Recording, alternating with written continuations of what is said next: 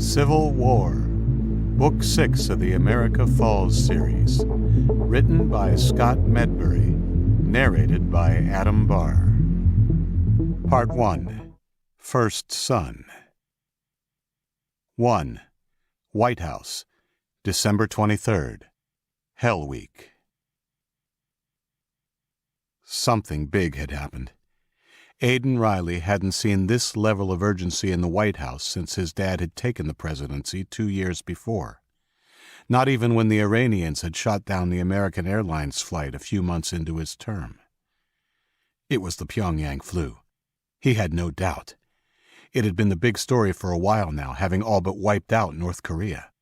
Aiden heard a lot more around the halls of power than he let on, and as much as his parents tried to shield him from the inner workings of the White House, he was observant, and like all 16-year-olds, sneaky. Just the evening before, he'd overheard 2 Secret Service men talking about the outbreak in Florida and the 2 Carolinas. Flights and road travel out of that part of the country had been prohibited immediately. Reports of an off-season hurricane closing in on the coast were put forward as the reason for the travel ban. Hurricane Anna was on all the news broadcasts with footage and even live reports. Aiden knew every moment was false, and he found it amazing that the levers of power could be pulled to fabricate an entire disaster. It made him wonder what other crises had been made up to justify military or civil action. The director of Homeland Security had even gone on TV to announce that everything was under control and that people should stay indoors until given the all clear. Aiden knew it was anything but under control, and his father waking him at midnight proved it. "Sorry to wake you, son," said President Riley, leaning over his yawning son. "I'm going to Camp David for an important meeting, and wanted to say goodbye before I went." "Is it about the flu on the coast?" Riley's eyes widened. He decided not to lie. "Yes, we need to get a handle on it," he said, then leaned over and kissed Aiden on the forehead. "Look after your mom. I'll see you on Christmas morning." Looking back later, Aiden wished he'd taken the time to savor that goodbye. He thought that about a lot of people he never saw again, but most particularly about his dad.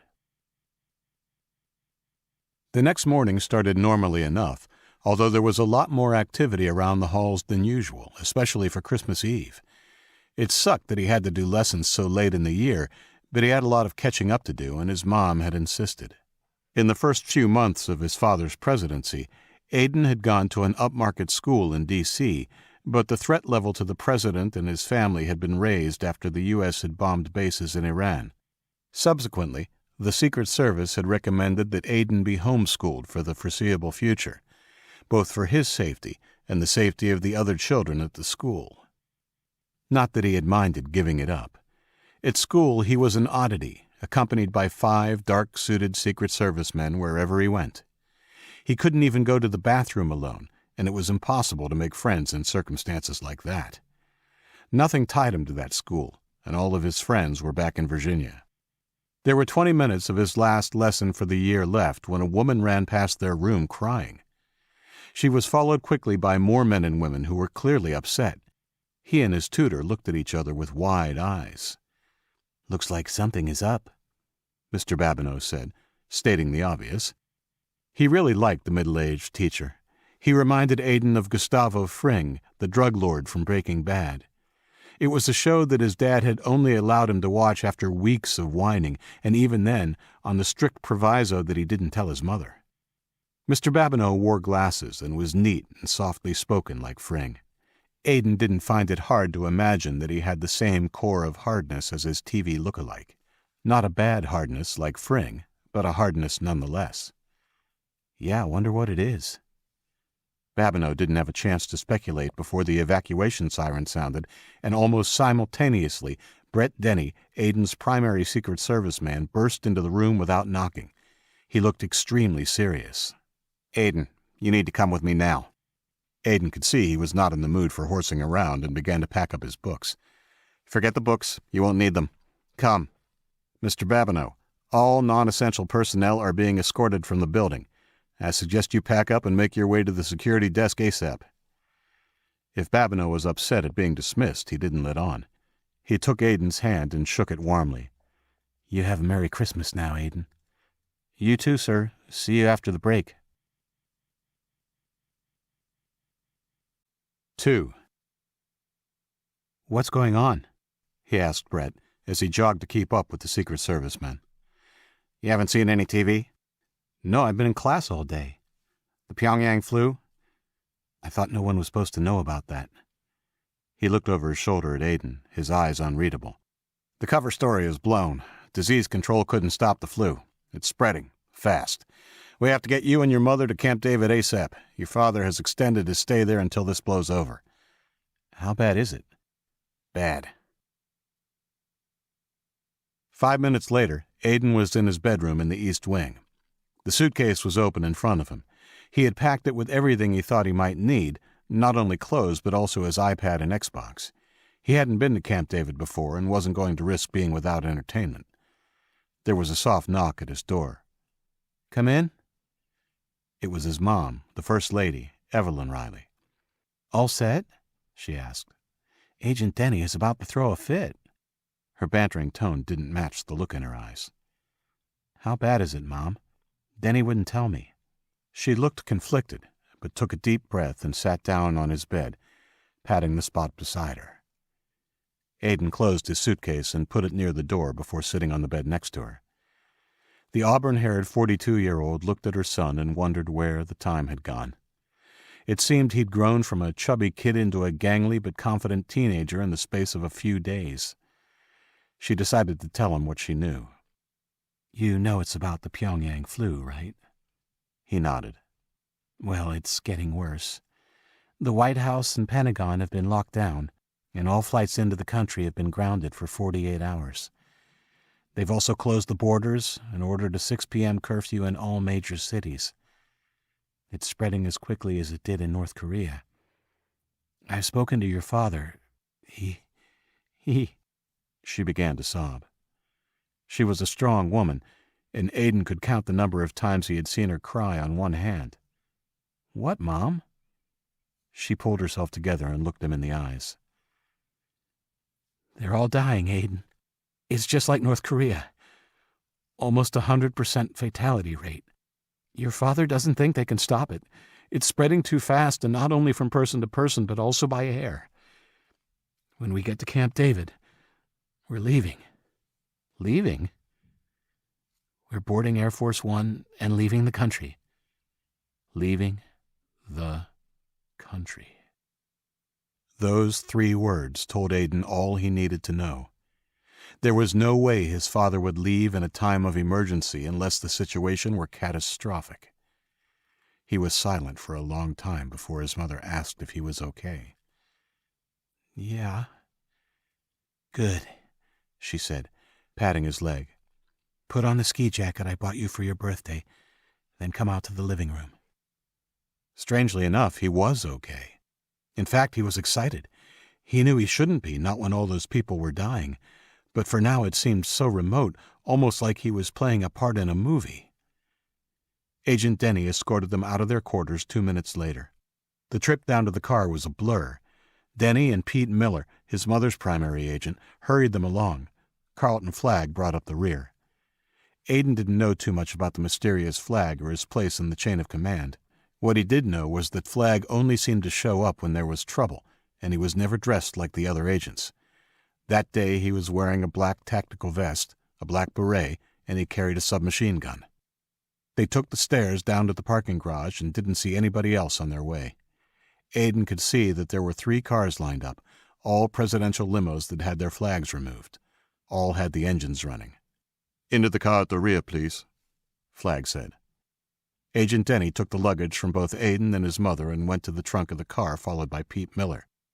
"What the hell's going on, Pete? Why all the cars? Why aren't we going out to the chopper?" Evelyn asked while Denny stowed the luggage. Pete escorted her to the door and pulled it open. "There's been another development. Naval Command has lost contact with its fleet in the Pacific, and there are unconfirmed reports of air engagement off the coast of Florida. The unmarked multi-car ruse is just in case it's all part of a coordinated attack. Marine One will be taking off from the landing pad when we leave here as well," he said, referring to the call sign of the presidential helicopter. "Coordinated attack? But it's just a disease, isn't it? I know there have been suspicions about the Chinese, but surely—" "We'll get you a secure line to the president as soon as we are on our way, Madam First Lady," Pete interrupted, hustling her into the back seat. "It's above my pay grade." "Way above," Flagg remarked, joining them as Aiden climbed in beside his mother. "Denny, you're in back with them. Miller, you're driving. I'll ride shotgun. We roll in 2 minutes." "I don't suppose you have any more MP5s?" Brett said to Flagg as he closed the trunk and came around to the side of the limo. "Sorry, you two are stuck with your Sig Sauers," Flagg replied, referring to the handguns they had under their jackets. "We didn't have time for a run to the armory." Brett didn't look happy as he climbed into the back and sat opposite them. Flagg slammed the door, and a second later, they heard the front passenger door close with a dull thud. Unlike the limos that he'd ridden in before his father's election, this presidential limo did not have a glass window, retractable or otherwise, between the passengers and the driver's compartment. It was a solid padded wall that he assumed was bulletproof, and communication with the driver came by way of an intercom. While it was spacious and comfortable, with the darkened windows and inability to see the road ahead, Aiden found it claustrophobic. He felt the car roll forward. "We're on the move," Flagg's voice crackled through the intercom. "Mrs. Riley, we'll get you a secure sat phone link to Camp David as soon as we are out of the city. For now, I'm going to leave the intercom open so that we can talk freely." As the car went up a ramp, Aiden leaned back into his seat. He had his tablet, but playing it was the last thing on his mind. Could the Pyongyang flu really be part of some attack? Coordinated attack, that's what Pete had said. He'd heard that phrase used a lot, usually in relation to terrorist acts. His mother had mentioned China, and from the look on Pete's face, she was on the money. That was something a whole lot worse than an act of terror. That meant war. War with another superpower. He looked around the dim interior of the limo, his eyes landing first on Brett, then coming to rest on his mother. She was looking back at him. "Don't worry, Aiden," Evelyn said, her voice soft. "We'll be safe with your dad in no time." He was aware of Denny's eyes on him. "I'm not worried," he shrugged. "We'll kick their ass if they want a war." The special agent smiled, but it didn't quite reach his eyes. He turned to the window. Instead of rebuking him for cursing, his mother patted his hand. Aiden began to wonder what would happen when they got to Camp David. If things were as bad as they appeared to be, he knew they would be put aboard Air Force One right away. That thing could fly for days. But where would they go? Europe? Australia? If the flu kept spreading, they wouldn't be safe anywhere. "So, Aiden, how did your lesson?" She was interrupted by a dull boom from behind them. "Jesus!" Pete's voice crackled through the intercom. Aiden heard the radio in the driver's compartment squawk to life. He couldn't make out what was being said at the other end, but the profanities coming from Flagg's mouth were registering quite clearly. He glanced over at his mother. She seemed calm, even though her fingers were digging into the plush seat. The intercom went dead. "Don't worry," said Denny. "They're communicating with the command center. Flagg will update us shortly." A few seconds later, it came to life again. "We have confirmation of enemy action," Flagg said through the intercom. "Marine One is down. NSA says it was probably a portable surface-to-air missile. Whoever's behind this, they have boots on the ground here in Washington." "Oh, my God. The intel was right. It's China, isn't it?" asked the First Lady. "Almost certainly, ma'am," Flagg replied. "It couldn't be terrorists?" Aiden asked. "No," Flagg said. "After what happened in North Korea, we had our suspicions. What's happened in the last 24 hours has only confirmed them." "How long until we're out of Washington?" Evelyn asked. "We should be out of the city in 3 minutes," Pete responded. "We're going to take Interstate 395 past Arlington, then turn north onto 495 before hitting I-270. It's longer and less direct, but that's the point." "We're really under attack," Aiden said. A statement, not a question. No one responded. They didn't need to. The intercom clicked off. Silent minutes went by. That was the other thing about the presidential limos. You could barely hear anything from outside. He was surprised they'd even heard the chopper blow up. The silence didn't last. Perhaps it would have been better if it had. "We've lost contact with Car 2, Flag reported via the intercom. "If they've been made, you can bet your ass we'll be second or third in line. We'll need to ditch the limo and find another ride that won't stand out so much." "Are you nuts?" Brett said. "This thing's bulletproof." "Shit!" screamed Pete through the intercom, his voice punctuated by the muted sounds of squealing tires. Aiden and his mother were thrown forward, then back in their seats as the car skidded to a halt. Agent Denny unlatched his seatbelt and threw himself over them, his gun in his hand. The boy felt his testicles trying to shrink into his belly. "Oh shit, we're gonna die." "Jerk, learn to drive," yelled Pete, and suddenly the car was moving again. "Everyone okay back there, Agent Denny?" Flag asked. "Yeah," said a pale Denny. He allowed them both to sit up, but didn't holster his weapon. "I'm not sure it's a good idea to ditch the limo, though. We won't find anything as safe." Flag's voice was even harder than normal when he replied. "If they have SAMs, they could well have anti-tank weapons. This thing might protect us from small arms fire, but an anti-tank will open it up like a taco. If we can commandeer some regular vehicles, hopefully there won't be any shooting at all." Denny looked like he was going to argue, but the First Lady cut him off. "Let's do it," she said, her face as pale as the agent facing them. "Get off in Arlington and look for a car dealership," they heard Flag say to Pete. "Mrs. Riley, we should probably wait a while longer for you to make that call." Aiden was glad Flag was with them and thought back to the first time they had met. "Have you ever shot a firearm before, son?" "No, sir," said 14-year-old Aiden, eyes wide. He was standing in a room he never knew existed, a shooting range in one of the White House sub-basements. He took a good look at the man Brett had introduced as Carlton Flagg, and who would be showing Aiden how to handle a firearm. If asked to pick one word to describe Flagg, Aiden would have chosen intense. Flagg stood a bit over 6 feet tall and looked strong without being overburdened by muscle. He wasn't dressed like other agents. In fact, Aiden wasn't even sure that Flagg was part of the Secret Service. He was wearing a light blue tracksuit with a darker blue stripe down the pant legs. The only insignia was a small American flag sewn over the left breast. His black, kinky hair was trimmed very tight on the top and faded on the sides of his head. With his intense brown eyes and thin mustache, Flagg reminded Aiden of Wesley Snipes, the old action movie star. "No? Well, you'll be able to answer yes to that question after today." "Yes, sir," Aiden said, nervous but excited. "All right.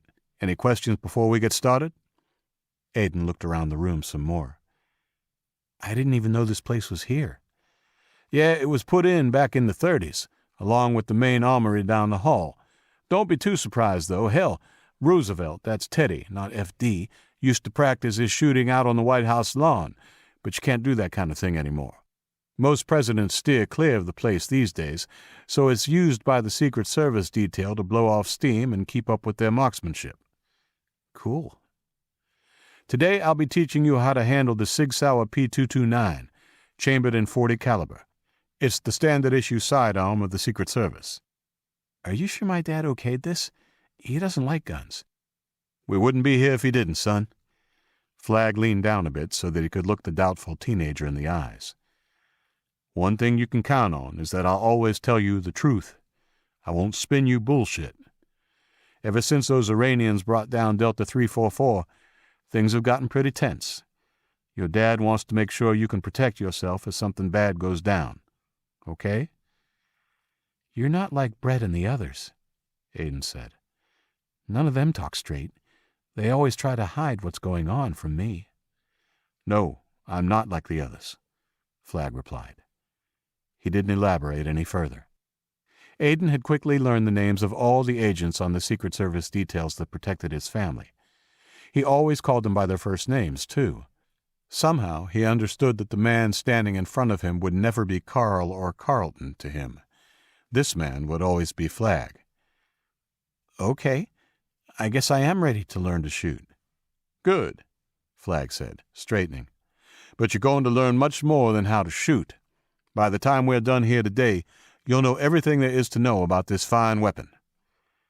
He indicated the table where a pair of pistols lay beside each other. "Come on over here and take a seat. There's some things you need to know before we get to shooting."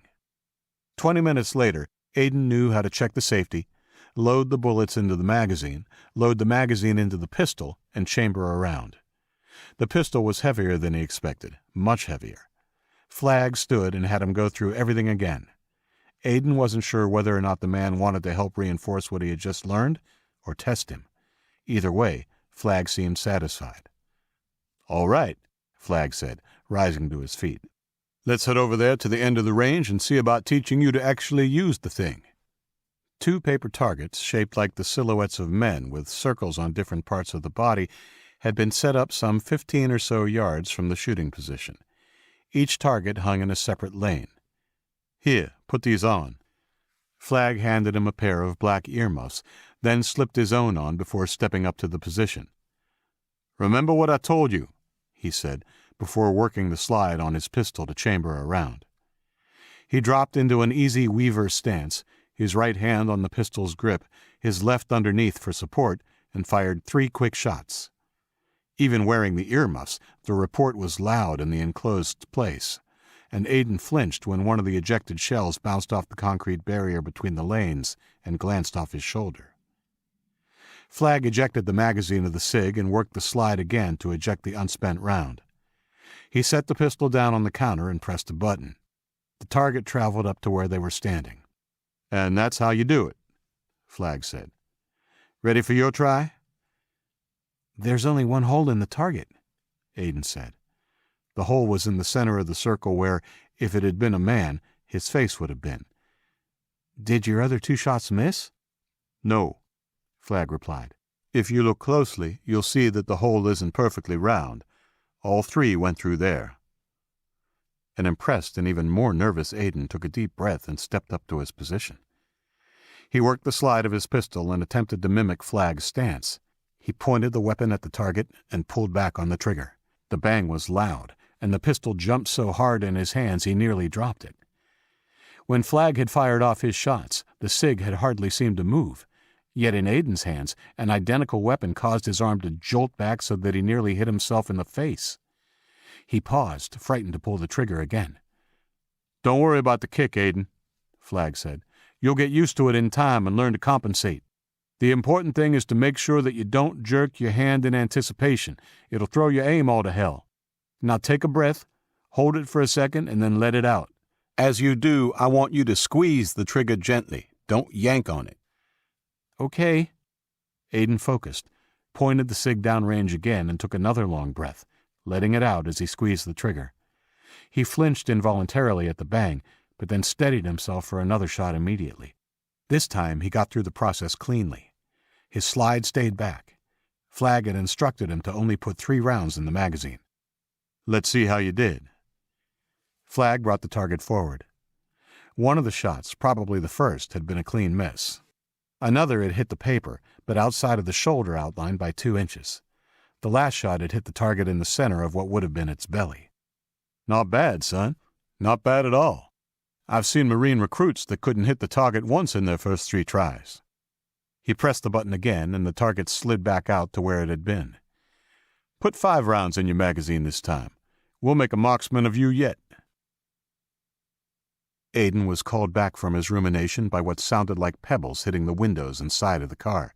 "Get down!" yelled Brett, diving over them for the 2nd time that day. 3. Aiden squirmed under the heavy weight of the agent to twist his head and look at the darkened windows of the limo. With each spack sound, a small crater appeared in the armored glass. The intercom clicked on. "We're under fire, folks. Denny, keep the packages down," said Flagg in a calm voice. "Where's it coming from?" Pete shouted as the limo swerved onto the off-ramp. "Calm down, Miller," said Flagg. "I believe those shots came from the Pentagon." "The Pentagon?" Evelyn said. "Yes, the exit we're taking into Arlington takes us past the Pentagon, ma'am." "You and Aiden should keep your heads down," said Agent Denny. "It's unlikely, but if a second round happens to hit exactly where a previous one did, it might penetrate the glass." "This could be good news," Flagg said, his voice grim despite his hopeful words. They might think we're headed to the Pentagon. Perhaps they think we have the POTUS in here. That means they don't know he's at Camp David." More automatic fire raked the side of the limo. Aiden, his mother, and the agent were thrown around as Pete skidded the car off the ramp and headed away from the Pentagon. "There doesn't seem to be anybody following us," Pete said. "Yet." "Well, that's the downside of them thinking we have the POTUS in here. They'll be coming in hot," said Flagg. He talked into the radio up front, before his voice came back more clearly over the intercom. "I've alerted the Arlington police and NSA. They should be responding ASAP. Miller, we ditched the limo at the first car lot you see." "Okay," Pete said. "But I doubt any will be open this time on Christmas Eve." "I don't give a fuck if they're open or not," Flagg's voice came back. "It'll be easier if they aren't." Brett led Aiden up when they were out of range of the gunfire. The president's son stared at the pockmarks in the tinted glass, allowing his mother to hold his hand for the first time in a long time. While he was shocked that somebody had shot at them, surprisingly, he was not frightened. The agent sitting opposite them looked tense but ready for anything. 10 minutes later, they pulled into the parking lot of a used Ford dealership. "Stay alert and wait here. I'll check it out," said Flagg's voice through the intercom. It was followed by the dull thud of a heavy door closing. "Whatever happens, we are not moving from the back of this vehicle until Flagg or Agent Miller gives us the all-clear," Brett said, loosening his jacket so that he could get at his recently pocketed pistol if he needed to. "Do you think ditching the limo is dangerous?" Aiden asked. "Flagg knows what he's doing," Brett replied. "He's probably right about a presidential limo being too noticeable, but we'd be dead right now if we'd left the White House in an unarmored Escalade." "They might not have even shot at us if it were, though," Evelyn said. "That's the idea, I guess." Denny didn't argue. "We're moving," Pete's voice came back through the intercom. "Flagg's got the maintenance garage doors open. We'll park the limo inside, out of sight." "Somebody's going to be in for a surprise when they get back to the dealership after Christmas," Brett said, as the limo crept forward. Aiden thought that was a pretty optimistic comment, but didn't say it out loud. "Sit tight," said Pete after they pulled up. A couple of minutes later, they heard another vehicle pull up beside the limo. A car door opened and closed. Then nothing for a while. "You still up there, Pete?" Brett asked, leaning toward the intercom box. "Yeah, I'm still here," Pete's voice came back. "Flagg wants to take 2 cars. He's got one ready to go. Hang on another minute." Aiden nearly jumped off the seat when someone pounded hard on his door. "All clear," Flagg bellowed. "Open up and let's move out." "Me first," Brett whispered, "just to be safe." He pulled the Sig Sauer out of his shoulder holster and opened the door, keeping the pistol low while he slid out of the limo and surveyed the area. "Okay, Madam First Lady, you next, then Aiden." Aiden followed his mother out of the limo and examined their new transportation. Next to the limo was an older model Ford Explorer, behind it a small Hyundai hatchback. Flagg stood with his back to them, looking out through the garage doors, his submachine gun at the ready. As Pete joined them, Aiden looked back at the car he'd just exited, amazed at what he saw. The entire right side of the vehicle had been chewed up. The gunfire had certainly been more intense than the vehicle's sound insulation had made it seem. Aiden saw something silver lodged in one of the craters in the safety glass. He reached out and probed it with his finger. It was cool to the touch and fell into his palm without too much prying. "Hey, Flagg, what kind of bullet is this?" Aiden said, crossing to Flagg and holding out the flattened slug. Flagg glanced down before turning his attention back outside. "I couldn't tell you for certain. It's too deformed by the impact. Looks about the size of a .762 NATO round. Not that it means much. It's one of the most common rounds in the world." Aiden remained beside Flagg as Brett moved their luggage to the back of the Explorer. Dusk had come upon them quickly, and thick cloud cover meant it was even darker than usual. The weatherman on the news the night before had said there was a decent chance of snow in the Baltimore to Philadelphia area for Christmas. Given the look of the clouds overhead, Aiden thought it might extend down to D.C. as well. Back in San Diego, where they'd lived before his dad was elected president, it had never snowed for Christmas, or at all for that matter. Since moving, he'd seen one white Christmas, but normally in January before the snow started sticking around. Flagg glanced over his shoulder at the others. Pete was just throwing the last of the bags in the Hyundai. "Come on, kid," Flagg said. Ideally, we'd have one more agent, but we work with what we've got. Miller, you're driving the Explorer. I'm shotgun and Mrs. Riley's in the back seat. Denny, you and Aiden are in the Hyundai. Did you put the sat phone in the Explorer?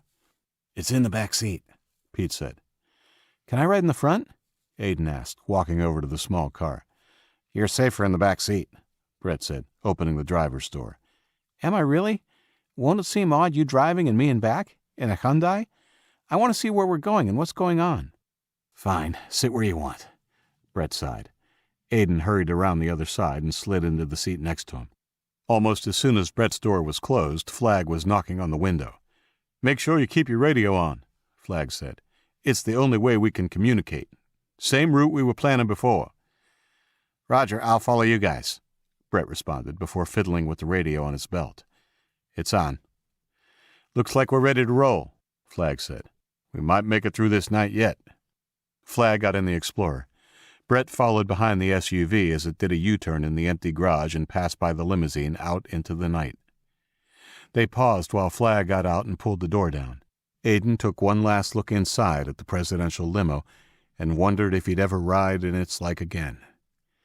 We're going to turn left and take the next freeway entrance. Flag's voice crackled over Brett's radio. No sense in heading back toward the enemy, even if they are unlikely to recognize the vehicles. Roger that, Brett said, keying the send button on his radio. Look for a gas station on the way to the freeway. This thing has only got a quarter of a tank.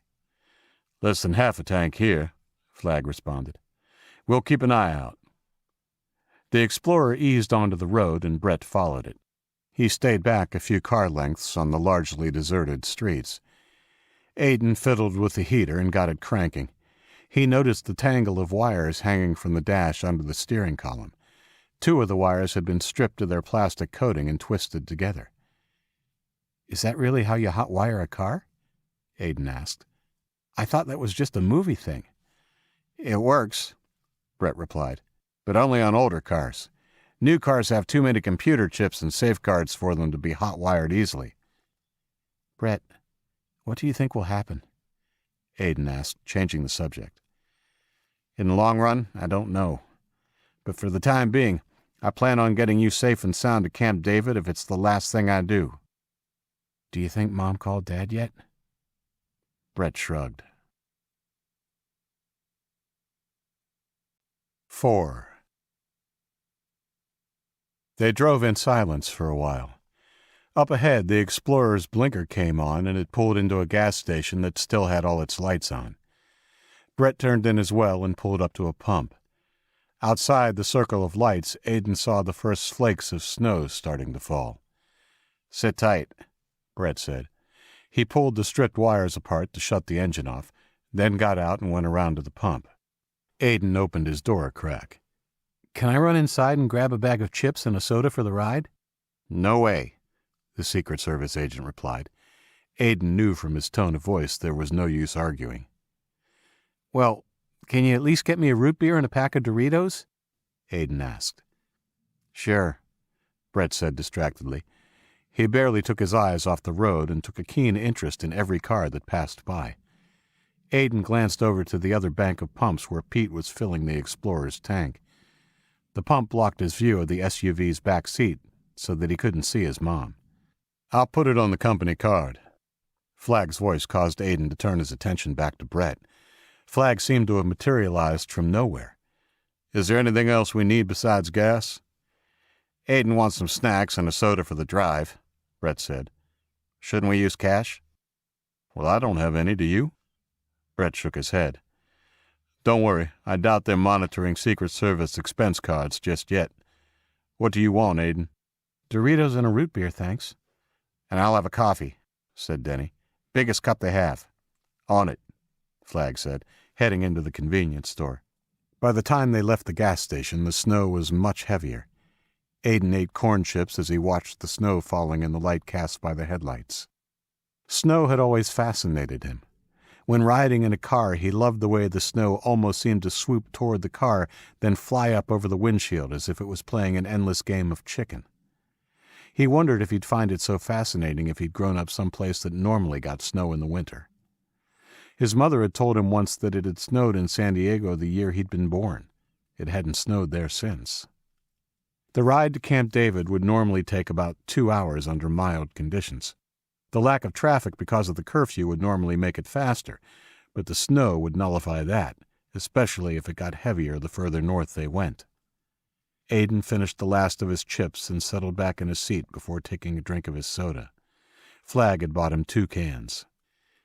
"Do you know if we'll be spending the night at Camp David or leaving right away?"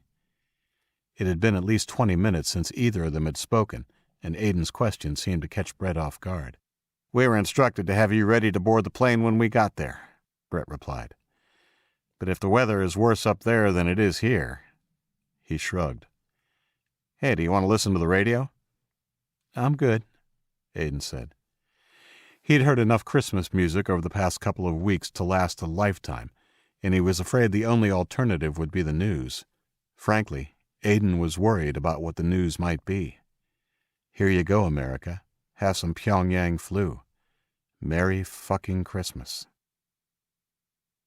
An hour later, the snow was falling hard and growing thick on the side of the road as they passed through a wooded area of central Maryland. It was pretty close to being an actual snowstorm. Their pace had slowed considerably.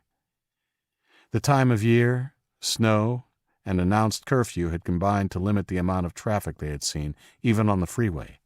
The one car that had been behind them had turned off at an exit nearly a half hour before. Now the only lights to see were the taillights of the Explorer 100 or so feet ahead of them. "She just made the call," Flag said through Brett's radio. "Looks like we'll be laying over at the camp tonight. POTUS says that the snow has fallen just as hard there, and his pilot says the runway needs to be plowed before Air Force One can take off." "Roger that," Brett said. "Aiden was asking about that. Now he knows." They drove in silence for another 10 minutes. Aiden was working on his second soda. Boredom was setting in, and he was beginning to think that even an unending stream of Christmas carols might be better than the silence. He was about to reach for the radio knob when he glanced at Brett. The agent was looking in the rearview mirror, concern stamped on his face. "What is it?" Aiden asked. Brett ignored him and reached down to key his radio. "We have a problem," he said. "What is it?" Flag's voice came back. "I've got 2, maybe 3 unidentified vehicles coming up behind us, fast." Aiden had never heard Denny so tense. "They don't have their headlights on, and from their shape, I think they're SUVs." Aiden peered through the back window. He could just make out the shapes on the dark road and wondered how Denny had seen them while he was concentrating on driving. "Be ready for anything," Flag said. "Roger that." Brett released the radio and reached inside his jacket. He pulled the Sig Sauer from his shoulder holster and held it out toward Aiden. "I hope you remember how to use this," he said. "Things might be about to hit the fan." "Yeah, I remember." Aiden took the pistol and held it. The safety was off. He started to pull back on the slide. Brett put a hand on his arm. "There's already a round in the chamber. Just cock back the hammer when you want to take your first shot. Don't shoot unless you have to. This could be a false alarm." 2 of the black vehicles flashed past the driver's side of the Hyundai, while the last one fell in behind them. Both the Explorer and the Hyundai were in the left lane. One of the SUVs whipped in between their car and his mother's vehicle. The other one pulled alongside it and kept pace. "Fuck me. Not a false alarm." Brett slammed on his brakes as the SUV ahead of him did the same thing. At the same time, the vehicle pacing the Explorer swerved into it. Aiden barely had time to register the screech of metal on metal before he was thrown forward against his seatbelt as the Hyundai's brakes locked up. The belt cut painfully into his chest and shoulder, but then he managed to stop before he hit the back of the car ahead of them. Aiden's relief was short-lived. The SUV behind them crunched into them, and he was thrust back in his seat, his head slamming into the headrest hard enough to stun him. The impact forced the Hyundai forward and into the back of the Escalade that had slammed on its brakes. The front of their car crumpled, and the airbags exploded with a thunderous crack. Aiden pushed the deflating bag down out of his face and glanced over at Brett. The agent's face was a mask of pain. "Can you get the door open?" Denny asked. "Yeah." Aiden unbuckled his belt. The door was stuck, but with a nudge from his shoulders, he managed to get it open about halfway. "Quick, run and stay low. Get off the road and into the trees. I'll be right behind you." "What about Mom?" "Pete and Flag will look after her," Brett said, pushing Aiden out. "Go!" Brett slid out of the door behind him, and they made a quick dash into the trees. Harsh voices began shouting excitedly, and Aiden flinched at the sound of a gunshot. Somehow, they made it into the tree line. It won't take long for them to find our trail in the snow, Brett panted, encouraging Aiden with a push. We need to get deeper into the trees, where there's no snow on the ground. Go! Aiden looked over his shoulder when they had climbed 100 yards and stopped dead. Through the trees, he could see the Explorer back on the freeway. It had spun around and was facing the direction it had come from. The third SUV was parked close by, and there were black figures running everywhere. Flashes and the sound of gunfire filled the night. Aiden watched in horror as the Explorer shook from the bullets shredding its tires. He started to stand. Brett grabbed his shoulder and pulled him back down. We can't do anything for them, the agent said in a quiet, forceful tone. Now move. Aiden nodded numbly and began following the agent deeper into the woods. They moved as quietly as they could. A flashlight beam lit the bushes behind them. Somebody shouted. The words sounded Chinese. More beams joined the first. Brett picked up the pace, moving them along as fast as he could without drawing attention by crashing through the brush. Thankfully, the clouds overhead had dissipated enough to allow some filtered light from the three-quarter moon through. Denny avoided the open patches of snow, sticking to the clear areas near the bases of the trees. Aiden noticed that the agent was subtly angling them to the left as they moved further away from the road. The sounds of pursuit faded. If the others bailed as we did, this angle might put us on a course to intersect their path, Brett whispered when they stopped for a quick breather. Agent Denny pulled the lapels of his suit jacket closed. Damn it, I wish I had a heavier coat. It's back in the trunk. The agent's face was pinched, and he looked like he was suffering the cold much more than Aiden. Even though the snow was still falling, to the boy it didn't feel so cold. The flakes were large and wet. Do you want to wear mine for a while? He asked, pinching the material of his heavy quilted jacket. No, you keep it. Your comfort is more important than mine, and as long as we're on the move, I doubt I'm going to freeze to death. Come on, we'll keep working our way in this direction. From the top of that rise, we might be able to get a better view of the road. Brett took off again, with Aiden keeping pace behind him. So far, the trees and shrubs that thrived in the area had provided good cover, but as they started up the rise, they had to hunker low as they advanced, sometimes moving quickly over unscreened patches. The going was slower, and Aiden knew that any pursuers would be gaining ground on them. They managed to make it to the top of the rise without incident, and Brett motioned for Aiden to join him behind the trunk of a large oak tree. Stepping up next to the agent, he looked back down from the rise. They had a clear view of the freeway. The Explorer was surrounded by men in black suits now, and there were 3 bodies on the ground. One lay on the road by the driver's side door, 2 others in front. The boy's heart thumped with concern for his mother. While the scene was illuminated by the headlights of the 2 Escalades, the distance was too great to make out who was on the ground. As they watched, a larger truck pulled up behind the black SUVs, and 3 more men in black got out. One of the newcomers seemed to be in charge. The other men snapped up straighter as he approached. Someone handed the leader something, and he raised it to his mouth. A tinny voice emanated from the scene below. "I know you're out there," said the leader, through a bullhorn. He had only a hint of a Chinese accent. "Give yourselves up and come out, or we'll be forced to kill our prisoners." Aiden sighed with relief that his mother was still alive, but the feeling was short-lived. The leader of the men below motioned, and the men by the SUV pulled 2 people out into the open. They took them around to the front of the SUV, where they were illuminated by the lights. From their shapes, he could tell it was Flag and his mother.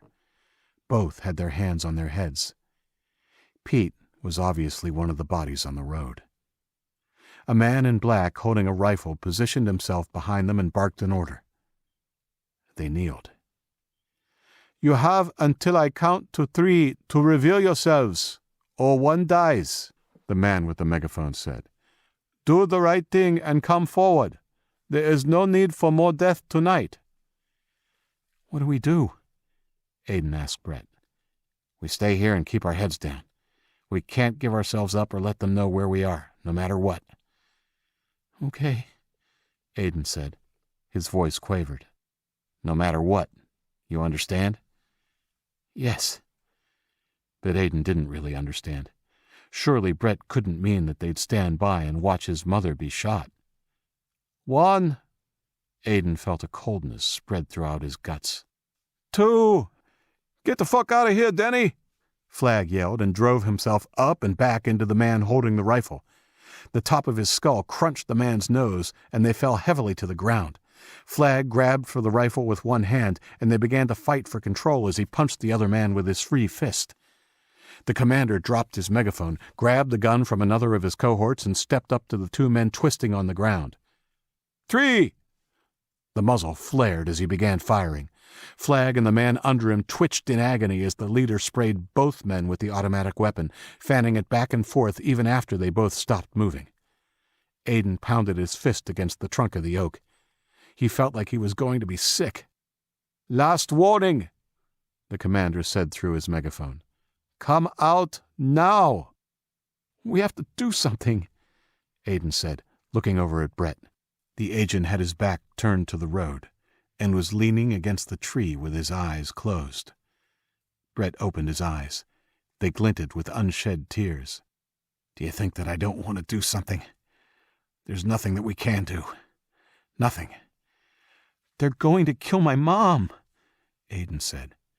His hand slipped into the pocket of his coat, and he grabbed the pistol there.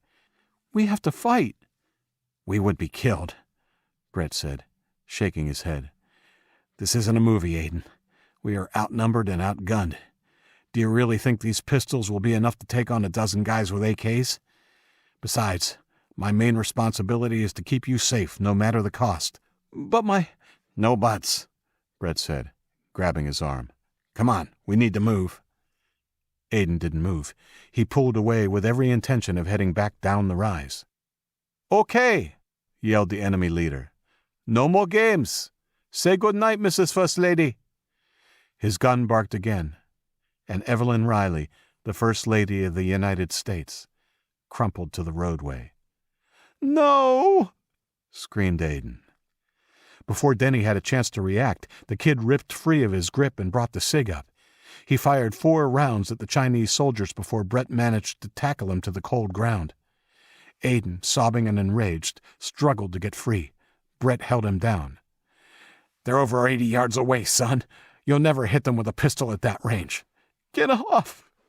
Aiden cried, tears running down his face. "I don't care anymore. I'm going to kill them or die trying. I'm going to—" The stinging slap of Brett's left hand silenced him as effectively as a mute button.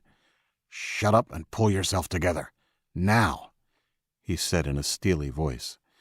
"We are getting the fuck out of here. Stay low and follow me, or so help me I'll knock you out and carry you." He climbed off Aiden and pulled the weeping teenager to his feet by the front of his coat. "Over the hill and down the other side, hopefully, we can find a house and commandeer a vehicle before they catch us." They heard the eager, deep-throated barking of dogs from the freeway. "Shit," said Denny harshly. "Don't worry about being quiet. Run." 5.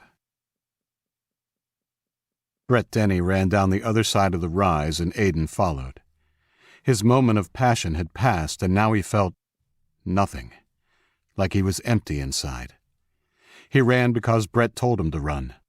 He kept pace with the agent as they ran down the hill as fast as they could in the darkness and snow. They reached the bottom of the hill and angled to stick to the lower ground. Aiden thought he could hear running water ahead. He glanced back at Brett and noticed that the Secret Service agent had fallen behind. Aiden paused behind 3 large red cedars that formed a bit of a screen for their back trail. "What's wrong?" he asked as Denny reached him. "I didn't want to worry you before," Brett said, his face pinched and pale. "I think I might have fractured a rib or 2 when those assholes rammed us. I just need a breather. You go on ahead and I'll catch up." "We can't stop now, either of us," Aiden said. "If we get separated, it'll be harder, right?" As unconcerned and indeed excited as he'd been at the beginning of the night, the attack on them and the cold-blooded murder of his mother and the 2 agents had shocked him to his core. Now the baying of the dogs behind them downright scared him. He didn't want to go anywhere on his own. "Okay," said Denny, seeing that the kid was in shock. "Let's keep going, but slower. Head toward the sound of that running water." They continued running. Aiden led. Brett seemed to be breathing easier now that they had slowed, but someplace behind them, closer now, a dog barked. They picked up the pace again. The trees were thicker the lower down the slope they went, with lots of cedar and pine mixed in. It created lots of areas with little or no snow on the forest floor. It made the going easier, but no doubt the dogs would follow their scent easier too. They came to a steep embankment that led down to a wide but shallow creek. It babbled noisily along a rocky bed. There was a clearing on the far side, but there were no signs of human habitation anywhere. "Should we cross here?" Aiden asked. He looked at Brett when he didn't answer. The Secret Service agent was slumped against the trunk of a pine tree and slid down onto his rear as Aiden rushed over to him. "Shit, are you sure it's just a couple of cracked ribs?" "I don't know, but it's getting worse. Aiden, you're going to have to go on without me." "But—" "No buts. Give me your jacket. I'll head back along the bank in the other direction, dragging it behind me. Hopefully it will fool the dogs into thinking that we both went that way. I want you to wade down the center of the creek in the opposite direction. Head downstream until you're well into the area with woods on both sides of the creek, and then get out. Find a house as quick as you can and ask someone for help. You're going to need to get warm and dry as soon as possible when you're out of the water." "What about you?" "If all goes according to plan, I hope to make sure that there are fewer dogs and men chasing you," Brett said. "Then I'll slip away and make my way to Camp David. When you find help, have them call this number." He put his hand under his coat and pulled a business card from his pocket. Aiden took the card. It was plain white and contained a single free call number he didn't recognize. "You're lying, aren't you?" Aiden said. "About meeting me in Camp David?" "Yes," Brett admitted. Aiden nodded, his face pale and worried. "You have to stand up now, Aiden," Brett said. "You have a pistol and the training to use it, but keep it in your belt until you absolutely need it. Find help, but don't tell anybody you're the president's son. After you're warm and safe, call that number. Until then, you're just a lost kid in need of help, understand?" "Okay," Aiden said. The baying of the dogs was getting louder by the minute. "Thanks for everything, Brett." Aiden pulled the Sig Sauer out of the pocket of his ski coat and tucked it into his belt. He removed the coat and tossed it to the agent, then looked at the creek. "This is going to be cold, isn't it?" "Damn cold," Brett said, struggling to his own feet. "Good luck, Aiden." They shook hands briefly, and Agent Denny moved off, holding the ski jacket by one arm so that it was dragging on the ground behind him. Aiden went down to the water's edge and looked back once just before the Secret Service agent disappeared. He never saw him again. The water was so cold that it burned. The icy current was swift, and he had to watch his footing carefully as he made his way downstream from where Brett had left him. He was thankful that the water only reached halfway to his knees. Even so, the possibility of hypothermia if he stayed in the water too long was very real. He figured 300 yards would be far enough in the stream. Shivering uncontrollably, he'd gone maybe half that distance when the tone of the dogs barking in the distance changed. It became much more agitated, and shortly after he heard pained yelping and a barrage of gunshots before silence fell over the forest again. Aiden had counted 3 distinct exchanges of gunfire. He paused for a moment with the cold water swirling around his calves and wondered if Brett had gotten away. The dogs were quiet for a while, and when they started barking again, they were further away, and it sounded like there weren't as many. He smiled at the thought Brett might have taken a few of them out of the equation. Maybe his plan had worked? 3 minutes later, he decided he was far enough downstream and headed for the shore on numb legs. Rocky banks about waist-high rose on either side of the creek. Aiden scrambled up on the same side he'd entered from. His feet were numb. He literally could not feel them, and that was making walking difficult. When he reached the top of the bank, the only thing he wanted to do was sit down and rest for a while. He didn't let himself think about it too long, though. He knew that stopping now was the worst thing he could do, no matter how appealing it seemed. Even without a Chinese special ops team hunting him, on a night when temperatures were hovering right around freezing, to stop and rest with wet pants and shoes and no jacket was a death sentence. He remembered a story he'd read by Jack London called To Build a Fire, and hoped his story would end better than that of the nameless man who had frozen to death in that tale. Forcing himself to keep walking, Aiden hoped that the movement would eventually warm him. He angled away from the creek, hoping the path he was taking would also avoid the road. The latter was a shot in the dark because the creek had twisted a few times while he was wading along it. He couldn't even be 100% certain which direction the freeway was. The walking seemed to work, and soon his feet and legs went from having no feeling at all to a painful burning sensation. Not perfect, but at least he knew they were there without having actually to look. After another 5 minutes, he came to a clearing with the remains of an old fire in the center. It was dusted with snow, but unmistakable. On the opposite side of the clearing, a dirt path snaked its way into the woods. Aiden circumnavigated the clearing, sticking close to the tree line, and stopped where the path opened out. Paths always led someplace, and that meant it might lead to people. He was about to step out of the trees to follow it when he heard a cough from the other side of the clearing. Aiden froze and slowly looked to his right. His worst fear was realized. A Chinese soldier in the clearing. He was near a tree and looked like he was zipping himself back up after taking a leak. The soldier hadn't spotted him. Yet. Aiden slowly took a step backwards, hoping to get deeper into the shadow. Unfortunately for him, his right foot came down on a stick. It snapped with a loud crack. The soldier turned his way, bringing up his AK-47 before Aiden could reach for the SIG. "Hand in the air or shoot," he said in heavily accented English. Aiden briefly thought about pulling his gun anyway. But given the circumstance, there was no way he could even go out in a blaze of glory. Just a hail of unanswered bullets. "Come out with your hand up," the Chinese soldier ordered. Aiden did as he was told, and the soldier came forward. He held the gun on Aiden and reached into his jacket before pulling out a small object that he put to his lips. The whistle was loud and piercing, and in response, the dogs in the distance barked with renewed enthusiasm. "We wait here, nice and quiet," the soldier said after he tucked the whistle away. He came forward and relieved Aiden of his SIG and dropped it on the ground. The boy felt angry and helpless. If they killed his mom, what was to stop them just killing him?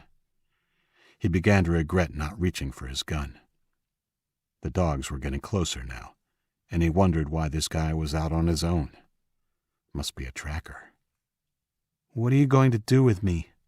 he asked. The Chinese man smiled. Then his head exploded.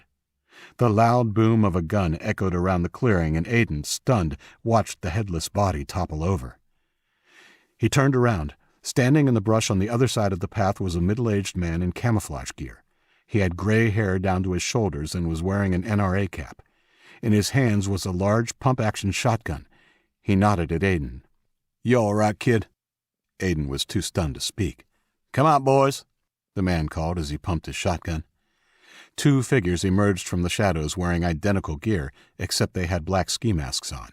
They also carried shotguns. "James, give this kid your jacket," said the man, coughing and wiping his running nose with the back of his sleeve. The bigger of the two boys protested. "But, Pa—" "Now!" The dogs were getting closer. That meant more soldiers, too. The kid pulled off his jacket and threw it at Aiden. "Thanks," said Aiden. He began to pull it on immediately. "We should—" "John, grab the AK-47, and you two go back to your places. Same plan we discussed earlier. You, kid, grab your pistol. We got company coming in hot." Aiden grabbed a Sig Sauer and followed him. The two boys blended into the trees on the left side of the path while Aiden and the father went to the right. They hunkered down in a cleared cubby with a full view of the clearing. There was a sports bag open on the ground. "Shouldn't we run?" Aiden asked. The man looked at him like he was crazy. "You soft in the head, boy? If you think I'm going to let foreign soldiers run through our forest shooting up the place, you got another thing coming." Up close, the man didn't look good at all. His eyes were red-rimmed, and even in the bad light, Aiden could see the yellowish tinge to his skin. Aiden wondered if it was a regular cold or something more sinister as the baying of the dogs reached a crescendo. The man turned his attention back to the clearing and reached into the bag. 2 big black dogs burst through the tree line and headed straight to the body of the Chinese soldier. Doberman pinschers. Aiden knew that their handlers wouldn't be far behind. He raised the cig again and took a deep breath, comforted slightly by the fact that the odds of him surviving were infinitely better than they had been a few minutes before. 4 soldiers burst into the clearing and fanned around the open space, their guns at the ready as they closed in on the dogs who were still sniffing around the body. Aiden could feel the tension of the man beside him and wondered why he hadn't started shooting yet. Another man entered the clearing, his pace leisurely and controlled. Aiden recognized him at once as the leader, the man who had shot Flag and murdered his mother.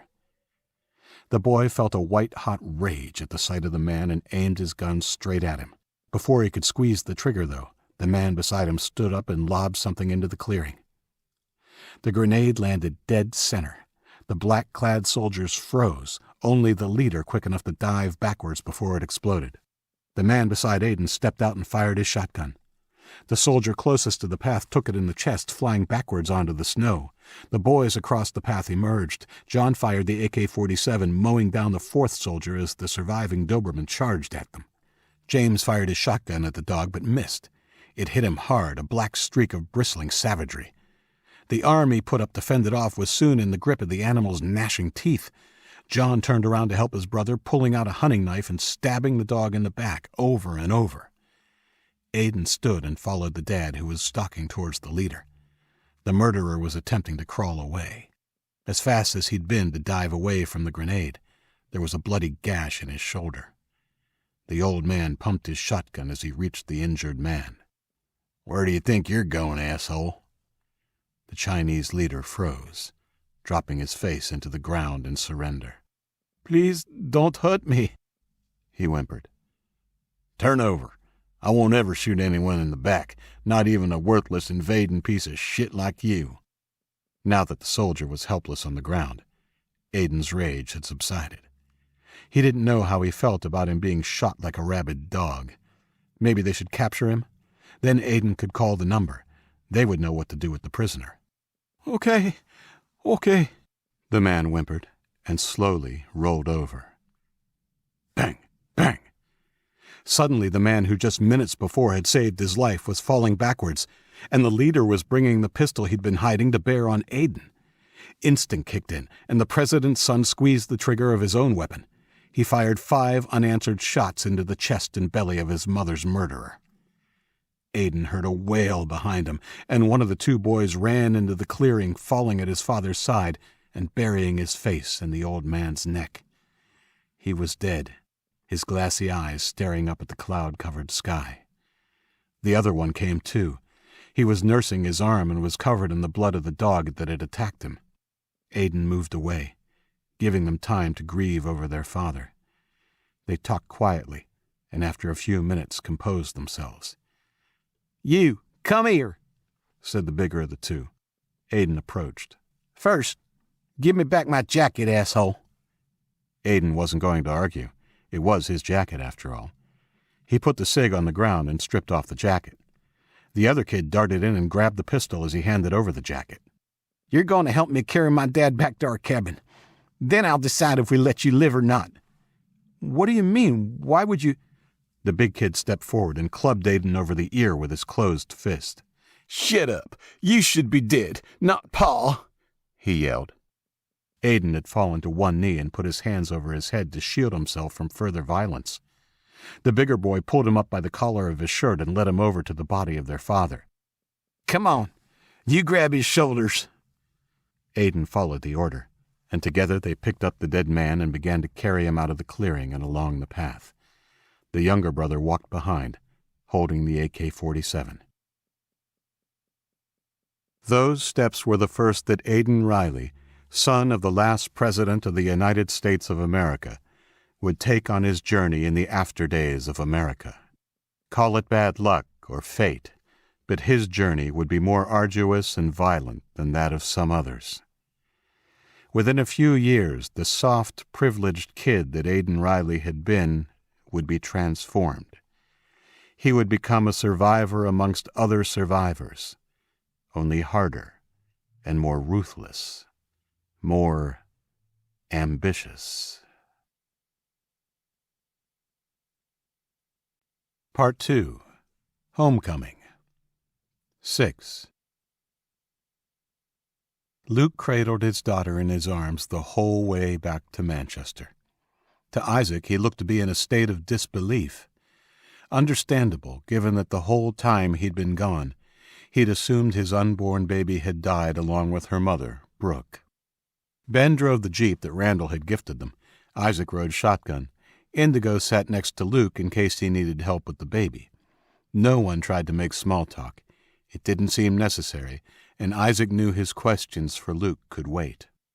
For the moment, Randall was keeping the captured members of the Brotherhood and housing the Willetton Green people. Luke had left a note for Diana, telling her he would come for them in 3 days. She had been operated on, but was still unconscious. Randall had told him that the doctors had removed the bullet and advised that she should recover without any serious repercussions. They agreed that Isaac and Luke would return to pick up Diana and her people and to discuss the fate of the captured brothers with Randall. Baby Aaron slept most of the drive back to Manchester, only beginning to stir when they reached the city limits. Isaac looked over his shoulder when the baby began to cry.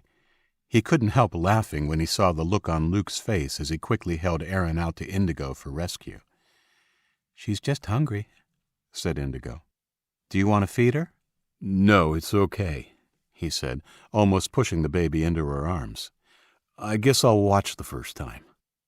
Indigo smiled and took her from him, cooing and rocking Aaron as she expertly pulled a bottle from the insulated bag between her feet and began to feed the hungry baby. Luke watched carefully, like a kid watching his first science experiment, and Isaac had to remind himself that he'd been the same when Max had been born. "What's in the bottle?" Luke asked. "It's breast milk. Some of the mothers have been expressing milk for Aaron." "Is that safe?" he asked, his expression horrified. "Mate, it's perfectly safe," said Ben over his shoulder. "Much safer than cow's milk." Indigo laughed. "Don't worry. Uncle Ben was just as horrified as you when he found out." "I was not," grumbled Ben. Isaac mouthed, "He was." "When can she eat, like real food?" Luke asked. "At about 4 months we can start giving her pureed fruits and vegetables." Luke nodded but looked overwhelmed. Indigo put her hand on his wrist. "It'll be fine. We're all here to help." "Thanks. I have a feeling I'll need it." Indigo and Ben took Aaron upstairs when they arrived back in Manchester. The building they had made their home was just referred to as the Tower now, and Luke had been mobbed like a rock star when he arrived. As tired and sore as he was, he couldn't fail to be anything but overwhelmed by the reception. He doled out lots of hugs and answered as many questions as he could before Isaac dispersed the crowd. "Okay, everybody. Enough questions for now. We'll have a feast tomorrow night in celebration of Luke's return. Come on, everybody back to it." The crowd dispersed reluctantly, some going back inside and others milling around talking happily. Isaac began pointing out work they'd done on the outside of the building when Luke noticed a small figure standing and staring at him. Isaac interrupted his account of the work they'd been undertaking since he'd been gone. "I believe you've met Cade," he said. Luke stepped over to the kid and ruffled his hair. "Sure have. How are you doing, kiddo? You settled in okay?" The boy craned his neck to look up at Luke, the man he'd watched kill his father less than a month before. "I'm good, mister. Everyone has been real nice." Luke smiled. He looked like a different child to the dirty urchin he'd sent to Indigo before he left. His hair was clean and parted on the side, and he was wearing a worn but spotless pair of jeans and a white T-shirt. Aside from the clothes and cleanliness, though, there was something else. The kid looked happy. "Glad to hear it. Tell you what, go on and play with the other kids, and I'll come to find you later for some catch or something." "Sure," said Cade. "I'm glad you got back safe." The 2 men watched him go. No troubles? No, said Isaac. He seems to be a good kid, but we keep an eye on him. Hopefully he's young enough to forget the trauma of what he's seen and experienced. Yeah, I hope so. What happened with the Marauders? I told Colonel Randall about the quick discussion I'd had with their general, that Jared kid. He seemed straight up to me, so Randall had a team monitor Ashland for us. They seem to have given up their aggressive ways and settled in to try and make a fist of it. Time will tell, I guess. He's due to come and meet with us in 2 more months, so we'll have a better idea then. In the meantime, Randall is keeping a close eye on them. Luke nodded, then put his arm around his friend's shoulder. So, I like what you've done with the place. Show me more. How's the leg holding up? You sure you don't want to rest? It's sore. I'm okay for now, though. I might lay up for a while after we're done. For the next half hour, Isaac showed Luke, who walked with the aid of a beaten-up old crutch, around their compound. Using heavy machinery kindly lent to them by Concord, they had set up a perimeter around the Brady-Sullivan Tower, sealing off the roads in and out with blocks of granite taken from other parts of the city. Not enough to keep out anyone on foot, but enough to stop vehicles getting anywhere close. The compound was bordered by Elm Street in the east, River Road in the west, and north and south by West North Street and West Salmon Street. It's a big area, but should be easy to defend once we get fences up. Jamal's crew is going to start working on that now that the granite blocks are in place. We have electricity, I see. Randall again? Luke had noticed lights on in the foyer when they had arrived. Yep, we wouldn't have made anywhere near the progress we have without their help. He reckons we should have running water within a month. Won't that be something? Amazing. You know about the professor, then? Yeah, said Isaac. I feel sorry for him, but he seems happy enough. Well, he's still a genius, apparently. He is. His latest project is a small oil refinery so that we can have gasoline and other stuff. Seriously? Asked Luke. His interest piqued as he thought of a good use for fresh gasoline. That would be huge. There's so much oil in storage, if they can make it into gas, it would be a humongous advancement. Well, apparently it's not so hard. They explained it to me, but it went in one ear and out the other. But if anyone can pull it off, it's the professor. They went inside after that. The foyer had become a bit of a gathering ground for people. There were tables and chairs set up all across the floor, and in one corner a bunch of kids of various ages watched a cartoon movie on TV. Ava and Allie set that up for the kids. Of course, none of them had ever seen a movie before, let alone a working TV. They've watched the same 3 movies over and over again. I'm tempted to watch one myself. I never thought I'd see a movie again. Confession. Isaac laughed. Indigo and I have been arguing over who gets to bring Max down to watch The Iron Giant. No way, said Luke. I love that movie. Playdate tonight, dude. I'll see if Ben will babysit Aaron, and I'll bring Cade. You bring Max. You're on. Are you ready to go up and see your room? Sure, but it will take me an age to climb those stairs with this leg of mine. We have power, remember? Isaac said, leading him to the elevator doors. Only one is working right now, but it's probably all we need for the time being. We've restricted it to people on the top 10 floors. Everyone else must use the fire stairs. You and Aaron are on the top story with us, between our room and Ben's. Okay. Luke was silent on the way up, Isaac's words hammering home the fact that he would be living and raising his baby daughter on his own. Tears filled his eyes. Tears for Brooke, who never got to see her baby. Tears for Aaron, who would never know her mother. Tears for himself. Isaac sensed his friend's mood had darkened, and he pointed out the rooms and who they belonged to. It was a blur for Luke, who was unable to pay attention. They got to the room, and Isaac handed him the key. Thanks, man. Do you think Indigo would mind watching Aaron for a bit longer if I lay down for a while? My leg hurts like hell. Of course not, said Isaac. Take as long as you need. Just knock on our door when you're ready.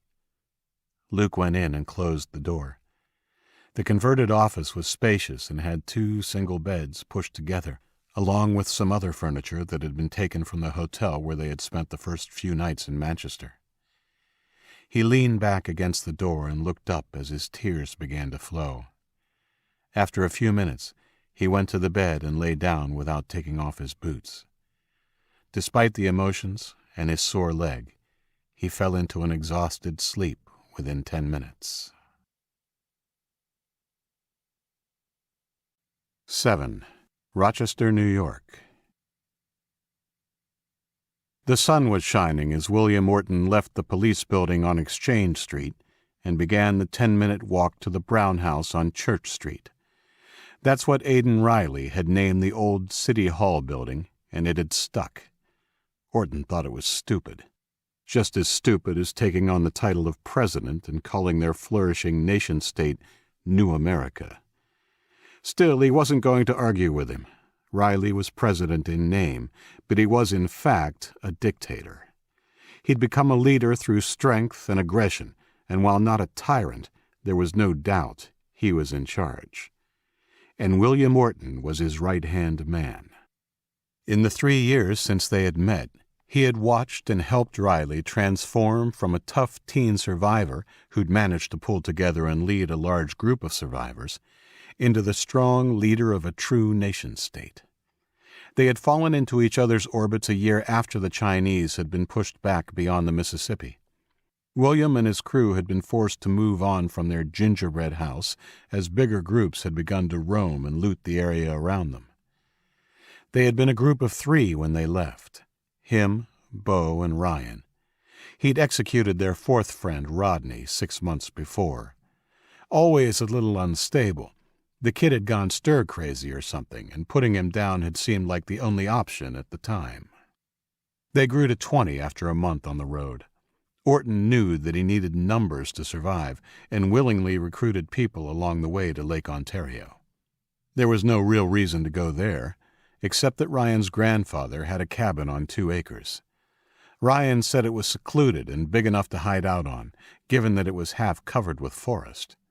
As a bonus, it had a fully stocked fallout shelter. His grandfather had been a well-known survivalist, not that it had done him much good. He'd had a heart attack 2 months before the attack. Orton's group made it west through Connecticut and were traveling north through New York State when they met an armed group of 25 men on horseback. Met wasn't really the right word. They were ambushed while they were walking along a 2-lane highway through the forest. The attackers had come upon them from all sides. They were quick and well-armed, and Orton and his people were surrounded before they could react. While William was no coward, the odds were too stacked against them to fight or run. "What business do you have in New America?" the leader of the group had asked. He was a fearsome-looking guy, with scar tissue running from high on his forehead and down over his empty left eye socket, before finishing midway down his cheek. He wore a black tank top and pants. It was a warm day, and sweat ran down his muscled arms as he slowly brought his horse forward to stop a few feet in front of William. William had always been nervous of horses, and this one, carrying a man with a sword at his side and an AK-47 in his hands, was no different. "Sorry, I'm not sure what New America is," said William calmly, trying to show he wasn't intimidated. "We're just traveling north to Lake Ontario."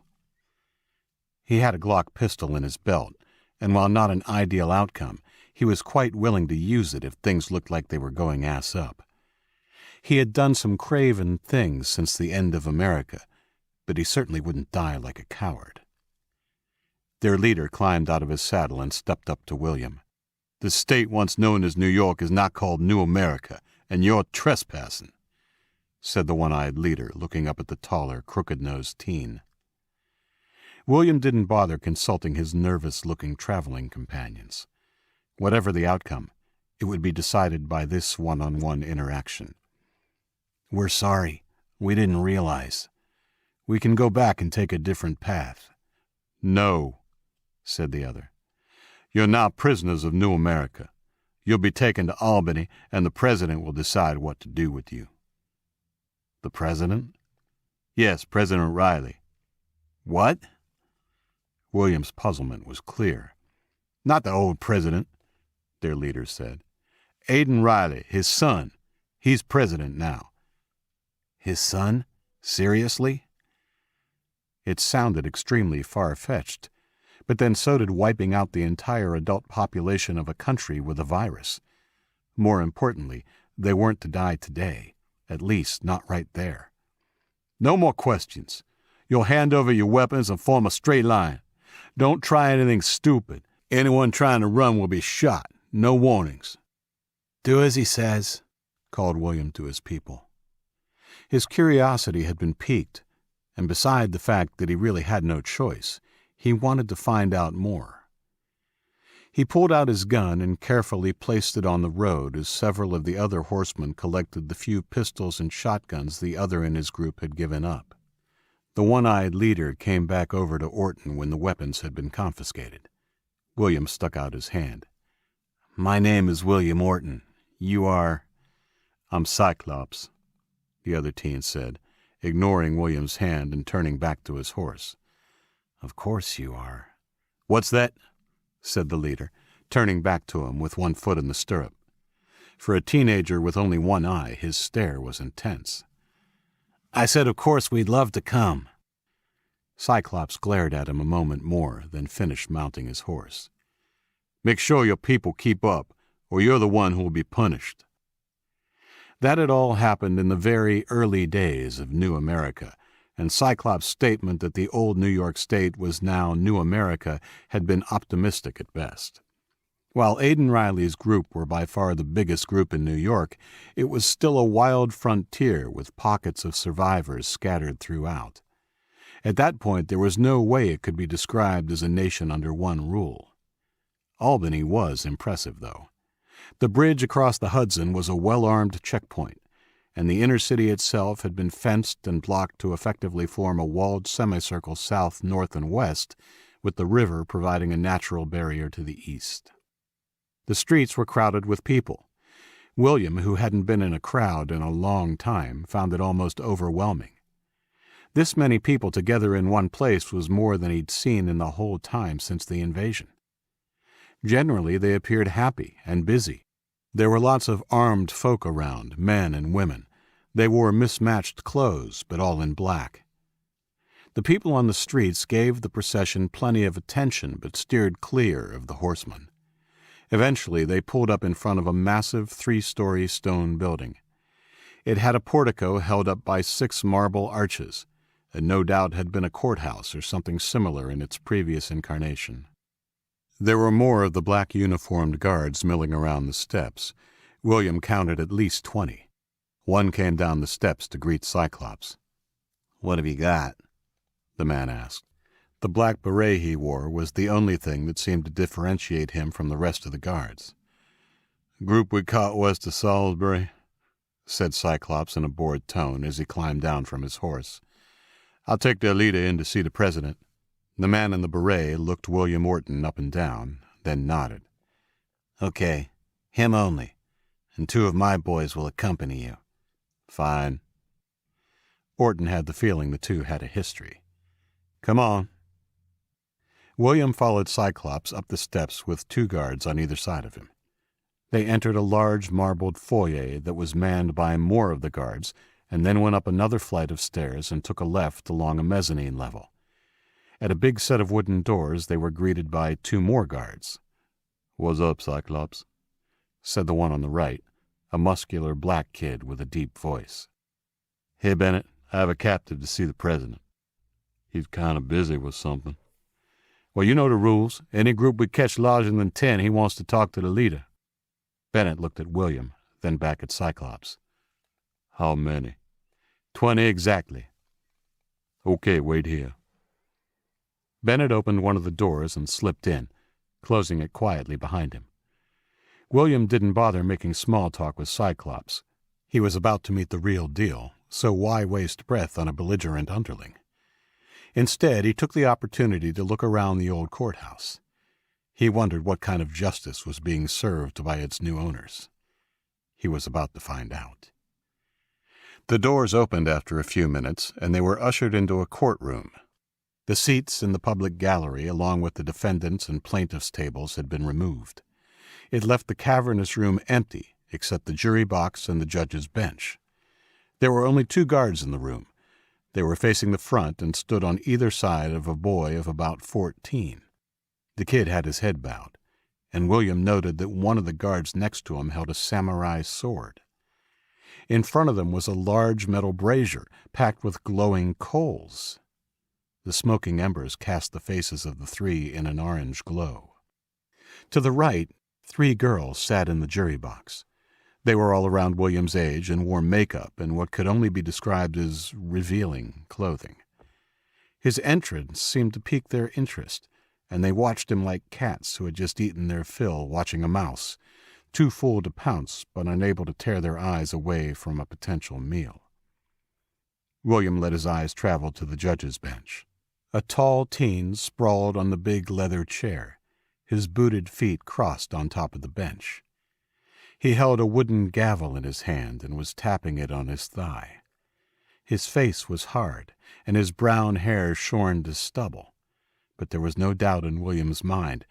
This was Aidan Riley, son of the last president of the United States. "Don't be shy.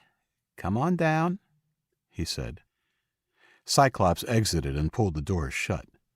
The guard called Bennett accompanied William as they headed towards the front.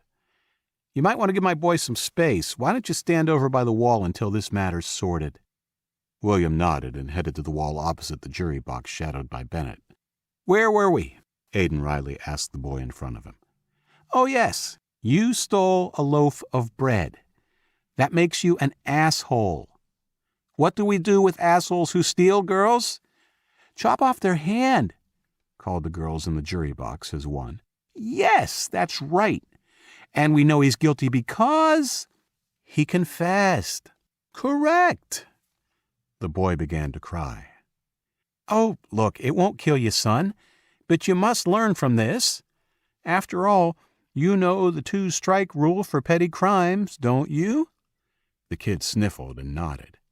"Say it." One strike, lose your hand. 2 strikes, lose your life." "That's right." "Okay, let's get this over with." One of the guards grabbed the kid's arm and pushed it out in front of him. The other turned to face him, hefting the sword in his hand. The kid struggled, but the man holding him was too strong. William Morton watched, fascinated, but unmoved. He was, after all, a sociopath. "Please," bawled the kid, as the sword was raised high. "I'm sorry, I won't." The blade flashed, and the kid's hand fell onto the timber floor of the courtroom with a soft plop. Amazingly, he didn't scream, just looked down at the hand with a surprised look on his face. He didn't have time to contemplate it long. The guard holding him put an arm across his chest and shoved the bloody stump into the glowing embers of the brazier. The kid shrieked in agony as blood and flesh sizzled before passing out from the pain. The stench of burned meat assaulted William's nose. He noted that the girls who had pronounced sentence so gleefully just a few minutes before now looked a little off color. "There we go," said Riley in a regretful tone. "Okay, take him out. Let's hope he's learned his lesson." The guard picked the boy up and slung him over his shoulder before taking him past the judge's bench and through a door in the back wall. The man with the sword picked up the severed hand and put it in a Hessian bag attached to his belt. "Right," said Riley. "Let's get on with it, shall we? You can come forward." Accompanied by Bennett, William confidently strode to the spot where the guy who had picked up the hand was now wiping up the blood with a rag. William was nervous but didn't let it show. Riley smiled down at him. He smiled back. "Something funny?" William's smile disappeared. He was on dangerous ground. "No, sir. Just being friendly." "I see," said Riley, nodding. "Not enough of that these days. So, what's your name and where are you from, Mr. Friendly?" This drew a titter from the girls in the jury box. "William Morton. I'm from Massachusetts." "Massachusetts? You're a long way from home." "Yes, sir. It's been quite a hike." Why aren't you still in Massachusetts?" "It became too dangerous. We were only a small group, and there were gangs springing up everywhere." Aidan Riley weighed him up a moment. "How many were in his group, Bennett?" 20. 20, he said to William. "That's not a small group. Why are you traveling through my country with a group of 20? We were only 3 when we started out. We took people in as we traveled. We were headed to Lake Ontario. We didn't realize we were trespassing." You seem fairly unscathed by your experiences," said Riley, looking him up and down. "Still well fed, too, considering you've been on the road so long." William nodded. "How? Why aren't you a thin, ragged refugee?" Now it was William's turn to weigh up Riley. Lie or truth? He went with the truth. "I made a deal with the devil." Riley's feet came off the bench and he straightened in his seat. "Tell me more, sport. What deal, and with which devil?" "The Chinese. I'm not proud of it, but we were about to be put in a chain gang." Riley held up his hand, and from the corner of his eye he saw the girls in the jury box lean forward eagerly. "What deal?"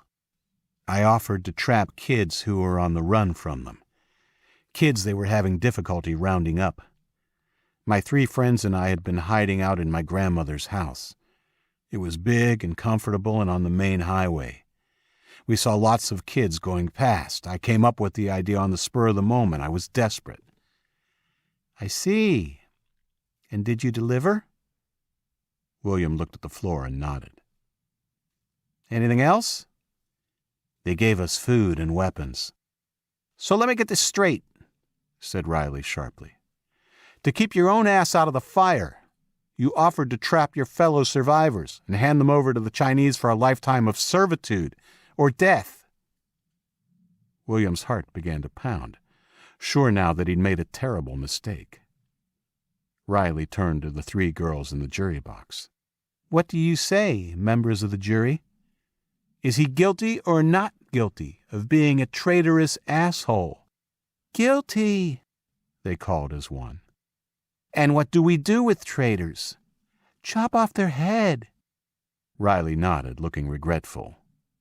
William tensed, and the man holding the sword smiled at him. "Luckily for you," said Riley, looking at him, "I make the decisions around here. While I think you're guilty of being an asshole and a traitor, it wasn't me you betrayed. Mr. Friendly, I respect survivors, especially ruthless survivors. Here's the deal. Your group can stay or go. However, if they choose to go, they'll be shot. That's the way New America works. You join or you die. You, though, I think you might be too dangerous to let loose in my city without someone to watch over you. What do you say about joining my guard? I'm always looking for ruthless assholes who can think quick on their feet." Having been sure his life was about to end moments before, a surprised William took a second to realize he was being given a reprieve. Not only a reprieve, but a job. "Yes," he said after he gathered himself. "You won't find a more ruthless asshole than me. I promise." "Excellent. Welcome to New America, William." William Orton kept his promise and then some.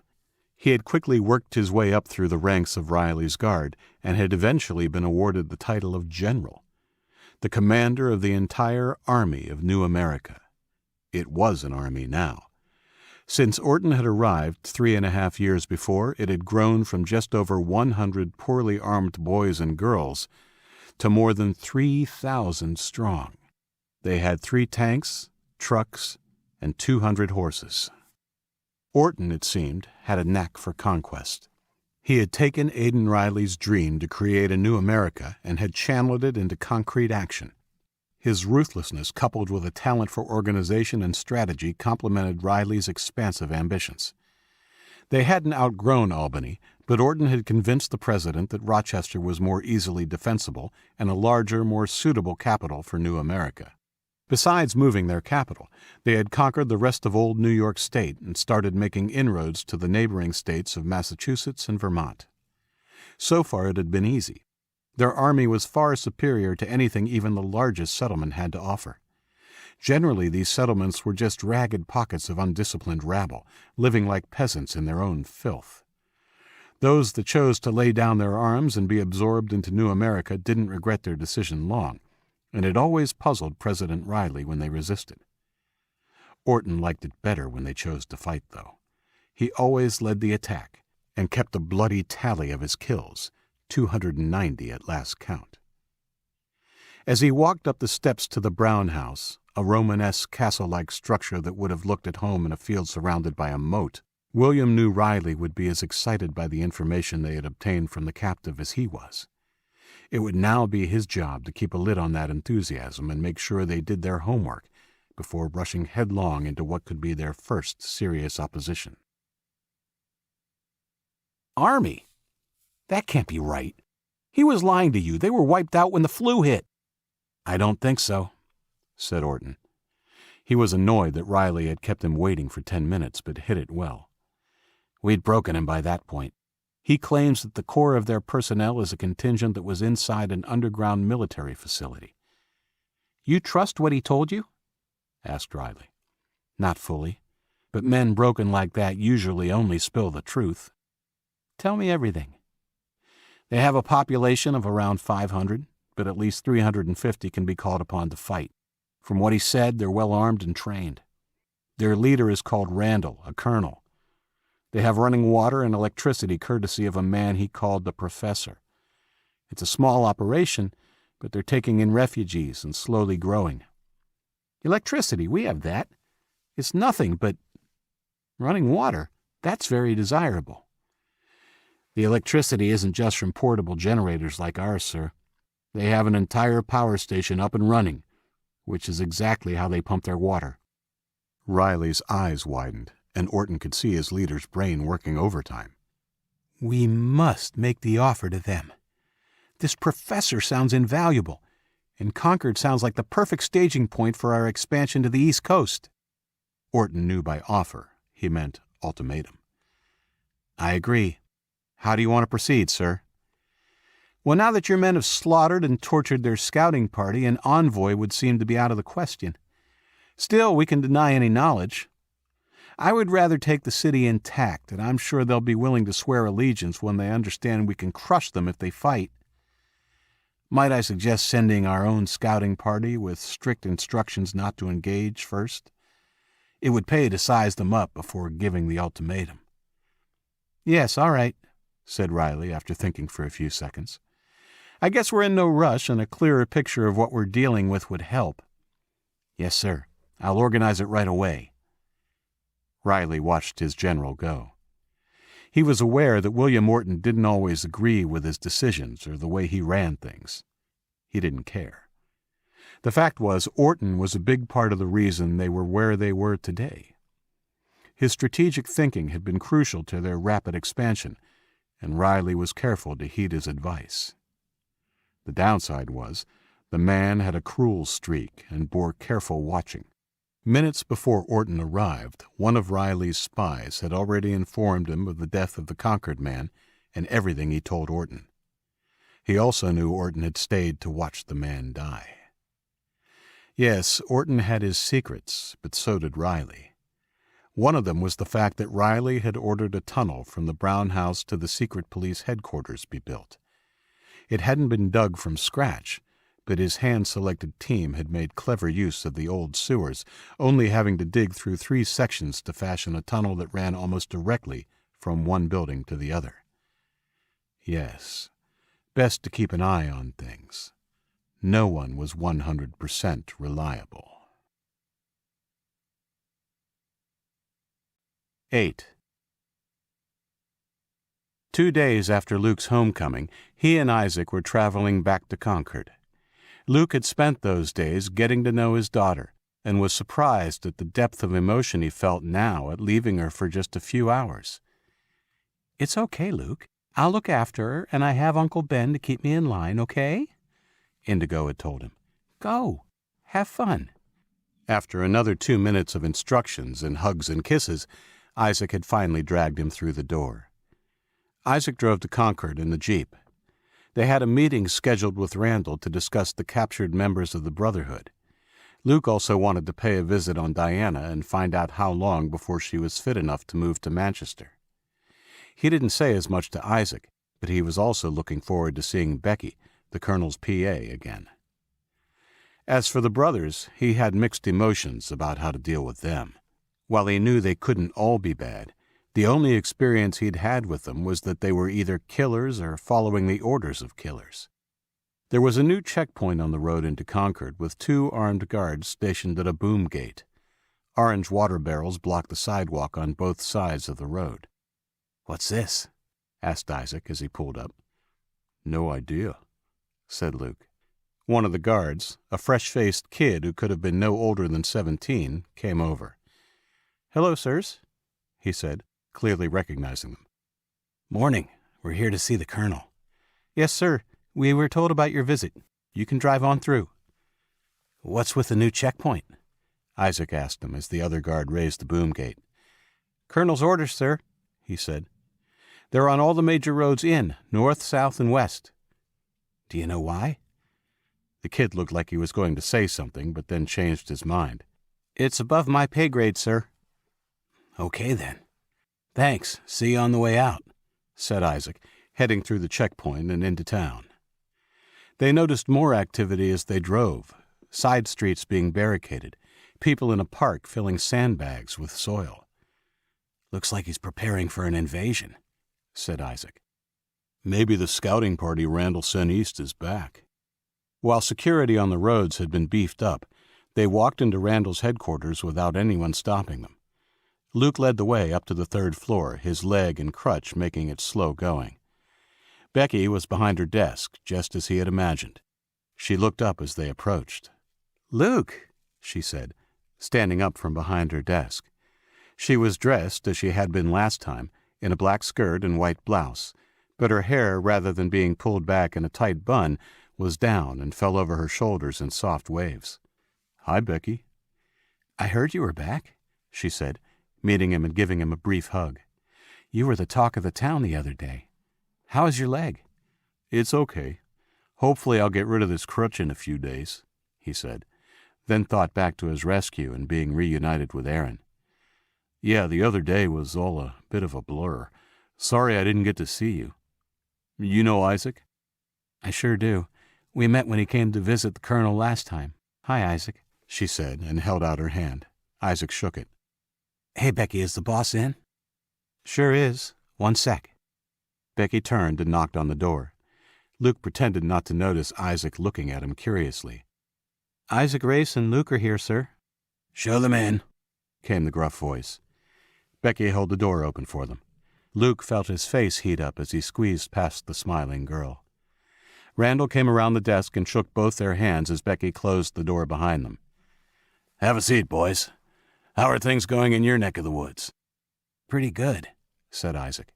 The tower is fully populated now, and we've been working on our defenses. Speaking of... the checkpoints. Seems a bit of overkill given how well defended we are, I guess. He looked troubled. The team I sent east to scout and find out more about this army is a week overdue. I thought it might be time to plan for the future. Maybe they're just delayed, said Isaac. No, not these guys, said Randall, his face a little pinched. If they were physically able to, Branson would have had them back. No, a week means they've been intercepted, and I have to assume the worst. No comms, obviously. No. Sat phones are useless junk since the Chinese took control of our tech during the invasion. We have walkie-talkies and CB radio, but obviously they were out of range. You think they've been killed? Captured at the least. Maybe killed. I'm assuming a worst-case scenario. Which also means you have to assume they might have been interrogated, said Luke. Randall nodded. Are you sending another team? Asked Isaac. Yes, I liked your tactic of the boys on the motorcycles when you were dealing with the marauders. It was clever. So this time I'm sending Bowman and another man. 2-person tag team. I want intel this time, so they're under strict instructions to return once they have something to report, or in the case of a troop movement, to get their asses back here ASAP. You really think this new America is that aggressive? Asked Isaac. It seems a long way to come. If what I've heard is correct, they will come. They hold sway over the entire state of New York. More concerning is that they have a large presence in Albany. Apparently it was their first capital. I'll send Bowman and the other man to watch the main route between Rochester and Albany. I assume if they make a move, they'll head from Rochester to Albany first, then make that their staging point if they do decide to cross Vermont and come after us. Hopefully they stay on their side of the border, said Luke. We'll see. Now, how do you boys want to deal with the 7 prisoners? I'll let Luke tell you his idea, said Isaac. I think we should send them back, said Luke. I'd like to talk to the one who ordered them to surrender. He saw Brother Jared had betrayed them, and while I don't like the way they do things, I think if we allow them to return with a message that we're not looking for a fight, it will be one less thing to worry about. Good plan, son. They've been treated well since they surrendered, so I don't think there'll be any complaints. They're in cells at the PD. When do you want to do it? Now's as good a time as any, I guess, he said, waving vaguely in the direction of the police department that was 2 doors down. It's close. Yes, I'll come with you. Maybe my gray hair will lend some authority to the situation. A short time later, one of Randall's men opened the door of the first cell. It contained the one called Simon and 3 more. Simon stood when the door opened, his eyes widening when Luke, leaning on his crutch, filled the doorway. The other men stood up, alarmed. "It's okay, boys," he said, holding up his good hand. "I'm only here to talk." "What do you have to say?" said Simon, taking a step toward him. "I have an offer for you, but let's go somewhere more amenable to conversation." A minute later, Luke led Brother Simon into the conference room of the station where Isaac and the uniformed colonel waited. Simon stopped in his tracks when he spotted the old man. While he'd seen that some of the soldiers were in their 30s, he hadn't seen anyone with gray hair in nearly 6 years. "You look like you just spied a ghost, son. Take a seat."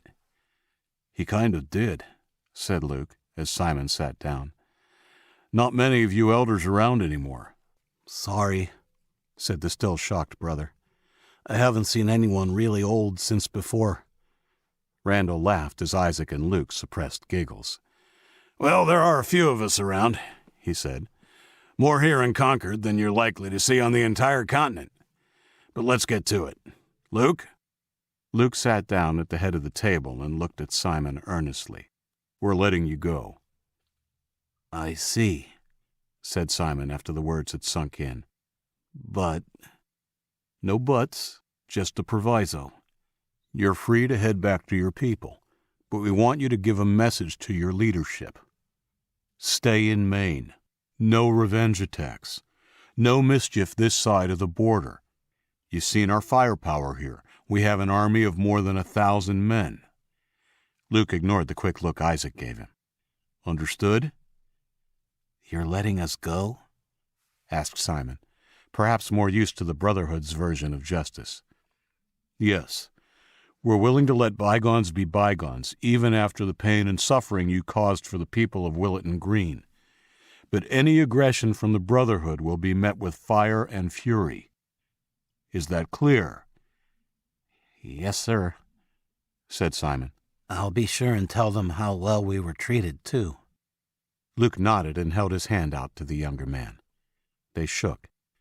"Excellent," said Randall, standing up. "Now that is settled, I'll see you on your way with some supply packs." Simon stood. He flinched when Randall put a big paw on his shoulder and squeezed as he directed him through the door. "Don't let us down, son." After they'd gone, Isaac looked at Luke. 1,000 men? Fire and fury? Luke grinned. Well, it doesn't hurt to embellish details a little. Was Fire and Fury too much? I was going to go with shock and awe, but I've always been a fan of alliteration. Friends will flip-flop fast when facing trouble. Come on, said Isaac, shaking his head happily. Clearly the old Luke was on his way back. Let's go see your friends. Diana was on the mend and happy to see Luke. Samuel was being looked after by Kathy in a wing of the hospital that had been set aside for accommodation. He got to see his mom every day. So, you haven't changed your mind about coming to live in Manchester? He asked. I mean, they're a bit more advanced on the road to civilization here in Concord. No, not at all. Besides, Sammy would kill me if I told him we weren't going to go and live with Uncle Luke. That kid idolizes you. Can you blame him? Luke joked. No, I can't, she said seriously. Isaac rolled his eyes at Luke's aw-shucks face. They made small talk for 20 minutes before Isaac and Luke stood up. The medic says you'll be fit for travel in a few days. We'll be back to take everyone then. He leaned over and kissed her on the cheek. Okay, she said as they headed to the door. And Luke, thanks again for everything. No sweat. I'll see you in a couple of days. 9. Luke eased into his new life as a father with a lot of help. Indigo, Ben, and Diana were his main support when it came to Aaron, and while tentative in the first few weeks, within a month he couldn't have imagined how life was before she arrived. Diana and her group had been transported to Manchester as soon as she'd been fit enough for travel. Luke had insisted upon it. Diana and Samuel had moved in on the top floor with the rest of the core members of Isaac and Luke's original group, in a room next to Ben. Like Luke, who had discarded his crutch after a week, her wound had healed nicely, and apart from stiffness in her back on cold mornings, she appeared unaffected by her ordeal. In fact, the weight of the world looked to have been lifted from Diana's shoulders since her arrival, and Luke realized how much being responsible for the people of Willetton Green had worn her down. She looked years younger and just plain happier than the taciturn, jaded woman he'd had the good fortune to meet the night the dogs had attacked him. To his great satisfaction, she and Ben also seemed to have hit it off. While he and Isaac had spoken of the obvious attraction between the two, so far it hadn't bloomed into anything other than friendship. They were careful to avoid the usual ribbing they might have given their English friend. Hopefully it would morph into something more in its own time. As a bonus, Samuel and Cade had become good friends, and by the end of their first month, Cade had been adopted and moved in to live with Diana and Samuel. In late September, 6 weeks after Luke's return, they had their first council meeting since populating the Brady-Sullivan. They met in a large conference room on the 19th floor. The first item on the agenda was voting for the 3-member leadership team. "I nominate Isaac," said Luke automatically. "I second that vote," said Ben. "And I also nominate Luke for the leadership team." "I second both of those votes and nominate Diana for the 3rd position," said Indigo. "Oh, I don't—" Diana was interrupted by Paul, Allie, and Ava. "Second." "Anyone else?" asked Paul, who was chairing the meeting. "I nominate Paul," said Diana, finally recovering from the shock of being nominated. She had been watching Paul and his organization skills as he oversaw the population of the building and allocation of jobs, and thought he was great leadership material. "No," said Paul, immediately reddening at the sudden attention. "Sorry, I'm not really a leader. These guys definitely are, and you too, by all accounts." No one else was nominated, and the 3 were voted to the leadership group with no dissenters. "Next on the agenda is birthdays," said Paul. "Indigo?" "Thanks, Paul," said Indigo, standing up. "Well, some of you mightn't be aware, but Isaac turned 21 while we were on the run from the farm.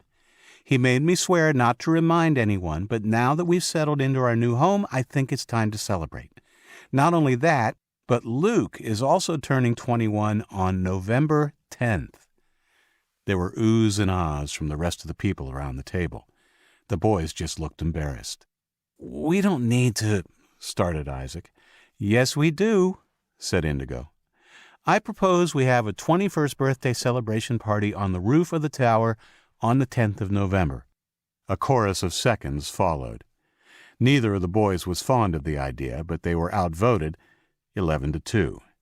Fine, said Luke in the end.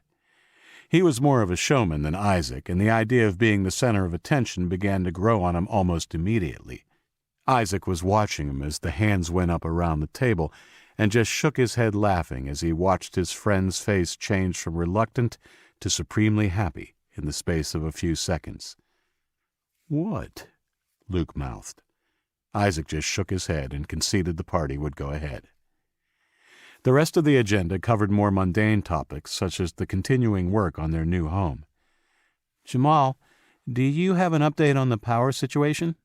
Paul asked. "I sure do. It's good news. The team that Colonel Randall sent last week has gotten everything ready with repairs, but came across something we couldn't fix. The professor arrives tomorrow, and he should be able to kick the plant into gear within a few hours. When it's done, we can move off the generators and can distribute power to the whole Manchester grid as we get bigger." "Wow, that's awesome," said Isaac. "Even better that we have a hydro-powered plant so close." Yeah, the Merrimack River turned out to be a real bonus. It has power plants dotted right along it. That's also how they power Concord. "So we'll have the water plant going too?" A part of the team has already headed over there. Once the power is on, they can start up the pumps and filtration.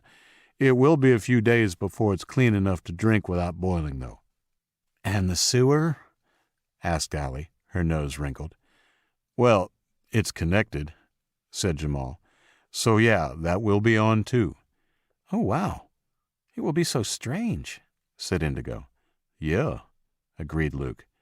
"Just in time for winter. Oh, I forgot, Luke. The fuel and car battery you requested will be arriving with the professor." "What's this?" asked Isaac. "You'll see," said Luke mysteriously.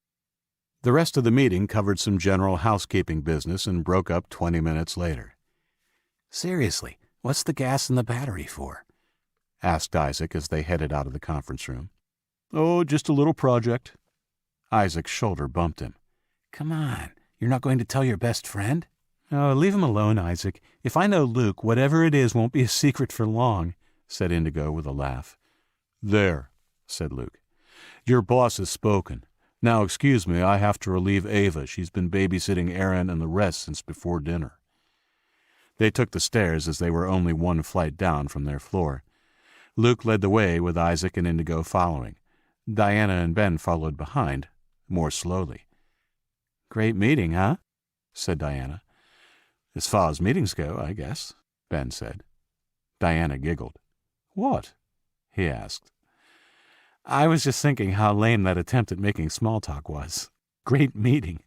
Wow, I need to work on my social skills." He laughed. "No lamer than my answer," he said, then mocked himself in a BBC accent. "As far as meetings go." "You did sound a bit famous 5, she laughed. "Oh," he said, surprised. "You know them? You read Enid Blyton?" "Well, yeah, my friend had the whole collection. We used to giggle over the names, you know, Dick and Fanny." He laughed. "They're really old-fashioned now, but I loved them when I was a kid. They were great adventures. Yeah, actually, you remind me of how Julian might have looked. You know, tall and blonde and handsome. All you need is a striped jersey." Ben's cheeks burned at this unexpected compliment, and he focused on the steps as they reached the top of the fire stairs.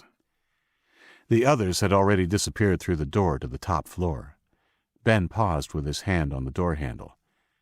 I was wondering if you'd like to go up on the roof later. You know, after the kids are asleep." "The roof?"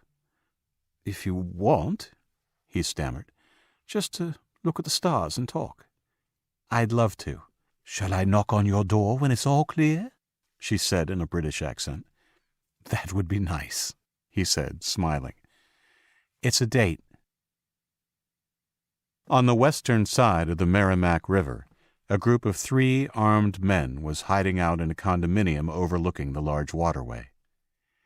They were situated directly west of the Brady Sullivan Tower, and from their top-story room were able to see the upper portion of the tower unimpeded.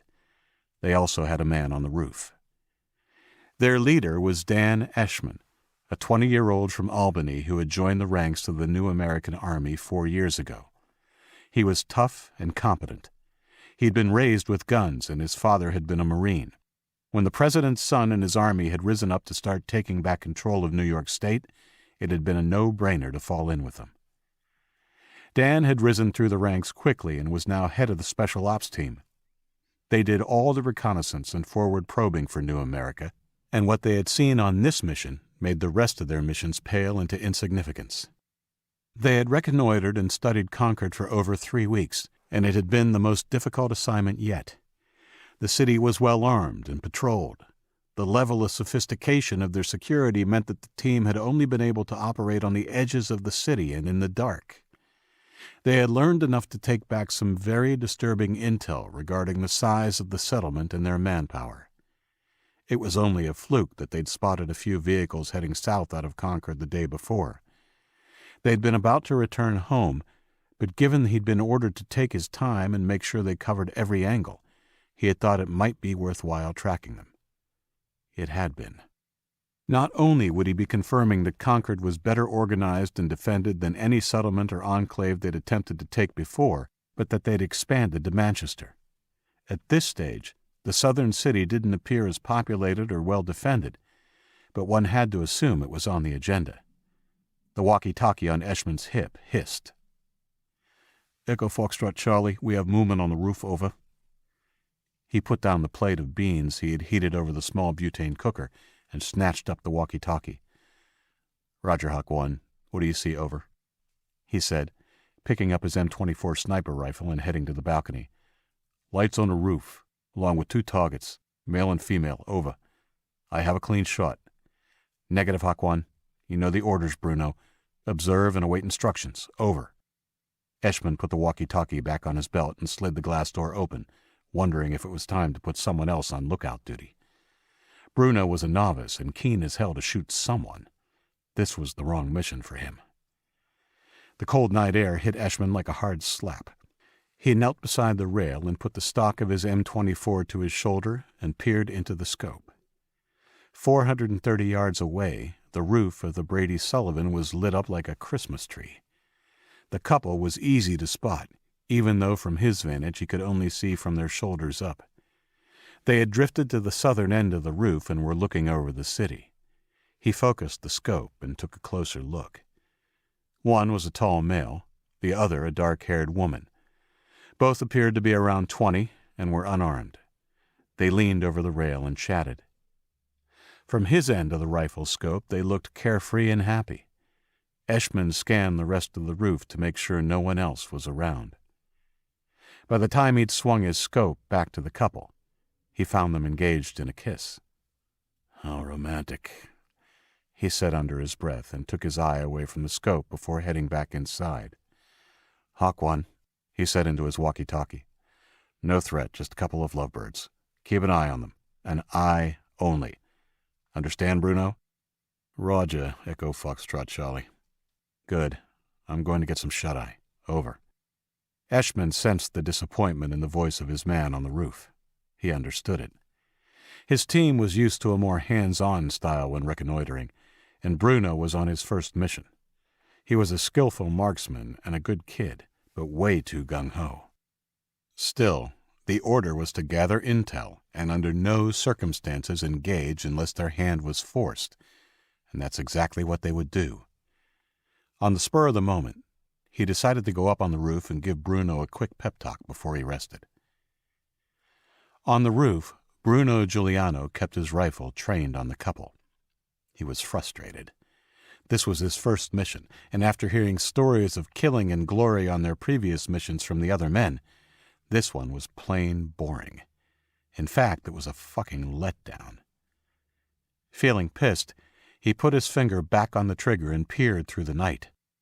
The crosshairs of the sight split the back of the guy's blond head into quadrants as he kissed his girl. They wouldn't know what hit them. With one shot, he could take both of them so easily. Recklessly, he squeezed the trigger ever so slightly. "You're a good kisser," said Diana, breaking away from Ben and leaning back over the rail as she took a breath. "You too." He smiled, pleased, and joined her at the rail, looking back over the dark city. "So, I'd really like to see you again," said Ben. Diana laughed, and Ben's face fell, wondering what he'd said wrong.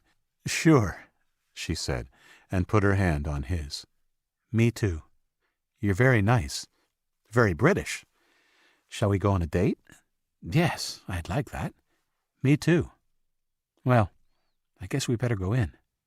"Yes," he said as they turned from the rail. He put his arm out and was taken aback when Diana ignored it and leaned in to kiss him again. Her lips had only just met his when the crack of a gunshot shattered the silent night. 10. When Eshman emerged onto the roof of the building, it took a while for his eyes to adjust to the dark. He spotted Giuliano, a dark shadow against the low wall that edged the flat rectangular roof. He was laid out full length, shoulders tense, his eye against the scope of his rifle.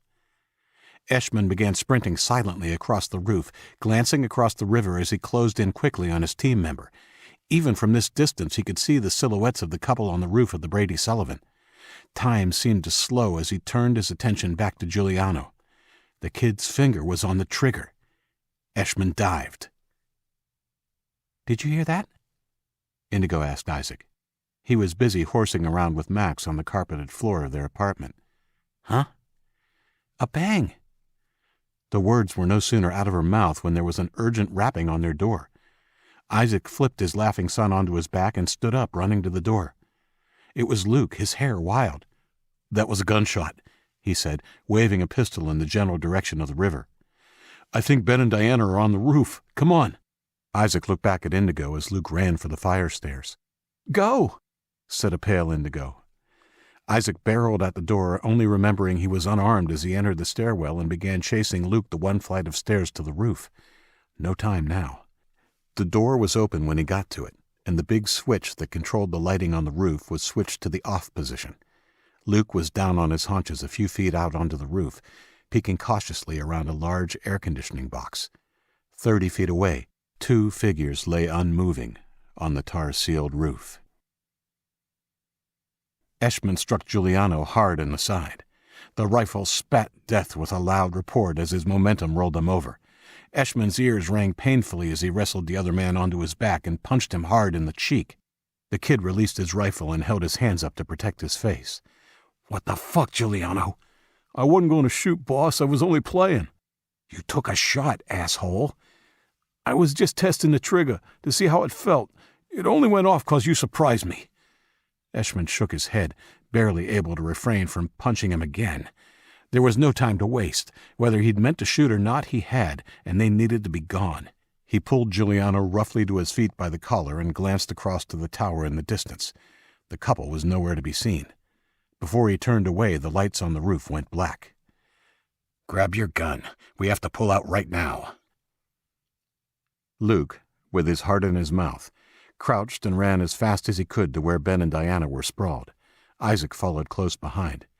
"Some bloody bastard shot at us," called Ben, popping his head up as the two arrived. "Oh, Jesus," said Luke, falling to his knees next to them. "I thought you were dead." "No, they missed us. It hit over there," said Diana, pointing to the wall that ran parallel to Elm Street.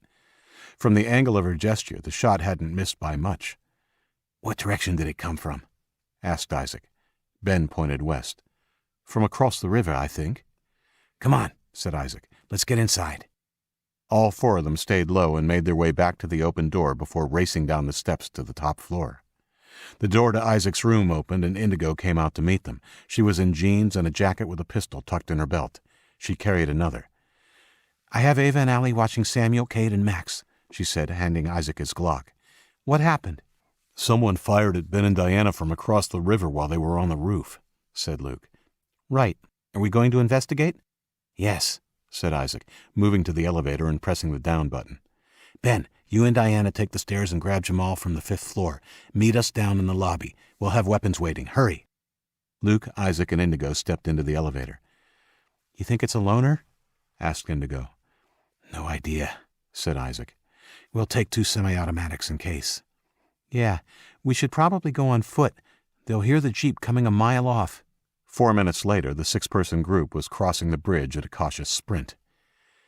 "I can't be sure, but I think it came from the direction of those buildings," said Ben, pointing at the row of structures that lined the western riverbank. "Okay, we'll head there." Isaac paused in the shadows on the other side of the bridge.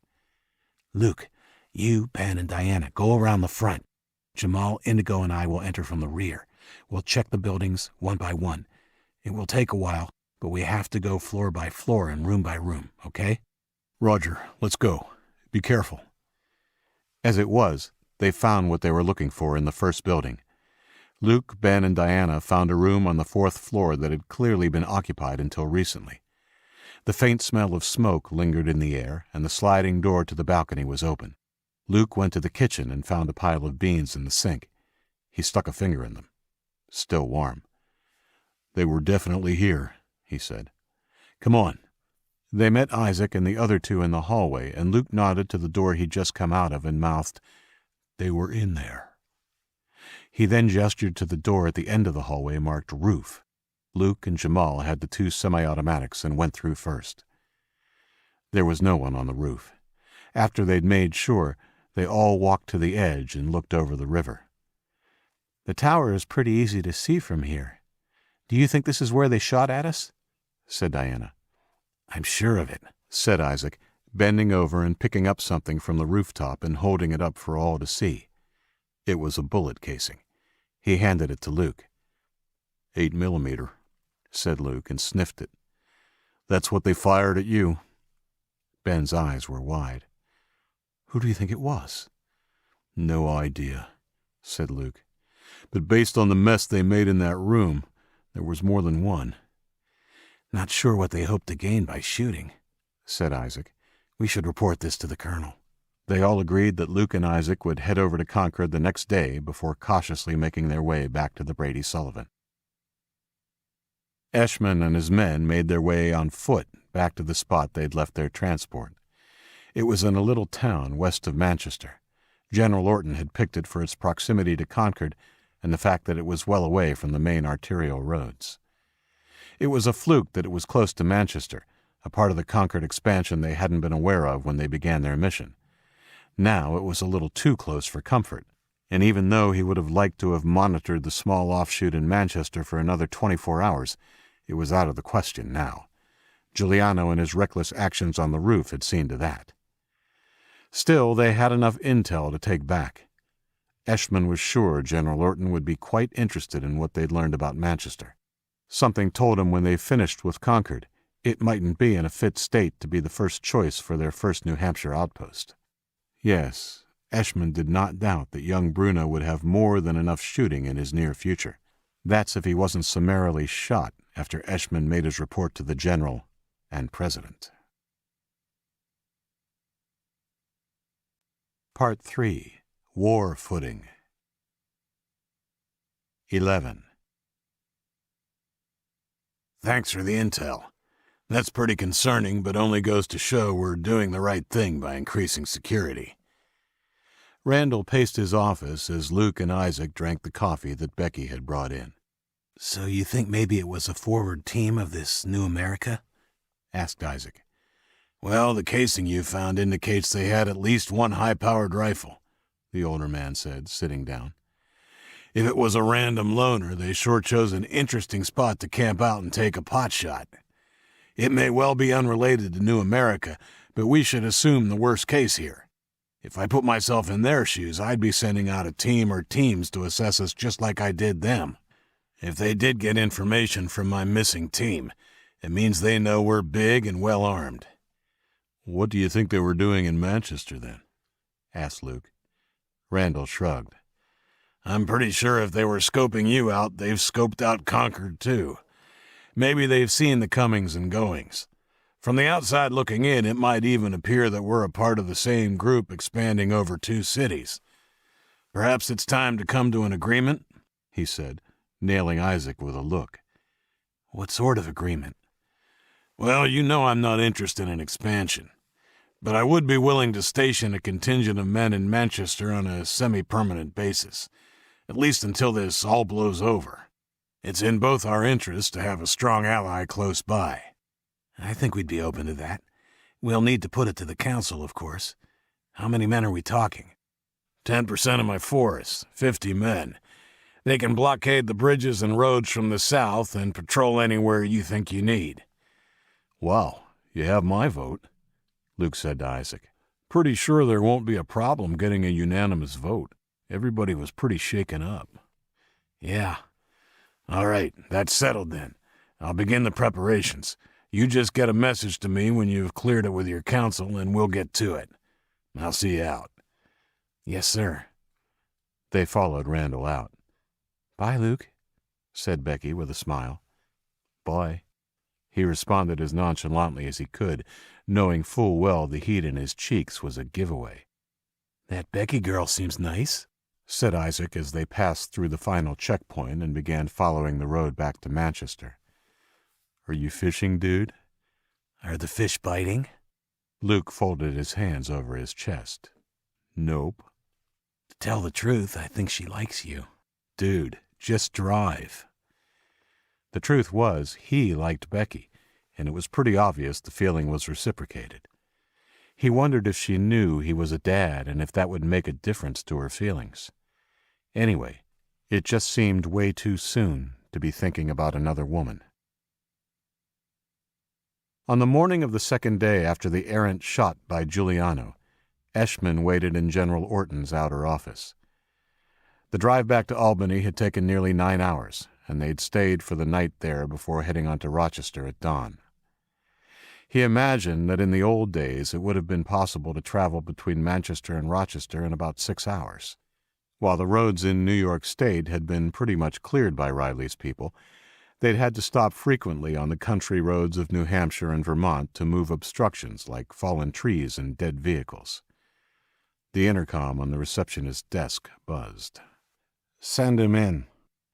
Yes, sir, said his receptionist, a big guy who no doubt had 2 roles to play for his boss. He looked across to Eshman.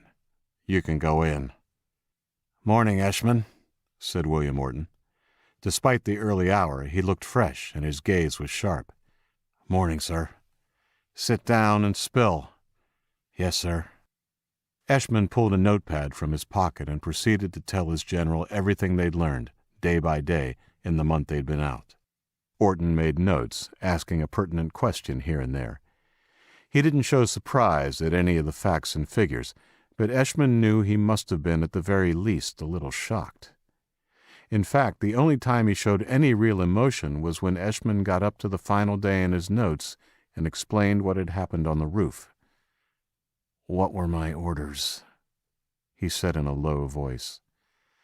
Eshman would have preferred shouting. Not to engage, sir. And yet... Look, sir, the kid is young. Maybe it was my fault for putting him on the roof. You're right, it is your fault. He leaned over the intercom and stabbed the button with his finger. Golding, have the MPs come and escort Mr. Eshman to the square. Turn out the barracks. There's going to be a whipping in 30 minutes. Eshman's face went white. Yes, sir. Oh, and make sure that Eshman's team is front and center. He sat back and looked at Eshman. Do you have something to say? Eshman didn't want to be whipped. It wasn't only about the pain. It was more the humiliation, but he knew if he argued it would probably only make matters worse. No, sir. I didn't think so. Exactly 30 minutes later, Eshman, stripped to the waist, was tied to a post in front of the Brown house. The post was on a rude concrete stage that had been constructed for just this purpose, making examples of people who had done the wrong thing. Usually it was floggings, but just occasionally an execution for the worst crimes. The entire barracks had gathered around, and civilians had also begun assembling as news of the flogging spread. Eshman eyed his team, noting that they all gave him nods of support. All but Giuliano, who stared at his feet. He caught movement in his peripheral vision, and raised his head towards the roof of the Brown house. On the roof, a small group of people was watching. Eshman spotted the tall figure of the president watching silently amongst the other watchers, who appeared to be talking animatedly. The crowd at the foot of the stage parted to allow a big, bald guy carrying a bullwhip through. He wore a black tank top, with khaki pants tucked into his boots. The crowd started to chant, "Bull, Bull, Bull." The name was apt. General Orton's multi-purpose strong man was tall with massive shoulders and a neck as wide as his big head. He was feared and adored in equal parts by the public and hated by the soldiers for his ruthlessness and favored position. It was a silent hatred, though. No one dared voice their opinion to the general, and most definitely not to Bull. He had snapped the neck of the last soldier too drunk and stupid to know better. Bull was followed onto the stage by William Orton, looking resplendent in his black uniform. Eshman briefly wondered if he'd found it in a costume shop. It looked a little like a cross between the uniform of a Death Star commander and a German SS uniform. Orton turned on the stage and raised his hands. His blond hair blew in the wind as the crowd slowly hushed. "Friends, soldiers of New America," he called in a loud voice, "we are gathered to see punishment. A punishment earned for disobeying a direct order. 5 lashes of Bull's whip. Let this be a lesson to all." For once, Eshman wished that Orton had had a longer speech prepared. Then again, maybe not. Perhaps the anticipation was worse than the actual punishment. Orton stepped back, and Bull, the same man who had recently tortured the captured soldier from Concord, theatrically walked to the back of the stage and held his hands wide, allowing the length of the whip to fall and slap the concrete. The chant went up again. "Bull, Bull, Bull."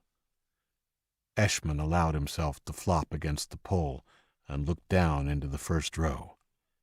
Giuliano met his gaze this time, and Eshman thought he saw at least 2 emotions: guilt and relief. Bull held up his left hand and jabbed a meaty finger into the sky as he began to heft the handle of the whip in his right hand. "1!" called the crowd. Crack! The pain was excruciating. Eshman felt like someone had drawn a line of gasoline across his shoulder blades and lit it with a match. 2! Crack! 3! Crack! He blacked out, but the reprieve was short-lived. He came to, slumped against the pole, unable to straighten his legs. 5! Crack! The 5th stroke was like a punch. His whole back was aflame with agony, and he only felt the physical impact. The burning didn't get any worse. Eshman gave up trying to stand and slid down the pole as far as the ropes around his wrist would allow. The crowd roared its approval. "Bull! Bull! Bull!" Orton stepped up to the edge of the stage again and held up his hands. "The punishment has been served," he said, gesturing to the bleeding, slumped form of Eshman. "Let this be a lesson. Some mistakes will be tolerated and discipline meted out. Other mistakes will not be tolerated." With that, he stepped up to the edge of the stage and produced the small handgun he'd been holding behind his back. Now there were screams from the crowd as they shrunk back in horror. Eshman barely registered surprise, though. He was in a state of shock and didn't react when Orton shot Bruno Giuliano between the eyes. He passed out again as Giuliano fell at the feet of his team, a look of surprise on his face. 12. An hour later, Orton was in President Riley's office, sharing the intel Eshman's team had gathered from their mission into New Hampshire. "So it's confirmed, then," said Riley. 2 cities, a combined population of around 1,000, and an army of at least 500. It doesn't sound like they'll have a choice but to capitulate, given we outnumber them by at least 3 times. I think it's time we send an envoy." "For that reason, I think we should take them by surprise," said Orton. "If we send an envoy, we give them a warning and a chance to gather themselves to defend. This is former military we're talking about, and I don't think their leaders will surrender." "Yes, we outnumber them," said Riley. "But remember, we'll be on their turf, and they have battle-hardened soldiers, real soldiers, U.S. Army soldiers from before the attack. They'll be well-armed and disciplined, not like the scrappy gangs of toothless kids we've been knocking over." "It will be a challenge, Mr. President, but I think we must take decisive action." Riley waved his hand. "Go on. What do you suggest, then?" "No attack. Not at first, anyway. We should roll our entire army up on their doorstep, then parley with them. Give them the same opportunity you give everyone else we conquer." He stood up and leaned over the map of the eastern United States on the table between them. He ran his finger from Rochester directly east across the map until it stopped just to the west of Concord. "I think we should send 3,000 men to this point, with me in command. Meanwhile, we send 250 men led by Cyclops to secure Manchester. We make both cities the offer. Submit and become the most eastern outpost of New America or die. Faced with our larger forces, this colonel should see sense." "Go on," said Riley, his face thoughtful. "We'll send the contingent of 250 from Albany. They can head south and then curl north back up to Manchester. Eshman's team had to return before they had hard numbers, but based on what they saw, he didn't think there could be more than 500 souls there, and at least half would be women and children. That would leave roughly 300 soldiers to cover a worst-case scenario to protect our border." Riley steepled his fingers and stared into the distance. Orton waited patiently, aware of his leader's penchant for the theatrical. The seconds stretched into a minute, and finally Orton cleared his throat. Riley put his hands flat on the table and looked at Orton with an intensity rare even for him. "This is what we'll do. I will lead the army, all 3 tanks and 100 cavalrymen east to Concord. You'll be by my side. We'll send the entire Albany division of 500 to Manchester. If they decide to fight, Manchester will be crushed quickly as we attack Concord with our main force. Then Cyclops and his men can come up on Concord from behind to mop things up. It'll be over in less than a day if it comes to a fight." William held his tongue. He wanted to argue that it was dangerous to show their full hand, but the glint in Riley's eyes was a dangerous one. Aidan Riley saw his doubt. "Have I ever told you what happened to me when we were evacuated from the White House, Will?" "Only that you managed to escape the Chinese when they killed the team assigned to protect you and your mother." "Yes. I ran alone through the woods because my Secret Service man was injured. He sacrificed himself to lead them away from me. I thought it had worked. It hadn't. Not long after, a lone Chinese soldier had stumbled upon me. It was comical, really. We were both as surprised as each other when it happened. Anyway, his surprise wore off, and he was quicker than me. He ordered me to put up my hands. Then his head exploded. He was blasted by a man hiding out in an ambush with his 2 sons. They were preppers, armed to the teeth and fighting for their country guerrilla style. They killed the rest of the Chinese pursuing me in an ambush. Lucky me, right?" "Sure," said Orton, unsure where this conversation was heading, only knowing it was making him uncomfortable. "Wrong! You see, the old man got killed as he was about to plug the leader of the Chinese. The boys took me. I'd been saved from the Chinese, but now was held captive by 2 sons mourning their father and blaming me for his death. When they found out who I was, it got worse, not better." "Sorry." "Nothing for you to be sorry about, Will. They kept me in their basement for over a year. They fed me every few days and would bring down kids they'd met and recruited to show me off as a sign of their power.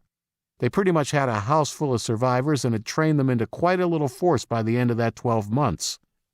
I don't need to tell you some of the things they did to me down there. You would probably guess what two angry, out-of-control teenagers could do to someone they perceived to be the cause of all their problems. But do you know how I turned it around? No, sir, said William quietly. I overwhelmed them, William. I got loose one morning while they were out hunting. I found a hammer in an old toolbox, and I waited for them to come down for their nightly party. It was usually after everyone else had gone to bed. I was skinny and in pretty poor shape, but I was desperate, and they were complacent. I clubbed those boys into submission with that hammer. They begged for mercy, and I gave it to them. The same mercy they'd shown me. I beat those boys until their heads were nothing but puddles on the ground. William felt a jolt of fear. No stranger to inflicting violence himself, the cold way Riley told the story hammered home why he was such a dangerous man. A product of his circumstances, no doubt, but how he got to be that way was a moot point. I lead. I show the people of Concord our full strength, and if they refuse the deal, we overwhelm them. That will be easier if I have every fighting man and woman in New America at their doorstep. Yes, sir. Good. See to the preparations. How long? 4 weeks. That will give me enough time to prepare, and we can make our move early October. Riley looked as though he might argue, but in the end, waved vaguely at Orton. Fine. Get to it. Yes, sir, said Orton, standing up and starting for the door. Oh, and William, said President Riley, as his general reached for the door handle. Don't shoot any more of my men without a trial. If we're to maintain law and order, we need to be showing the people that we are just. I don't want to have to sacrifice you to do that. Understand? Yes, sir, said Orton without turning around. He went through the door, seething. You little fuck. If it weren't for me, you wouldn't have people. By the time he got back to his office in the old police headquarters, he had calmed down. He poured himself a shot of whiskey and sipped at it, allowing the liquid to burn his mouth before swallowing it and pouring another. Perhaps it's time for a change of leadership, he said quietly. A plan began to formulate in his mind. 13. It's that one there, said Luke, gesturing to the house where he'd found the Mustang. Paul pulled the Jeep in front of the abandoned home and switched the motor off. It was a bright, sunny morning on the last day of September, and 3 weeks since the shot that had been fired at Diana and Ben. While everyone had been in a heightened state of alert initially, the passing days and an extended period of hot weather meant that for most of the people of Manchester, things had pretty much gone back to business as usual, apart from the presence of the encampment of soldiers in the old U.S. Army facility just down the road. In fact, life was good. They had power, running water, and sewer in the tower. They were now, in fact, more comfortable than they'd been back at the farm. That morning, Luke had decided to recruit Paul and Jamal to help him try and wake the '69 Mustang from its long hibernation. Once out of the Jeep, Luke strode down the driveway to the garage door.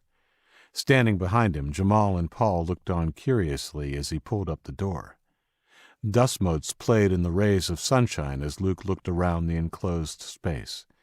Everything was just as he'd left it. The Mustang was still under its cover and dominating the room. The locker door that he'd taken the motorcycle leathers from was still open. A strange emotion washed over him. It wasn't sadness, exactly, more an echo of the mourning he'd done in the house on the first few nights of his self-imposed banishment. "Well, let's see it," said Paul eagerly.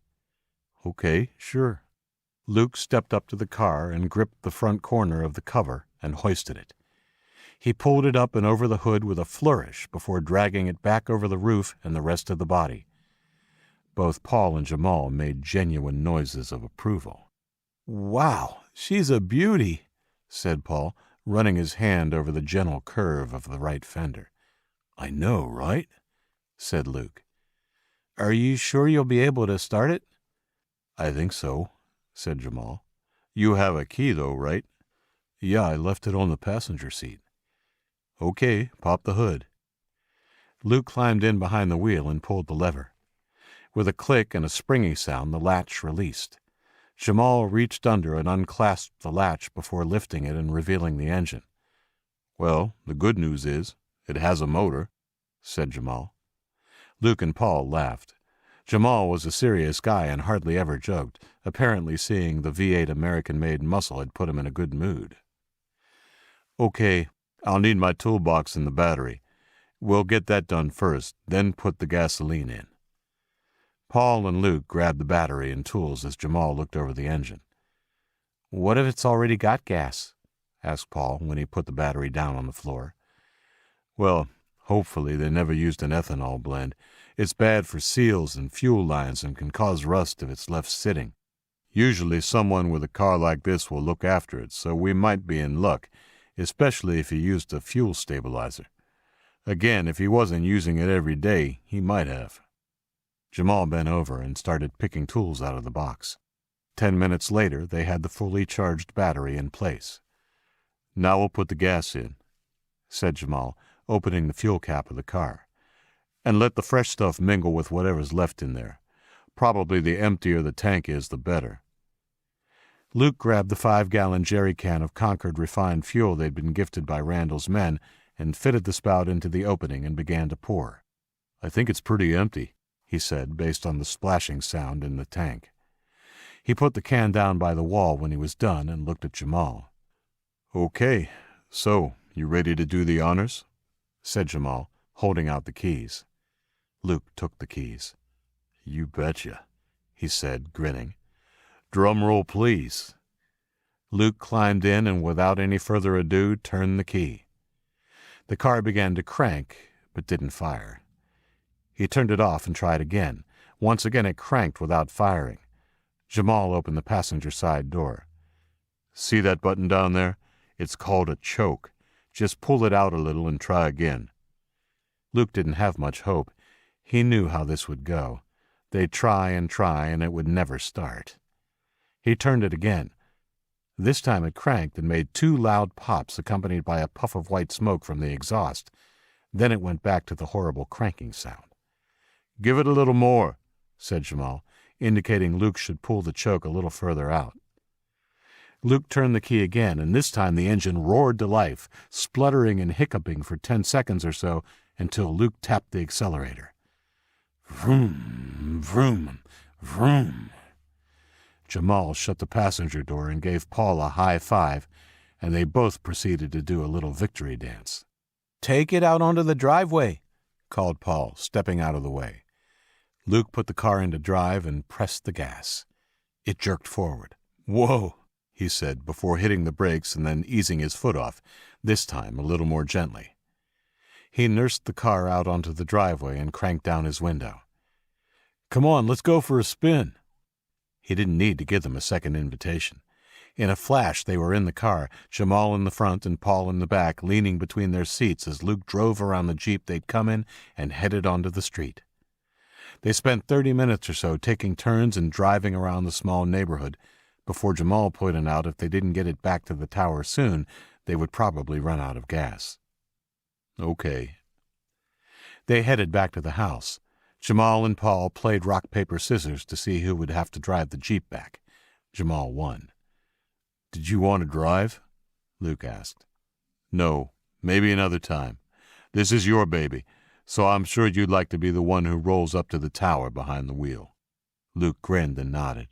Things only got better when he tested the horn on the way home and was rewarded by the first 12 notes of the song Dixie. "That's the same as the General Lee in the old Dukes of Hazzard show. Me and my dad used to watch the reruns." "Oh, they're going to know you're coming now," said Jamal. Once Luke was through the checkpoint manned by 4 of Randall's now very impressed men, he began hitting the horn over and over. By the time they pulled up, a sizable crowd had come out onto the steps to see what the commotion was. Isaac just shook his head in wonder as Luke and Jamal climbed out of the black and chrome beast. Paul pulled up behind them in the Jeep and rushed to join the other 2. The car was soon surrounded by a crowd, 3 people deep. Luke received lots of requests for rides, but begged off, using fuel as the excuse. The truth was, he already had an idea about who he wanted his first guest passenger of honor to be. "Do you think the Army boys will let us have another jerry can full?" he asked Jamal as they went inside. "When they get a look at that thing, I don't think it will be a problem. That'll get me to Concord, right?" "Yeah, and they have a running fuel station there. You might have to call in a favor from the colonel to get a full tank, though." "Leave it to me. I'll see what I can do." Luke spent the rest of the day with Erin. He was surprised by how quick she was developing. She could now sit on her own with only the occasional wobble, and had taken to solid food like a trooper. "She'll be crawling soon, and then you'll be in trouble," said Diana. She and Ben had come to visit. They sat holding hands on the sofa, watching Samuel playing with Erin as Luke made them a drink. He handed them each a glass of the fresh lemonade that Allie and Ava had been making every day and sat down opposite them. "Delicious as always," said Ben, smacking his lips. "I'd still like to know how they keep up a fresh supply of lemons to make this stuff." "Some deal they did with the boys, I believe," said Luke. "They found an orchard within an hour's ride, believe it or not." "Orchard might be a stretch. I heard it was a backyard full of trees behind a big old house," said Diana. "Sounds more plausible given the locale." "I'm glad you guys came by," said Luke. "I wanted to ask you something." "What is it?" asked Diana, concerned by his troubled face. I'm not sure how to say it." "I'm sure we can help if it's advice you need," said Ben. "Well, it's not advice exactly," Luke said, looking at Ben. "It's more like permission, I guess." "Permission? I don't understand." I was wondering if you thought it would be okay, or if you would mind if I asked someone out on a date." A flash of pain passed over Ben's face, like a cloud across the sun. "Sorry," Luke blurted. "It's too soon, isn't it? Shit, I shouldn't have." Ben put his hands up to placate Luke. "It's fine, mate. Really, there's no designated time for these things. I'm sure Brooke—" He took a second to gather himself and wiped away a tear with his sleeve. "I'm sure she'd want you to get on with your life, for your sake and for Erin's." Luke nodded, not able to trust his voice would make it past the lump in his throat. Diana squeezed Ben's hand in support. "So, who's the lucky lady?" she asked to lighten the suddenly somber mood of the room. "Yes," said Ben. "I'm certainly curious." "It's a girl called Becky, in Concord. She works for the colonel." "Well, you'll have to introduce us." "I will, definitely. Who knows, I haven't asked her yet. She'll probably say no." "I'm sure she'll say yes to at least one date," said Diana. Ben and Diana stayed late into the afternoon and were eventually joined by Isaac, Indigo, and Max. They were also fine with the news Luke had broken. "Let me guess," said Isaac. "The colonel's assistant?" Luke nodded. Isaac left off his normal ribbing, understanding the sensitivity of the situation. "Well, she looks nice. I hope it goes well for you. Should we go down for dinner?" There was a chorus of agreement, and Diana made a beeline for Erin. "I'll take this little cutie pie." "Ooh, Ben, watch out. Someone looks clucky." Diana laughed, but didn't deny the charge. Ben just blushed. Luke grasped his arm before they went through the door. When Ben turned, he pulled him into a tight hug. "I just want to say thanks for everything you've done for Erin and me, and for, well, not being awkward about this whole dating thing." "No worries," said Ben. "You're a good bloke, and I know Brooke's smiling down on us." "Are you ready, sir?" asked William Orton when he was led into the president's office. "I am," said Riley, turning from the full-length mirror where he had been patting his hair into place. Orton had to admit Aidan Riley looked the part. Freshly shaved and wearing a blue suit with a red tie, the 21-year-old bore a striking resemblance to his father. "How do I look?" "Presidential, sir." "Good. Is the car ready?" "Yes." "All right, let's go then." As they headed for the doors and out into what had been dubbed the plaza, President Riley took in the breathtaking sight through the glass. The whole civilian population of Rochester had turned out. They lined both sides of the plaza, each one of them waving small flags. The flag of New America had been designed by Riley himself. It was a gold Liberty's torch against a stark black background. The flag was also painted on the sides of his presidential vehicle, a midnight black Mercedes sedan with darkened windows. More impressive even than the 2,000 or so people waving his flag was the army itself. It was in the plaza and ready to march. The 3 black tanks stood on the street like rhinos ready to charge. Behind them, the horses and their riders shuffled in place, seemingly eager to be on their way. The line of infantry in their black uniforms snaked down the length of Church Street and out of sight around the corner, their weapons bristling like the spines of a porcupine. 2 armed soldiers stepped through the door before Riley, and the crowd started to cheer. When Riley emerged into the noon sun, the cheers became a roar, the flags fluttering with vigor as he followed the soldiers down to the stretched Mercedes at the foot of the steps. General Orton followed, basking in the glow of what he had helped create and what, if his plans went well, would be his to enjoy as leader, the second president of New America. Bull, also in a black uniform whose buttons strained to contain the heavy muscle of the big man, followed him closely. Aidan Riley waved graciously to the crowd as he walked down the stairs to his car. The hairs on the back of his neck stood on end, and for the first time he thought he had a small sense of the feelings his father must have experienced when he was sworn in or had to speak in front of big crowds. This wasn't the first time he'd been in front of his people, of course, but the last time had been over 2 years ago, and this was a much bigger crowd. Additionally, there was a tangible difference this time. A heightened sense of excitement that was no doubt due to the fact they were marching out to conquest. They'd never assembled an army this big before, never had to, and it definitely seemed to get the juices of the city flowing. Aidan gave a final wave to his adoring crowd. The roar was deafening. He got into the car, buzzing with excitement. Orton slid into the seat beside him while Bull and one of Riley's escorts sat opposite them. The other guard got in the front with the driver. The president sighed and let his head loll back onto the plush headrest. He turned his head and looked at his general. His eyes narrowed. "Nice little plan, William." Orton felt his guts turn to water as a shot of adrenaline went through his body. He eyed the guard opposite him and then looked back at the president. "Plan, sir?" "The march," said Aidan Riley. "And the flags, of course. Everything. Well done."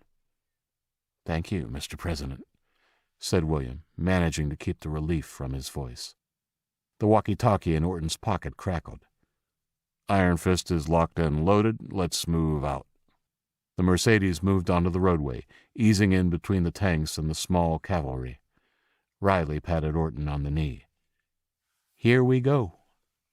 It wasn't long before his excitement would turn to sheer boredom as the reality of the long, slow journey to New Hampshire sunk in. 14. 3 hours later, Daniel Bowman, a former lieutenant of the U.S. Army, began eating the cold can of baked beans he had just opened.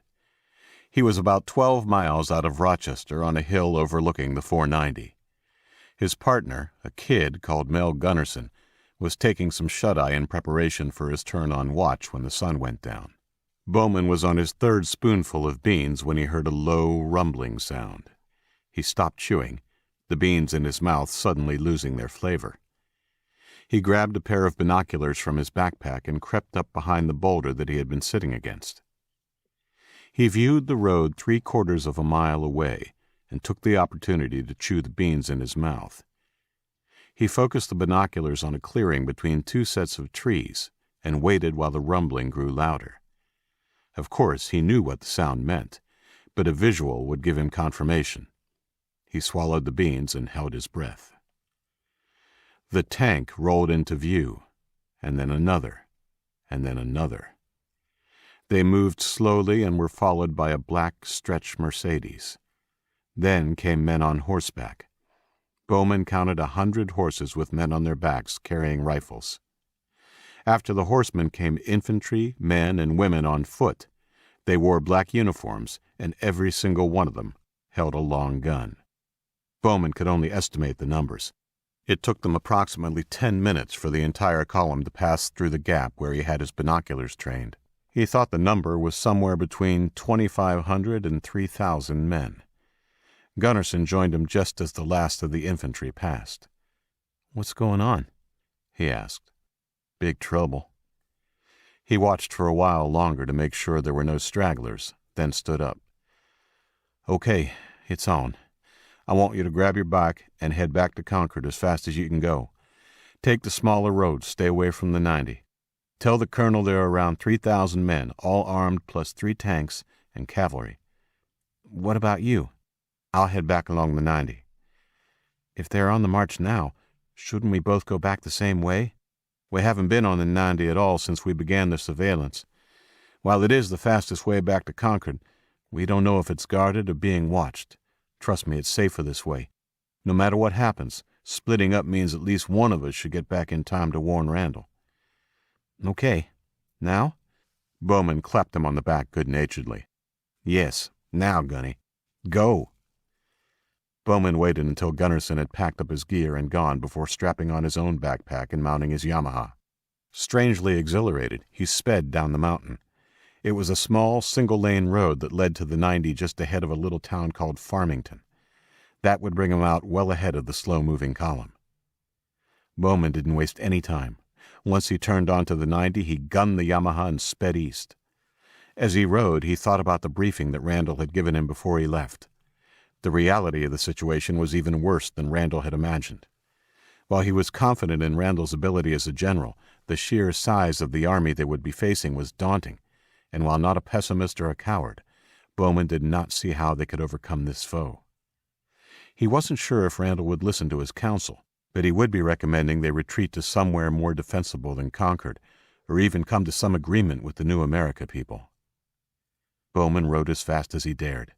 While the roads had been cleared of wrecks, there was still the occasional fallen tree or other debris that could bring him down. 40 minutes later, he passed by a little town called Montezuma, barely a third of the way back to Concord. Here, the 90 was a 4-lane highway called the New York State Thruway, the 2 lanes going each direction separated by a large, overgrown median strip. He rounded a bend and slammed on the brakes. Shit.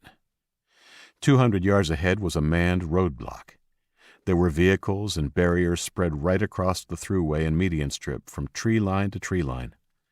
While it had obviously been set up to guard against a threat coming from the opposite direction, Bowman and his bike had caught the attention of the men manning it. Clearly not expecting trouble from the direction of Rochester, they milled around and regarded him with curiosity. One even raised a hand. When he saw another man raise a pair of binoculars, he took his cue to get the hell out and swung the bike around before zooming off with a skid of rubber. Like an ant's nest stirred by a kid with a stick, the men suddenly burst into movement and scrambled for guns and vehicles. The chase was on. At the roadblock, the leader of the small group of New Americans was none other than Dan Eshman. After his punishment, he'd been demoted by Orton and sent to the outposts. Roadblock duty was boring, but Eshman, still in pain from the flogging, passed the time fantasizing about killing Orton in all manner of nasty ways. The punishment meted out to him he could handle. It was, after all, he who had been in command. Orton killing Giuliano in cold blood, though, that aided Eshman, and he couldn't let it go. The kid had made one mistake, and he was killed for it. It proved to him that Orton was a rabid dog, and the only thing to do with a rabid dog was to put it down. He probably would never get the chance, but in the meantime, it seemed like good therapy to mull it over. Eshman had been as curious as the others when the motorcycle came up behind them. They weren't expecting any company until early tomorrow morning, and even then it was supposed to be tanks and troops. Maybe it was a messenger? Then the motorcyclist had made a run for it, and Eshman was buzzing. He sent a Hummer with 4 men to pursue the stranger who was almost certainly a spy. "Try not to kill him. Just capture him," he ordered, not expecting they would have any luck catching the rider.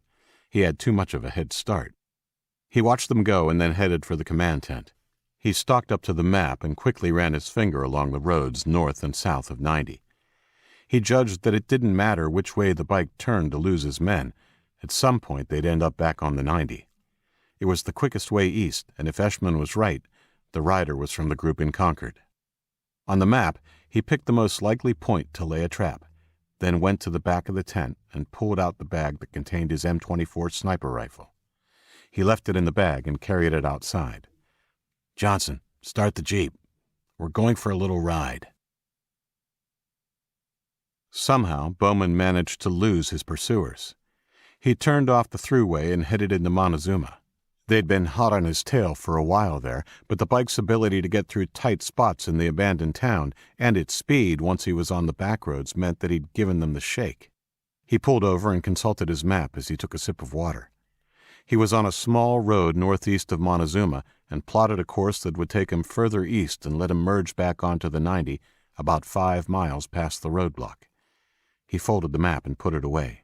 Before setting off, he tapped the fuel tank with his knuckle. About half a tank left. He knelt and reached under the seat, unclasping the second, he'd already used the first, of the makeshift fuel bottles the professor had fashioned. He quickly set about emptying it into the bike's tank. The bottle didn't fill it up, but he was confident he had enough fuel to make it back to Concord. He set off as the sun was sinking below the horizon. He'd hold off putting the headlight on as long as he could. He made it to the 90 with no drama and paused, looking both ways to ensure there was no unwelcome company in either direction. There wasn't. He gunned the bike and took off towards home. Eshman had only just scrambled onto the roof of the old roadhouse when he heard the buzz of a motorcycle coming from the west. He quickly scrambled to the ridge, staying just below its line, and pulled his always loaded weapon out of its bag. He didn't have time to deploy the tripod, and it wasn't suitable for his position on the roof anyway. With rifle in hand, he edged closer, pausing as the bike got louder. When it was past, he quickly leaned over the edge, resting the barrel on the ridge, and put the scope to his eye, efficiently cocking the bolt as he put his finger on the trigger. As the bike moved away, he smoothly followed it through his scope. "One shot only. Make it count." He exhaled and pulled the trigger. Gunnarsson was making good time. He'd also stopped just before dark to consult his map, have some water, and put the last of his spare gas in the tank. He was following the 20. It ran parallel with the 90, but was only 2 lanes and a lot more overgrown and damaged. He'd put his light on and was moving as fast as he dared. About the time Bowman was making his dash away from the roadblock, Gunnarsson crested a hill and looked down on a nice, straight stretch of road. Here the 20 was a dark ribbon lined on either side by thick scrub, and there were no obstacles for as far as the eye could see. Gunnarsson gave it a little more and began to wonder if he could beat Bowman back to Concord. He sped up as he thought of the look on his mentor's face when he arrived to find him already enjoying a cold brewski. He didn't see the deer until it was directly in the beam of his headlight. It was a big buck and appeared from nowhere, walking across the road at a leisurely pace as it headed for the greenery on the other side. He barely had time to touch the brakes before he slammed into the side of the creature. He died instantly, his neck breaking as his head crashed into the ribcage of the big animal. They all went down, man, machine, and animal, in a concussive end to all 3. While luck ran out for Gunnarsson, for Bowman it held up. Just as the unseen sniper pulled his trigger, he veered left to avoid a pothole. He saw the spurt of asphalt and dust spray into the air barely 5 feet away and knew he had literally just dodged the bullet. Adrenaline shot through his system, and he twisted the throttle sharply, speeding to get out of range as he veered this way and that to throw off the shooter's aim. He needn't have bothered. Eshman knew he'd only had 1 shot, and he'd missed it. He wasn't too upset. Not about the shot, anyway. He'd missed it through bad luck, not poor execution. The rider would disappear around the gentle curve in the road ahead before he could get set for a second shot. He was disappointed they lost the rider. If the scout had seen the army leaving Rochester, the Concord people would now have at least a day's warning. He thought he might just keep that fact secret from William Orton when they passed the checkpoint. No sense tempting fate a second time. Besides, forewarned or not, Eshman had no doubt New America would crush Concord if they rejected the president's offer. He had every intention of tagging along with the infantry when they passed. One never knew when an opportunity might present to set some things right. 15. The next day at around 4 in the afternoon, Luke walked down the steps in front of the tower with Indigo and Isaac in tow. He had a fresh haircut and trimmed beard courtesy of Indigo. He wore a white button-up shirt straight out of its cellophane wrapping and a pair of dark pants. On orders from Indigo and Diana, Isaac and Ben had sourced the clothes on a mission into the heart of Manchester. They'd found a men's clothing store on the main street and had climbed through its broken plate-glass window.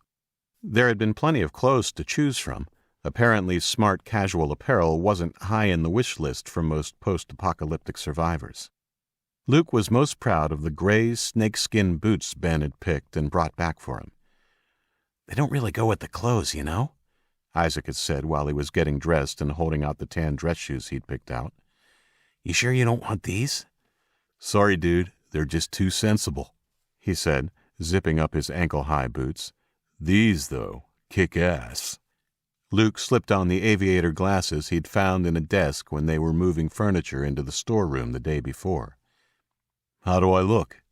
he asked Isaac and Indigo, holding out his arms while doing a twirl on the heel of his boot. "Very handsome," said Indigo. "I'm sure she'll be very impressed." "Unless she was really into your shaggy look." "Ha ha," said Luke, cuffing Isaac playfully over the ear. Indigo handed him the picnic basket she'd prepared. "It's just some cold cuts of chicken, some bread, grapes, and a bottle of red wine. Hopefully she likes it." He put the basket in the trunk and then hugged Indigo. "Thanks for my makeover in the picnic basket. You really do rock." "Well, wish me luck," he said, climbing into the Mustang. Of course, he couldn't resist honking the horn once as he pulled out and thundered down Elm Street towards the checkpoint. The drive to Concord only took 20 minutes, even at a sedate pace. The 93 had been pretty much cleared of all wrecks and debris by Randall's people, so he felt no need to speed. He wanted to preserve as much fuel as he could, anyway.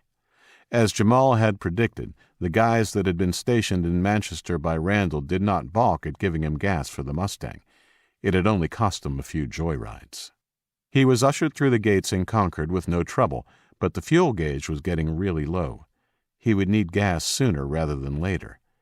Running out of fuel while Becky was in the car was not an option. He kind of hoped she had already gone home for the day.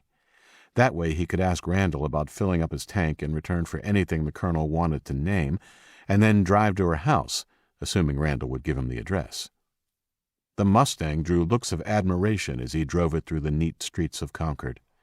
Never a shrinking violet, Luke waved and enjoyed the attention he received. Getting out of the car after he pulled up at City Hall, though, he felt unusually nervous. The clean clothes he was wearing weren't as comfortable as his regular jeans and a t-shirt, and the snakeskin boots were about one size too small. He was suddenly worried that Becky would take one look at this new, clean-cut Luke and laugh until she cried. Nothing for it. He took a deep breath and hurried inside. The soldiers and other people he passed greeted him in a friendly manner. He'd become familiar to them, and they were all aware of the fact he and Isaac were in the colonel's good graces. Of course, Becky was still working. As he stepped onto the colonel's floor, he spied her behind the desk and felt a rush of nerves. Her hair was tied back in a simple ponytail, and she wore no makeup. He thought she looked wonderful. Her head was down, and she was busily writing something as he approached. "Hi, Becky," he said simply. Becky looked up, slightly annoyed at the interruption, and stared blankly at him for a few seconds before her eyes widened. "Luke? Hi! Wow, I didn't recognize you." He grinned sheepishly and ran a hand over his newly styled short hair. Yeah, I got attacked by a lawnmower. She laughed. I like it. Did you want to see the Colonel? She said, and began to rise from her chair. No, he said. Oh? She said, and slowly sank back down. I came to see you. I was wondering if you'd like to go for a picnic. Oh. I mean, only if you want to. He stumbled, suddenly sure he'd misjudged the whole situation. No, of course. I'd love to. He just took me by surprise is all. Did you mean today? Like, now? Yeah, he said, relieved. I would have called, but, reception is horrible these days. She laughed again and glanced at the clock. Well, I finish work in 20 minutes. Is that okay? And I'll need to go home and get changed into something more picnic appropriate. Sure, I'll give you a ride home when you're done. I wanted to ask the Colonel about something anyway, so I can kill some time till then. Perfect. I'll let him know you're here. The Colonel saw him right away. Of course, my boy. Is this for the Mustang? Said the Colonel. You know about that? He patted the walkie-talkie on his desk. Oh, of course. Yeah, it's a bit of an indulgence, I guess. I'm happy to work for the tank of gas.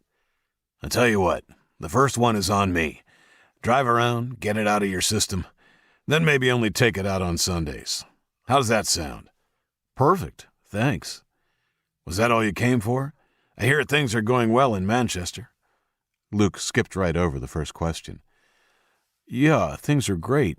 Thanks to your guys, we have power and water to the tower, and the troops have settled in quietly. We barely know they are there. What about here? No news from the forward team? Nope, said the Colonel, his face turning serious. No news is good news as far as I'm concerned. When we get the word, we'll have about a day's notice to get prepared. You have no doubt they'll come east then? The Colonel shook his head. No doubt at all. But we'll cross that bridge when we come to it, said the Colonel, drilling him with an inquisitor's gaze. So, you're not only here for the gas, right? Well, no. I asked Becky out on a date, he said in a quiet voice. Sorry, what's that, son? You faded out. The small twitch at the corner of the Colonel's lips told Luke he probably heard exactly what he said.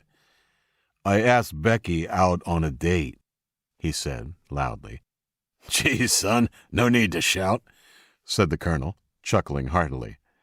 Luke shook his head, helpless not to laugh, too. The old man was seriously enjoying teasing him. Randall looked at his watch. Well, the filling station closes in 10 minutes. If you want that tank of gas, you better skedaddle, he said, standing up. The filling station is on Main Street, an old mobile. Just tell the men I sent you. Yes, sir, thanks, said Luke, rising. Thanks for everything. My pleasure, said the Colonel, putting his hand under Luke's elbow and guiding him to the door. He put his hand on the door handle and leaned into Luke's ear. She's a good girl. Make sure you look after her. And no rabble-rousing in that car, you hear? Yes, sir. Colonel Randall nodded, apparently satisfied, and pulled the door open. See you soon, son. As soon as the door was shut, Luke bustled to Becky's desk. I just have to take care of something. I'll be back to pick you up, okay? Just wait out front. Okay, said Becky, surprised at his eagerness to get out of there. 13 minutes later, Luke turned back onto Green Street and put his foot on the gas, roaring up the road as fast as he dared. He slowed abruptly when he saw Becky in the distance. She was standing on the sidewalk and shading her eyes. He pulled up in front of her, left the motor running, and jumped out. I wondered if you were the rev head, she laughed, as he rounded the front of the car and opened her door for her. Rev head? No, that was driving Miss Daisy mode. Do you like it? I do. It's very you. Why, thank you, kind sir, she said, climbing into the passenger seat. Luke was grinning ear to ear as he ran around and climbed back in behind the wheel. So, which way to your place? A short time later, they pulled up in front of a neat little bungalow with white cladding, a red roof, and a well-trimmed lawn. Your place? He asked. Yes, it's all mine. It's tiny but perfect for me." "It's really nice. Very you," he said. "Thanks. Come in." They got out, and she led him up the path to the front door. It wasn't locked. "No crime?" he asked, as she ushered him into the short hallway. "A little bit, and it will probably get worse as we get bigger," she shrugged. "I figure if someone is desperate enough to steal any of my meager possessions, they probably need them more than me." "That's very altruistic of you," he said, pausing as she closed the door. "Ooh, nice word." Luke laughed. "Yeah, I've been waiting for a chance to use it on a pretty girl." They looked at each other awkwardly in the tight space before she squeezed past him. "I'm flattered it was me. Would you like a drink?" "Yes, please." He followed her into the kitchen and took a seat at the breakfast bar as she poured him cold water from the refrigerator. "Don't drink it too fast. I'll go and get changed." "Okay, small sips only." Luke watched her go, a goofy smile on his lips. The whole afternoon seemed a bit surreal. 16. Luke took Becky a little south of Concord for their picnic, to a nice spot on the Merrimack that he'd spotted months ago when he began his trek to the coast. They'd already eaten the chicken and bread Indigo had packed for them, and were now sitting quietly next to each other, eating grapes and working on their second glass of wine each. "I'm so full," said Becky, putting a hand on her stomach. "That was delicious." Luke thought she looked just beautiful.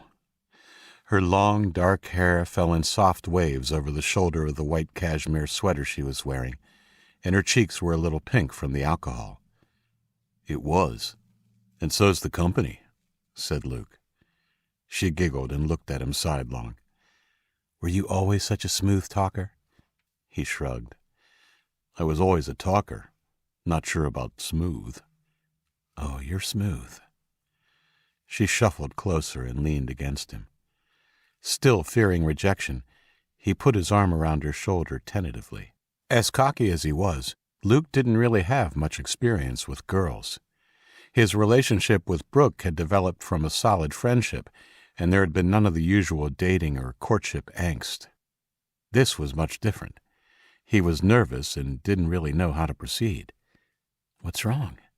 Becky asked, turning to look at him. "You've gone all quiet." "Nothing. I was just—" She leaned in and kissed him tenderly on the lips. Stunned, he wasn't quick enough to respond before she drew away, smiling. "This is where you kiss me back." She leaned in again. Luke kissed her back this time. They took it slowly. Luke was a gentleman, but Becky also sensed that she shouldn't push things too quickly. They spent some more time talking and laughing as they finished the grapes. When the sun was low on the horizon, Luke said, "Well, I better get you home. I don't want the colonel coming after me with a six-shooter." She giggled. "He's just a big teddy bear," she said. "Grizzly bear, you mean?" "Teddy. Just don't get on his wrong side." "Well, I don't plan to," he said, rolling up the blanket and taking it to the trunk. 20 minutes later, he pulled up in front of Becky's little home. "Did you want to come in for a coffee?" Luke was more than just interested in Becky, but years of old James Stewart movies and his dad's lessons about how to act like a gentleman meant there was no way he would— "Just for coffee, Luke," she said, grinning at his conflicted face. "Okay, yeah, sure. I'd love to." 2 hours, 3 coffees, lots of chat, and more than a few kisses later, Luke finally yawned. "I really should get going." "Don't get any ideas," she teased. "But you should stay the night. On the sofa." "No, it's all right. It's not too far to drive," he said, standing up. She grasped his arm. "Please, it would make me feel better. Otherwise, I'll be worried all night. I'll let you go first thing, I promise." "I suppose so. But aren't you worried about what people will think?" "People will think what they want to think anyway. At least you and I know that I didn't let you have your wicked way with me." She stood on tiptoes to kiss him lingeringly. "You talked me into it." "Good," she said, suddenly all business. I'll get you a pillow and some sheets. 10 minutes later, Luke was lying on the sofa staring at the darkened ceiling, exceedingly happy but wide awake. His mind roiled with the possibilities of new love. It took him a long time to get to sleep. Part 4. The Battle of Concord. 17. Luke's eyes snapped open. He awoke to the smell of cooking eggs and the sound of a wailing siren. Becky rushed into the room, her eyes wild. She was already dressed in jeans and a t-shirt. She held a spatula in one hand. That's the general alarm. We have to go to City Hall. Okay. Luke sat up and pulled on his boots as she turned and scurried back into the kitchen. She was back a few seconds later holding a sandwich and his car keys. Here, you eat this, she said, pushing a bacon sandwich into his hand. I'll drive. Becky didn't really give him a choice, so he went with the flow, hoping that she knew what she was doing. He followed her through the front door and out to the car. The Mustang's V8 roared to life as he circled around to his door. He had barely sat down and closed it before she took off with a squeal of rubber. He had to hold on to the dash with his good hand as she took the few turns at speed and then hammered it down Green Street before pulling up hard in front of the City Hall building. Luke was a little shaky as she turned off the car and handed him the keys. "You've done this before?" She smiled and nodded. My grandparents had an old bomb. We were allowed to drive around their farm. Yours goes better, she said, grinning, before jumping out. A sizable crowd had already gathered. Becky got lots of whistles and claps as she led him up the steps and into the City Hall building. The lobby was abuzz with motion as people ran this way and that. "Goose," said Becky, grabbing a skinny kid with glasses as he rushed by. "What's going on?" "There's an army coming," he said, before shaking her off and heading off on his previously charted course. "Come on," she said. "Bowman must be back." Luke had to rush to keep up with her as she took the steps up to Randall's floor 2 at a time. His door was open and crowded with uniformed men. Bowman was front and center with Colonel Randall. The older man acknowledged Becky and Luke with a nod as Bowman continued. "Their army is 3,000 strong and led by 3 tanks. I think they'll come in by the most direct route," he said, running his finger along the 90 to Albany and then northeast along the 202 to Concord. "They're big enough that they won't bother trying to sneak in via small roads." Randall's lowered brows almost covered his eyes as he looked down on the map. "If I may, sir?" asked Bowman. Randall waved him on. "They're too big to fight, sir. I think you should make a treaty with them, or we should find a place that we'll be able to defend better." Randall turned his gaze on the soldier.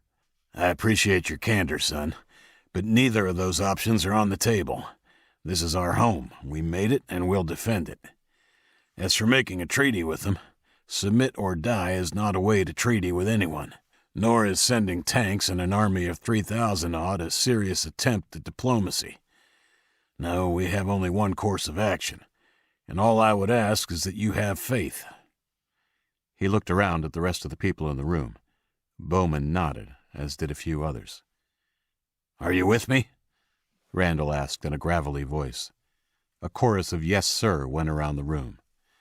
"Good. Let's start planning then. First off, this is where we'll attack them." Randall jabbed his thick finger onto the map near a little town called Hillsboro. "There is a forest on either side of this corridor. This Fox State Forest is perfect for an ambush. It's close to the road and is bound to be even closer after all these years of unhindered growth. I want to situate a small team here. Bowman, you'll lead. No more than 30 men with automatic weapons and rocket launchers. The aim will be to take out the tanks. Besides sheer numbers, that's their main advantage over us. I want those tanks blown off their treads as soon as possible. There will be blowback, but you should be able to suppress their response with automatic fire long enough. Don't engage too long before you retreat. The second team of 5 will be here," he said, jabbing a finger at the map on the 202 in front of Penelope and John Dawson Memorial Forest. "I want a flammable barrier set up across the road. The forests on either side will have grown thick and close enough to the road by now that will light up 1,000 acres of woodland on both sides from that one point. As soon as you're safely through, light it up." He looked around at them, his eyes shining like a school kid showing off a Christmas present. "It won't stop them, but it will slow them down and keep them on the 202. They won't risk trying to skirt the fires. It would only leave them open for more ambushes. Once the fire is well ablaze, fall back to this spot." On the map, he pointed to a river. "That's the Contoocook River, and the 202 goes right over it. A 2-lane bridge. On this side," he said, pointing to the eastern side, "we'll set another barricade, and we'll position the bulk of our army on the road with more in the trees to hopefully thin out their ranks some more."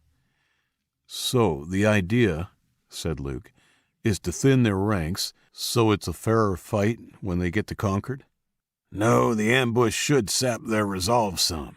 I want to stop them before they get anywhere near Concord. Right now, I think he has some grand plan about rolling into town and throwing down his ultimatum, which of course he thinks we would accept, given his overwhelming force. He won't be expecting a punch, let alone a fight. We'll give him a whole flurry of punches and put him on the canvas before he even reaches the outer suburbs of Concord." "Sounds like a great plan," said Becky. There were nods of agreement around the table. Even Bowman looked convinced. "Don't get me wrong," said Randall. "This will be tough, and lots of people will die. Ours and theirs. But with a bit of luck, we might just manage to pull through with our city and our freedom intact." Randall then took a few minutes to give his senior soldiers their directions. Within minutes, the room had cleared. "Now, we have a bit of housekeeping to attend to," said the colonel. "We need to send your friends in the robes a request for backup. It should be an easy sell because if we fall, they fall too, eventually. Do you have anyone in Manchester you can send?" "I have just the person. I'm not sure the Brotherhood will come, but I guess it's worth a shot." On second thought, I might send someone too. A uniform, and they can take a Hummer. Perhaps that will add some weight to the request." "Sounds good." "Good. You organize that when you get back. We need to move quickly on this. I'll send my person to you by 1200 hours. Now, what about these Marauder characters? Isaac told me he has some sort of connection with them. Is it worth reaching out to them? I have a use for them." "Sure, I'll get on that too." "Right. Now, I'm pretty sure they'll be concentrating their efforts on Concord, but there is a possibility they'll split their attention between us and you in Manchester. If Manchester falls, they have a way to come at us from the rear. So I want you to keep all your people and the team I stationed down there. Protect that bridge at all costs. That's where I think they'll come at you." Luke nodded seriously. The nervous excitement of the news Bowman had brought was wearing off. Fear began to creep into his belly. Fear not for him, but for Aaron and the rest of his people. Surely the life they were just beginning to rebuild wasn't to be snatched away so quickly. "I should go," he said. "Okay, son." Luke walked out of the room and Becky followed him. They paused outside the door of the office and a little to the left, out of sight of the people in the room. Luke faced Becky and took her by the hand. "Sorry I have to go so abruptly. I had a really great time last night," he said. "I hope we can do it again sometime when this is over." "Me too. I had an awesome time, and I'll hold you to it." They looked at each other awkwardly for a second. Then Luke took the plunge and leaned down, kissing her on the lips. She kissed him back, a lingering kiss that only ended when Bowman emerged from the room. "Oops, sorry," he said as he went downstairs to the lobby. "It's okay," said Luke, interested that for once it was Becky blushing and not him. He knew what the answer to his next question would be, but thought he'd ask anyway. "Did you want to come back to Manchester with me? It might be safer." She shook her head. "No, my place is here. For now, anyway. Sorry." "Don't be sorry. I understand. Well, I'm out of here. I'll come and see you as soon as it's over." Luke really put the Mustang through its paces on the way home. Time was of the essence, and he wasn't shy about pushing her to give everything she had. After a quick debrief with Isaac and the rest of the council, they nominated Paul to be the emissary to the Brotherhood in Portland. Isaac thought there would be more weight to a written missive, and quickly went to work drafting something on behalf of both cities. Isaac also sent Jamal to let Randall's Concord contingent know the situation and pass on his order to guard the bridge at all costs. Randall's nominated emissary to the Brotherhood arrived in a Hummer just before midday. They recognized the soldier from Drake Mountain but didn't know his name. He looked only a few years younger than Colonel Randall himself and walked with a limp.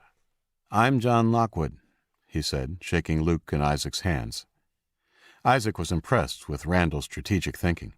Except for Simon and the other prisoners who had been released, Lockwood would be older than anyone the brothers had seen in a long time. His presence would lend an even greater air of authority to the situation. "This is Paul," said Isaac as Paul came rushing down the steps, looking a little flustered. "Hi," said Paul, shaking the older man's hand. "You have the letter?" Isaac asked. Paul reached into his jacket and pulled the folded paper out a little for the others to see. Luke spent a few minutes giving them a briefing on what they might expect from the brothers before they said their goodbyes. Isaac and Luke watched the Hummer go. "How long do you think it will take them?" asked Isaac. "Driving? A little over 3 hours is my guess, depending on the condition of the roads. I reckon it was probably an hour-and-a-half drive back in the old days." "Oh, good. I thought it would be longer. Do you think they'll help?" "I honestly don't know," said Luke. "But I have a feeling we're going to need everyone we can get. Speaking of, do you fancy a ride to Ashland?" "I think one of us needs to be here," said Isaac. "Too much to do. What if I go? I'm the one who made a deal with them after the last encounter. I can take Ben with me while you continue organizing things around here." "Do you want to take the Mustang?" Luke asked. "If it's okay with you." Luke looked doubtful, but Isaac couldn't tell if he was joking or not. "Do I need to remind you that it was me that drove the truck that saved our asses all those years ago when you wouldn't?" Luke grinned. "No, dude, you don't need to remind me. But I also remember the state of that truck by the time we dumped it." They both laughed, and Luke pulled the keys out of his pocket and dropped them into Isaac's open hand. "Just don't scratch it, okay?" "You sure you have to go?" asked Indigo, back in their room. "Can't you send Ben on his own or with one of the others?" Isaac shook his head and put his hand on her arm. "Sorry, Indy. I think I need to do this, and the sooner I go, the sooner I'll be back." She looked like she might argue some more, but finally nodded. "Okay. But please, be careful," she said, pulling him into a tender hug. 2 hours later, Isaac and Ben were cruising past a little town called Tilton on the 93 on their way to Ashland, the base of the Marauders. They were both lost in their individual thoughts. Isaac was thinking about worst-case scenarios and their best course of action if Concord was to fall. Stay and fight to their almost certain death, or once again flee. Ben was thinking about more personal things. The love bug had bitten him hard, and he barely gave the impending attack a second's thought. He was head over heels in love with Diana, and as the countryside whizzed by, was imagining getting down on bended knee and asking her to marry him.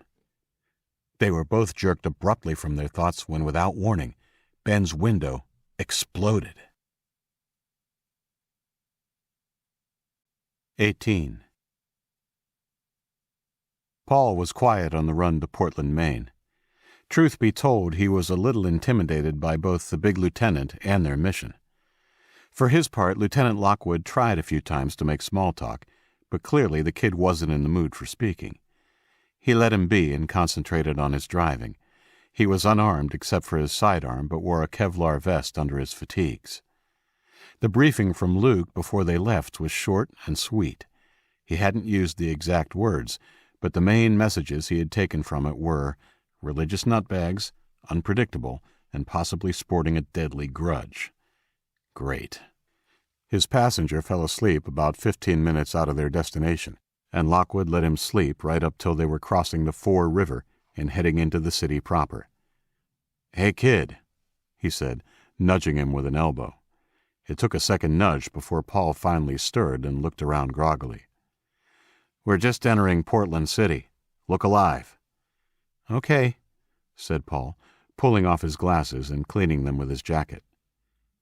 They saw the first buildings of Portland a short time after, and their first robed brother a few minutes later. The man was an odd sight in a brown monk's habit and walking a big black Labrador. He looked at them, his mouth dropping open when he saw the gray hair of the uniform-clad soldier driving the army vehicle. They watched the man run into a big building. Lockwood slowed the Hummer down to 15 miles per hour. He wanted to give the inhabitants plenty of time to get used to the idea they had some visitors before they reached the city center. Not long after, they heard bells begin to ring, and Paul spied men running this way and that between buildings. Lockwood slowed the Hummer even more as they turned onto Congress Street and pulled to a complete stop when faced with a roadblock 50 yards further on. In the distance, they could see the big building the brothers had made their headquarters. "Oh, geez," whispered Paul. Behind the barrier, a large group had gathered. The majority were robed in brown with a spattering of black robes amongst them. To a man, they were armed to the teeth, and several long guns, both shotguns and rifles, were trained on them. "Don't sweat it, kid. Reach under your seat and pull me out that white flag, will you?" Without taking his eyes off the danger ahead, Paul reached under his seat and felt around blindly until his fingers found a smooth length of wood. He pulled it out and handed it to Lockwood. Randall's man held up a hand and slowly began stepping out of the vehicle. As an afterthought, he looked back into the Hummer and smiled at Paul. The kid was white as a sheet and had a sheen of perspiration on his forehead. "Relax, kid. You look as nervous as a cat shitting a razor blade." The rat-a-tat-tat of automatic gunfire buffeted the door like an invisible giant's hand. Paul screamed and ducked. Glass sprayed, and Lockwood grimaced in pain as bullets struck his back. The handle of the makeshift white flag slipped from the soldier's unconscious fingers onto the driver's seat as he fell to the roadway. Paul heard shouting and a cry of pain as the gunfire ceased as abruptly as it had begun. His breath came in small, panicked pants as an ominous silence fell over the street. In front of City Hall back in Concord, Bowman and his 30 men were assembled and ready to head out. By dark, they would be ensconced on the edges of the Fox State Forest. Equipment-wise, they had 3 rocket launchers.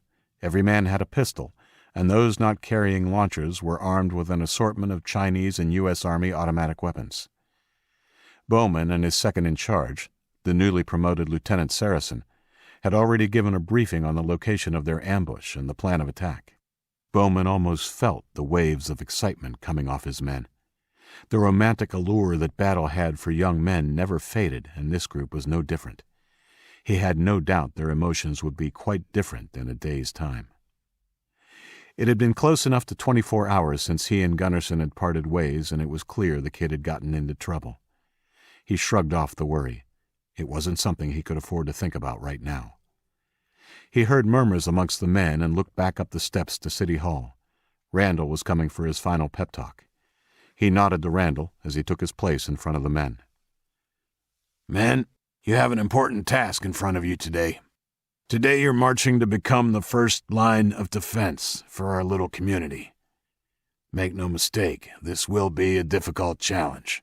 We didn't invite this fight on our doorstep, so have faith that right is on your side." He paused before going on.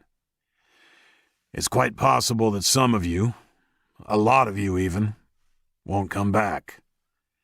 But remember why we're doing this. Your families, your friends, your city. This enemy offers only death or subjugation. We'll give them death in return because the other is not an option for the people of Concord. That's all. Good luck." The men returned his salute and broke up to gather their gear. The colonel turned to Bowman and saluted. "All the best, son.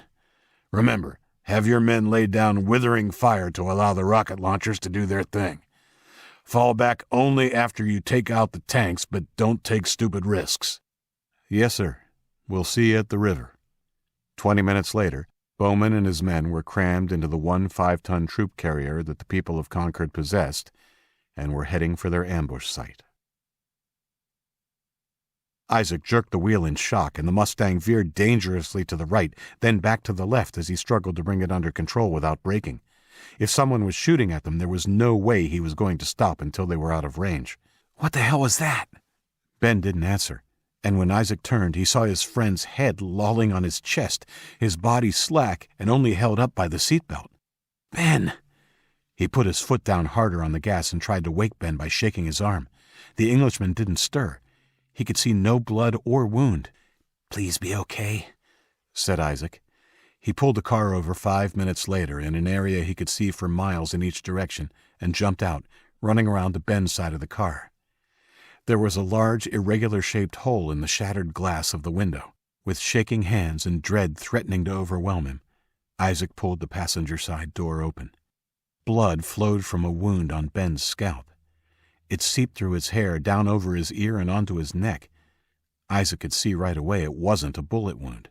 Thank God, he whispered, and gently pushed Ben back against the seat so that his head rolled back onto the headrest. He felt for and found a pulse in Ben's wrist, and saw a fist-sized rock on the floor between the seat and the door. It looked like a river stone, smooth and shaped a little like an egg. They hadn't been shot at. It had probably just been some nasty, feral kid who heard their car coming and took the opportunity to create some mischief. He slapped Ben lightly on the cheeks. Ben, can you hear me? Ben! His friend began to stir, his slack face immediately transforming into one of pain as he reached up. Isaac grabbed his wrist. Don't touch it, buddy. You got hit pretty good by the look of it. Ben's eyes fluttered open. Did I get shot? No, it was a rock. Luckily, the window probably took most of the velocity out of it, or it would have caved your head in. The Englishman winced as he straightened in his seat. I think it did. No, you'll have a pretty decent lump for a few days, but your head is definitely not caved in. Try not to move too much.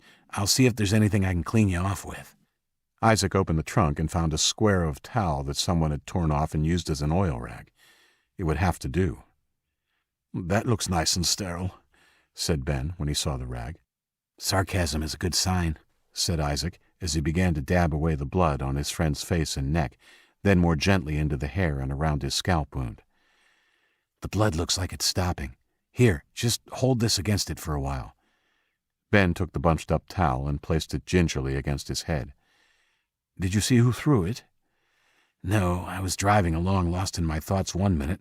The next thing I know, the window explodes. How do you feel? Okay, I guess. My head is throbbing, and I feel a little woozy, but I should be okay. Do you want to turn around and go home? No, let's keep going. We can't afford to lose the time. Okay. They were back on the move a few minutes later. Try not to go to sleep, said Isaac. He had heard you shouldn't sleep straight after a concussion somewhere in the before days. My head hurts too much to sleep, said Ben. 19. They arrived in Ashland 20 minutes later and parked the car a short walk out of town, parking it in the driveway of an abandoned home. For both, walking into the town itself was an eye-opening experience. If Concord was the benchmark for an ordered and neat city in post-apocalyptic America, Ashland was the opposite. There was no doubt in its time it had been a postcard-perfect little New England town. Now, though, it was a disheveled, dirty, and overcrowded village. People were everywhere in the center of town. There were kids running around with no shirts on, women selling items from stalls that lined the main street. They even walked by a girl who was no older than 16 suckling a baby as she sat on the sidewalk. There was an unpleasant smell in the air, a toxic combination of raw sewage, rotting food, and dead animals. The two strangers barely warranted a look until they were spotted by a group of armed men sitting in the shade of what Isaac took to be a bar or saloon. The men sauntered across from where they were lazing around and blocked the two strangers from walking any further. "Who the hell are you?" asked the bigger of the three, eyeing Ben's matted hair and bloody shirt. He was bald with a crude cross tattooed on both of his cheeks. Isaac looked him in the eye and drew himself up to his full 6'1" height, careful to keep his hands relaxed and by his side. I'm Isaac Race. This is Ben. We're from Manchester. We're here to talk to Jared. Oh, I remember you. Ash handed your ass to you before your big friend with the pirate hook killed him. Yeah, that's me. Is Jared around? For a moment, Isaac thought the big guy might give them some more lip, but after weighing him up for a few moments, seemed to change his mind. Follow me. They walked through the town and headed into a school on the outskirts. The buildings and grounds of the school were less disordered than the rest of the town, and it seemed to be almost exclusively populated by men. To Ben, the schoolyard looked like a prison yard. Tough-looking men stood around talking or lifting weights or throwing a ball. The only obvious difference was the weapons that lay around all over the place. Swords, pistols, rifles, even a battle axe. Seen Jared? The big guy asked two men playing cards at a table after they entered the main doors of the school's reception area. He's in the gym playing b-ball, said one without looking up. They went through the building and into the adjoining gym where two teams were facing off in what came across as a pretty brutal game of basketball. A compact, fit-looking man took a shot and sunk the ball as they walked down the side of the court. Isaac recognized him as the one they'd come to see. Jared, someone to see you. Mid-celebratory fist pump, the man turned around, and his eyes widened slightly. Take 5, he said to the other players on the court, and then jogged over, wiping his face with a small towel he had tucked into his shorts. Isaac, he said, holding out his hand. Isaac shook it. This is Ben. What happened to you? It wasn't my men, was it? He asked, glaring at the big man who had escorted them in. No, said Isaac. Call it a random act of violence. I'm okay, though. I just need to clean up, said Ben. I can fix you up with a shirt, said Jared. No, that's okay. I'll clean up when we get home. The Marauders' leader shrugged. Suit yourself, he said, and turned to Isaac. So why the visit? The 3 months you gave us is up, and I was going to come and see you in a week or two. I think most of the group have changed their mind about joining up with you, but we were going to take a vote. Isaac looked around. Everyone in the gym was watching them. I wasn't really here to talk about that, but we can kill 2 birds with 1 stone. Have you got somewhere private we can talk? Sure, my office. Come on. So you want our help to fight them? A killer army of 3,000? Yes, said Isaac. I know you're probably wondering why you should risk your people when their fight's not with you. You could say that. Well, the thing is, they won't stop. They've already taken all the old New York State and parts of Vermont. They won't stop until the rest is under their control. If they get conquered, New Hampshire will fall. That includes Ashland. Well, lucky for you, my boys are spoiling for a fight. We did what you asked and stopped our raiding, but I know for a fact they'd love to stomp this army. How many men do you have? Ben asked. We had over 800 fighters when we marched on Manchester. It's more like 400 now. A lot of people went their own way once Ash was gone. Isaac was disappointed. He had been hoping for at least 600. He kept his face neutral and nodded. That would be great. How soon can you march? Jared thought about it for a moment. We could start preparation this afternoon and march first thing in the morning. Isaac started to do some calculations in his head. That means you'll get there late tomorrow afternoon. You don't have any vehicles? Oh, sure we do. But there's no gas left. It'll have to do, Isaac said. The colonel had estimated the army from Rochester would pass by the Fox State Forest the next day at around midday. Hopefully the ambush and then the blockade on the bridge would stop them, because it didn't leave a lot of time for the Marauders or the Brotherhood to arrive and be deployed. But there was no other option. He stood up and shook Jared's hand. Thanks. I'll make sure the colonel is expecting you. Good luck. You too. Let's kick some ass. 20.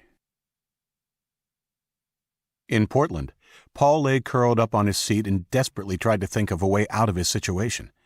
It was useless, though. Panic had set in, and his usually quick brain refused to work. "You're surrounded. Drop your weapon and come out of the vehicle," a deep voice called. "I'm not armed," Paul yelled in what he hoped was a confident voice. He reached over and grabbed the white flag and held it up over his head, waving it side to side. "We came to talk." "Sorry about your friend. The man who did that will be punished. You can come out. I guarantee your safety, but step out of the vehicle slowly." Paul took a deep breath. He half thought it might just be a trick to get him to show himself, but another part of his brain said they could just as easily have shot up the Hummer. He sat up with both hands in the air, one still holding the makeshift white flag. He winced, half expecting a hail of bullets, but they didn't come. A few of the men had come closer to the Hummer. There were 4 of them, and they all wore black robes. 2 of them had guns trained on him. "It's okay. Come out," said one of the unarmed ones. Paul shuffled over to the door, still with his hands up, and opened it with his elbow before stepping out onto the road. That was when he heard a moan from the other side of the Hummer.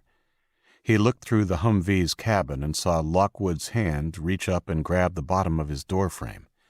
Paul looked at the unarmed black robe who was approaching. He had a kind face.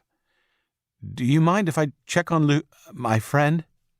"Yes, all right, but come around the front of the vehicle. No sudden moves." Paul walked around the Hummer as fast as he dared. He barely took any notice of the 4 brothers that had closed to within 3 yards. He was focused on Lockwood, a man he thought was dead until seconds before. He rounded the door and fell to his knees near the groaning man. Lockwood was still face down. A line of 3 bullet holes stitched the back of his shirt from his right hip to his left shoulder. Strangely, there was no blood. Paul helped to turn him over as the 4 brothers arrived and stood over them. Lockwood's eyes were dazed, but he looked well and truly alive. "You're okay?" "Yeah, I'm okay," he said, pinching the thickness of the Kevlar vest under his shirt. Lockwood looked up at the brothers who were looking down at him in wonderment. "You guys sure know how to put on a welcome." "I'm glad you were wearing a vest," said the one with the kindly face. "Here, let me help you up." He reached down and grasped Lockwood's wrist. "Rest assured, Elder, the man that did this will be disciplined," said another as he was pulled to his feet. "No hard feelings," said Lockwood. "May I ask where you are from and why you are here?" asked the kind-faced one. "We're from a little town called Concord in New Hampshire. We're here to ask a favor." "Ah, Concord," he said, looking at the other brothers. "We've heard of you. Come, we will hear of this favor. First, you will sup with us." Paul doubted he would have gotten this far if he'd come on his own. The fact that Lockwood really was old in their eyes did help, just as Isaac had said it would. He thought Lockwood might beg off because time really was of the essence, but in the end he said they would be honored to join them for a meal. Before eating, Lockwood was taken to be treated for the bruising on his back, and Paul handed his letter over to the senior brothers. In the clinic, Paul sucked in a breath when he saw the large welts on Lockwood's back. For some reason, he had always assumed the bullets would bounce off of Kevlar as they did off Superman. "Son," said Lockwood, as he downed the painkillers offered to him by the physician, a kid barely older than 20. "Looks bad, but not half as bad as it would if I'd not been wearing that vest." They ate a hearty lunchtime meal with what appeared to be all of the black-robed senior brothers, and barely 2 hours after they arrived were brought before the 3 white-robed members of the council. Lockwood gestured that Paul should take over now. Clearing his throat, the younger man stood up and faced the council. "We are of the cities Manchester and Concord in New Hampshire. We know of the Brotherhood through the people of Willetton Green, who now reside with us." There were murmurings around the room before the black-robed speaker knocked his staff on the ground 3 times. "The casualties that day were unavoidable. We later released the surviving brothers and allowed them to travel home to you." One of the men in white stood up. We acknowledge that the treatment of the Willett and Green people was unjust and instigated by a brother who has been banished, although he has not returned. Brother Simon returned and told us of you and your mercy. I have read the letter you carried to us. You want our help to fight a battle? Yes, sir. A large army marches upon the people of Concord and Manchester. It numbers at least 3,000 and is well armed. Our leaders have asked us to come and seek your assistance. To fight a war we are not involved in? Asked the middle white robe. Yes, sir. The army is very aggressive, and they won't stop until they reach the East Coast. Their motto is submit or die. If our two cities are defeated, there is nothing left between you and them. Paul went on to relay the information that Isaac and Luke had asked him to pass on. He pulled no punches and emphasized the barbarity of the way New America conquered territories. Our leader requests that you send a fighting force to Concord. In return, he wishes to open trading with you. Assuming the war is won, of course. Yes, sir. Allow us to confer. The white robes disappeared through a door at the back of the room. A young man that neither Paul nor Lockwood recognized came over. I'm Brother Simon, he said.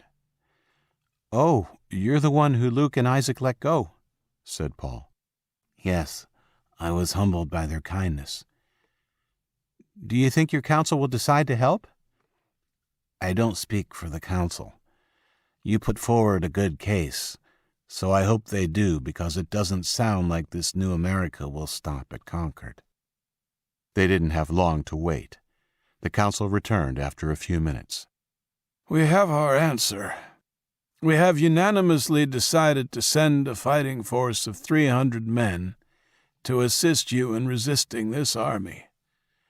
The rest of our forces will stay here in Portland to protect our territory. If God is willing, we will have victory over these barbarians and can then sit down in the spirit of cooperation with your cities. Thank you, sir, said Paul. You won't regret it. An hour later, Paul and Lockwood were on the way back home. That went surprisingly well, said Lockwood.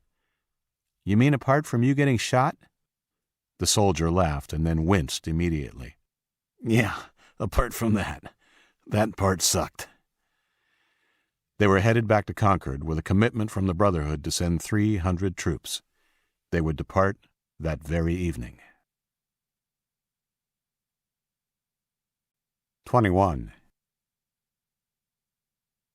Cyclops had started out life as a kid from the wrong side of the tracks in Chicago.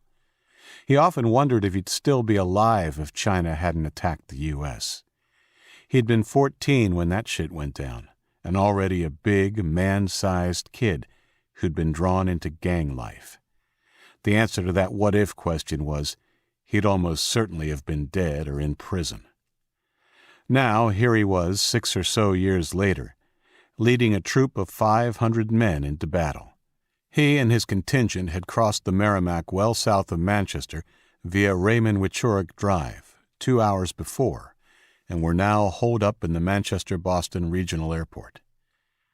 The report given to Orton by Eshman had indicated that 4 of the bridges over the Merrimack and Manchester and within the northern and southern limits had been barricaded or destroyed. The only one left crossable was, according to their reports at the time, lightly guarded, but it would also be an easy rallying point for the enemy. Orton had devised a plan to cross onto the eastern side further south and attack Manchester from the south and the east. "Station yourself in this airport," Orton had said, pointing to the Manchester-Boston Regional Airport on the map.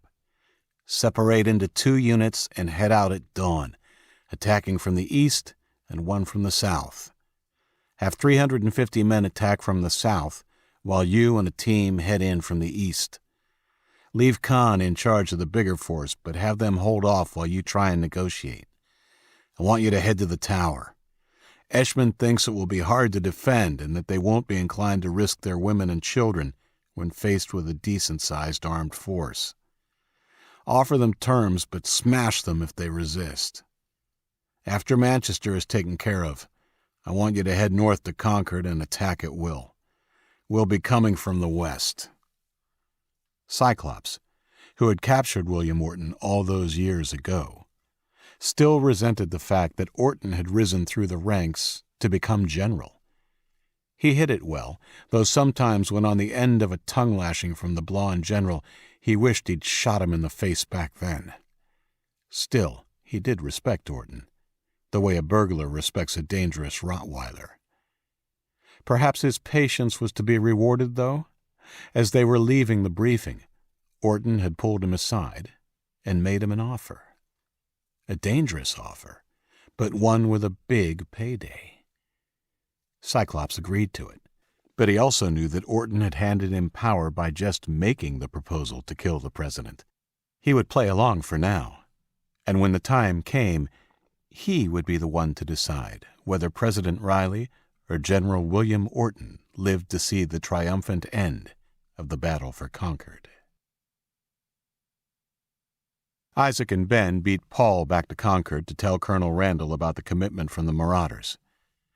Isaac was impressed by the cool but determined attitude of the Concord people.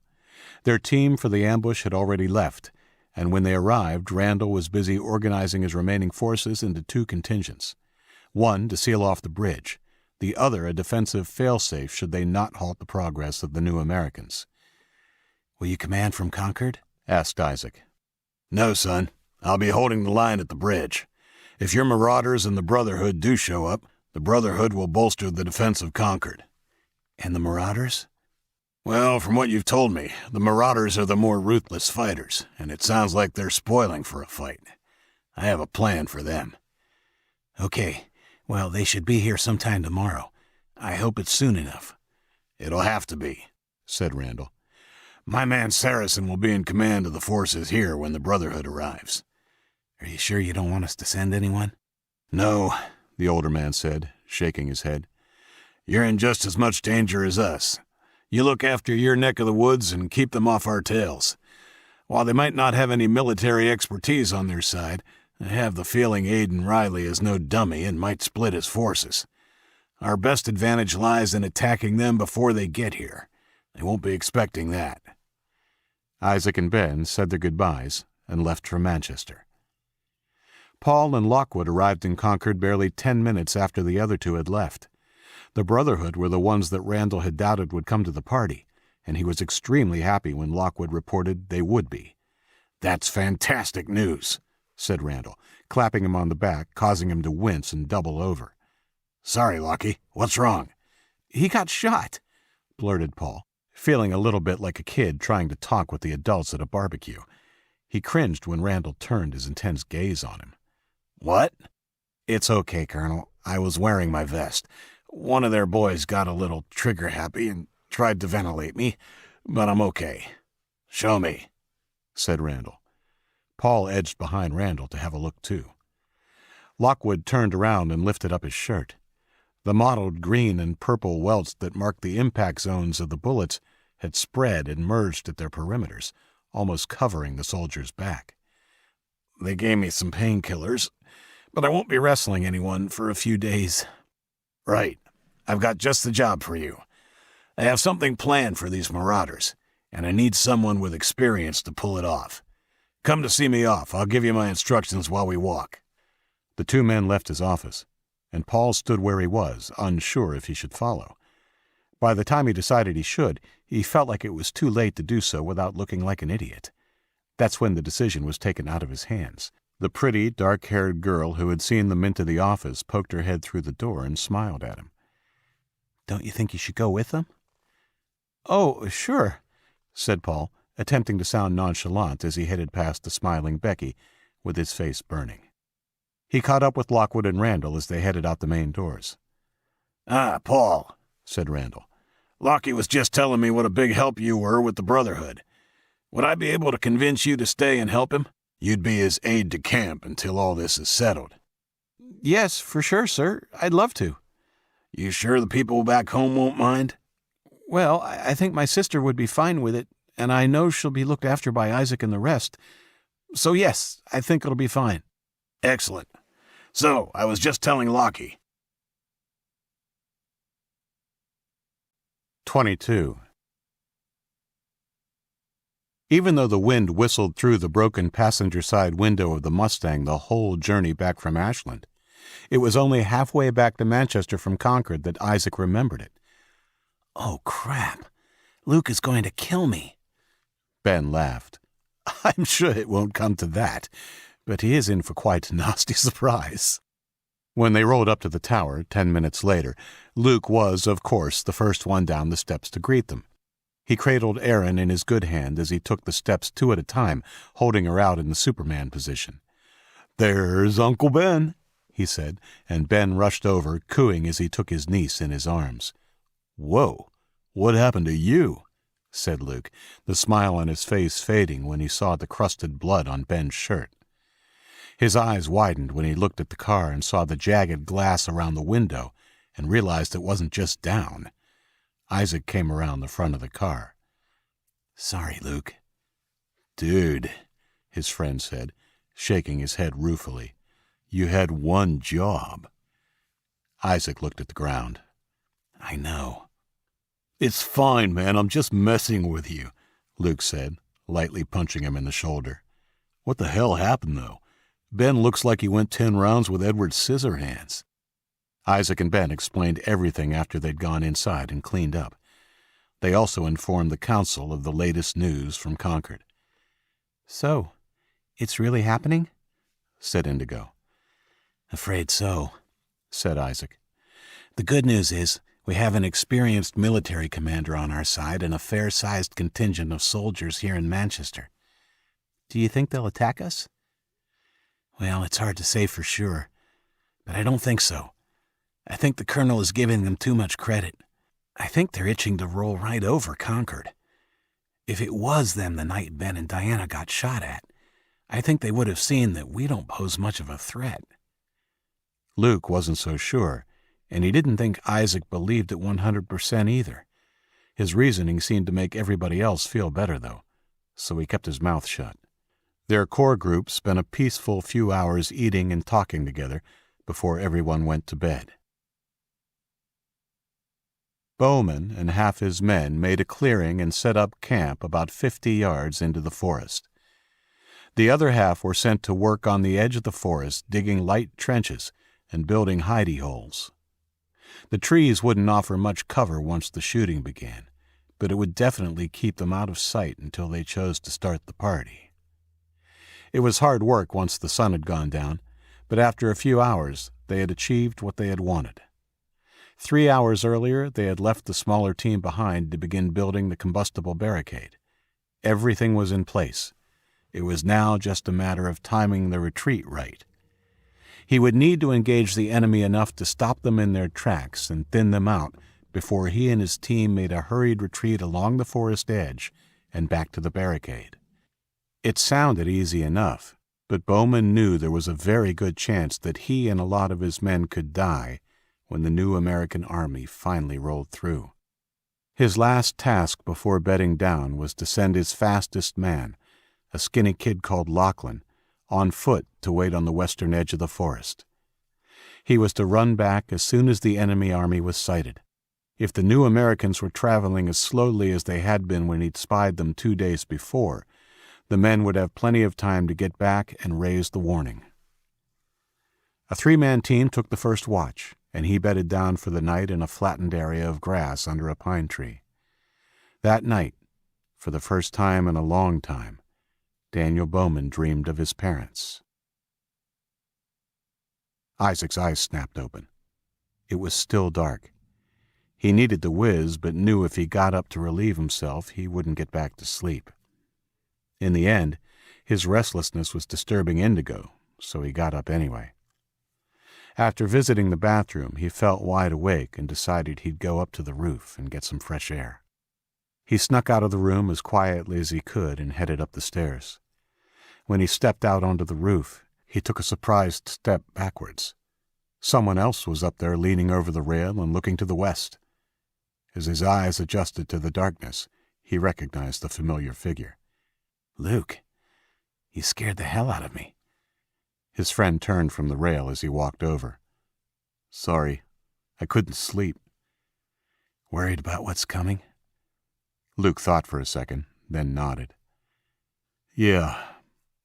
From what Bowman was saying, this army makes the Marauders and the Brotherhood together look like a Boy Scout troop. Guess it doesn't help that Becky is still in Concord, too. His friend turned away and grasped the rail again. Is it that obvious? Isaac nodded. You should go get her tomorrow. Between me, Ben, and Indigo, I'm sure we can look after Erin. Nah, she won't come. The sense of duty and all. Isaac put his hand on Luke's shoulder. Then you go to her. Maybe. Just to make sure they're all prepared. Then I'll come back. Okay. Sounds good. They talked about the possible outcome of the confrontation west of Concord for a little longer, and then Luke said goodnight and went back downstairs. Isaac stayed a while, looking up at the stars like he used to before his parents died. It seemed so long ago now that it was almost like someone else's life. He wondered what they'd think of the man he'd become. He remembered them being genuine and pragmatic people, and decided they'd probably be quite proud of him. He went back downstairs, feeling a little sad, but also at peace. He fell asleep quickly. 23. After breakfast, Isaac and Jamal walked Luke out to the Mustang. Jamal had a screwdriver and brush to take the trim off the door and clear away the broken glass. I think I can replace the glass in your door, said Jamal. We just need to find a similar age Mustang somewhere. It would be good to have one for parts anyway, but we can start with the glass. If you can manage to do that, Luke said, I'll have to give you 50% ownership. Jamal laughed. No need to go that far. I'll be satisfied with taking it for a spin once a month. From the corner of his eye, Luke saw Jamal jerk violently backwards. He was still smiling as he turned, wondering what his friend was doing. The crack of a rifle reached his ear a millisecond later. That was when his brain caught up with the data his senses were relaying. Jamal lay unmoving and staring into the sky. There was a hole in his chest and an obscene red spatter painting the concrete around him. A terrible red snow angel. Luke fell to his knees, trying to scream. Nothing came out but a gasp. Suddenly hands were on him, and Isaac was pulling him up by the shoulders of his jacket, dragging him towards the cover of the car. Sobs racked Luke's chest as they fell to their knees. Jamal! He tried to get back up. Isaac pulled him back down. Luke shook him off and tried again. We have to help him. Isaac knew his friend was in shock and pulled him into a bear hug. The shooter was still out there. There's nothing we can do for him, Luke, he said quietly and urgently, gripping him as tight as possible. His eyes caught movement over Luke's shoulder, and he spotted people inside the tower coming to the plate glass windows. Isaac waved frantically, shooing them away from the window.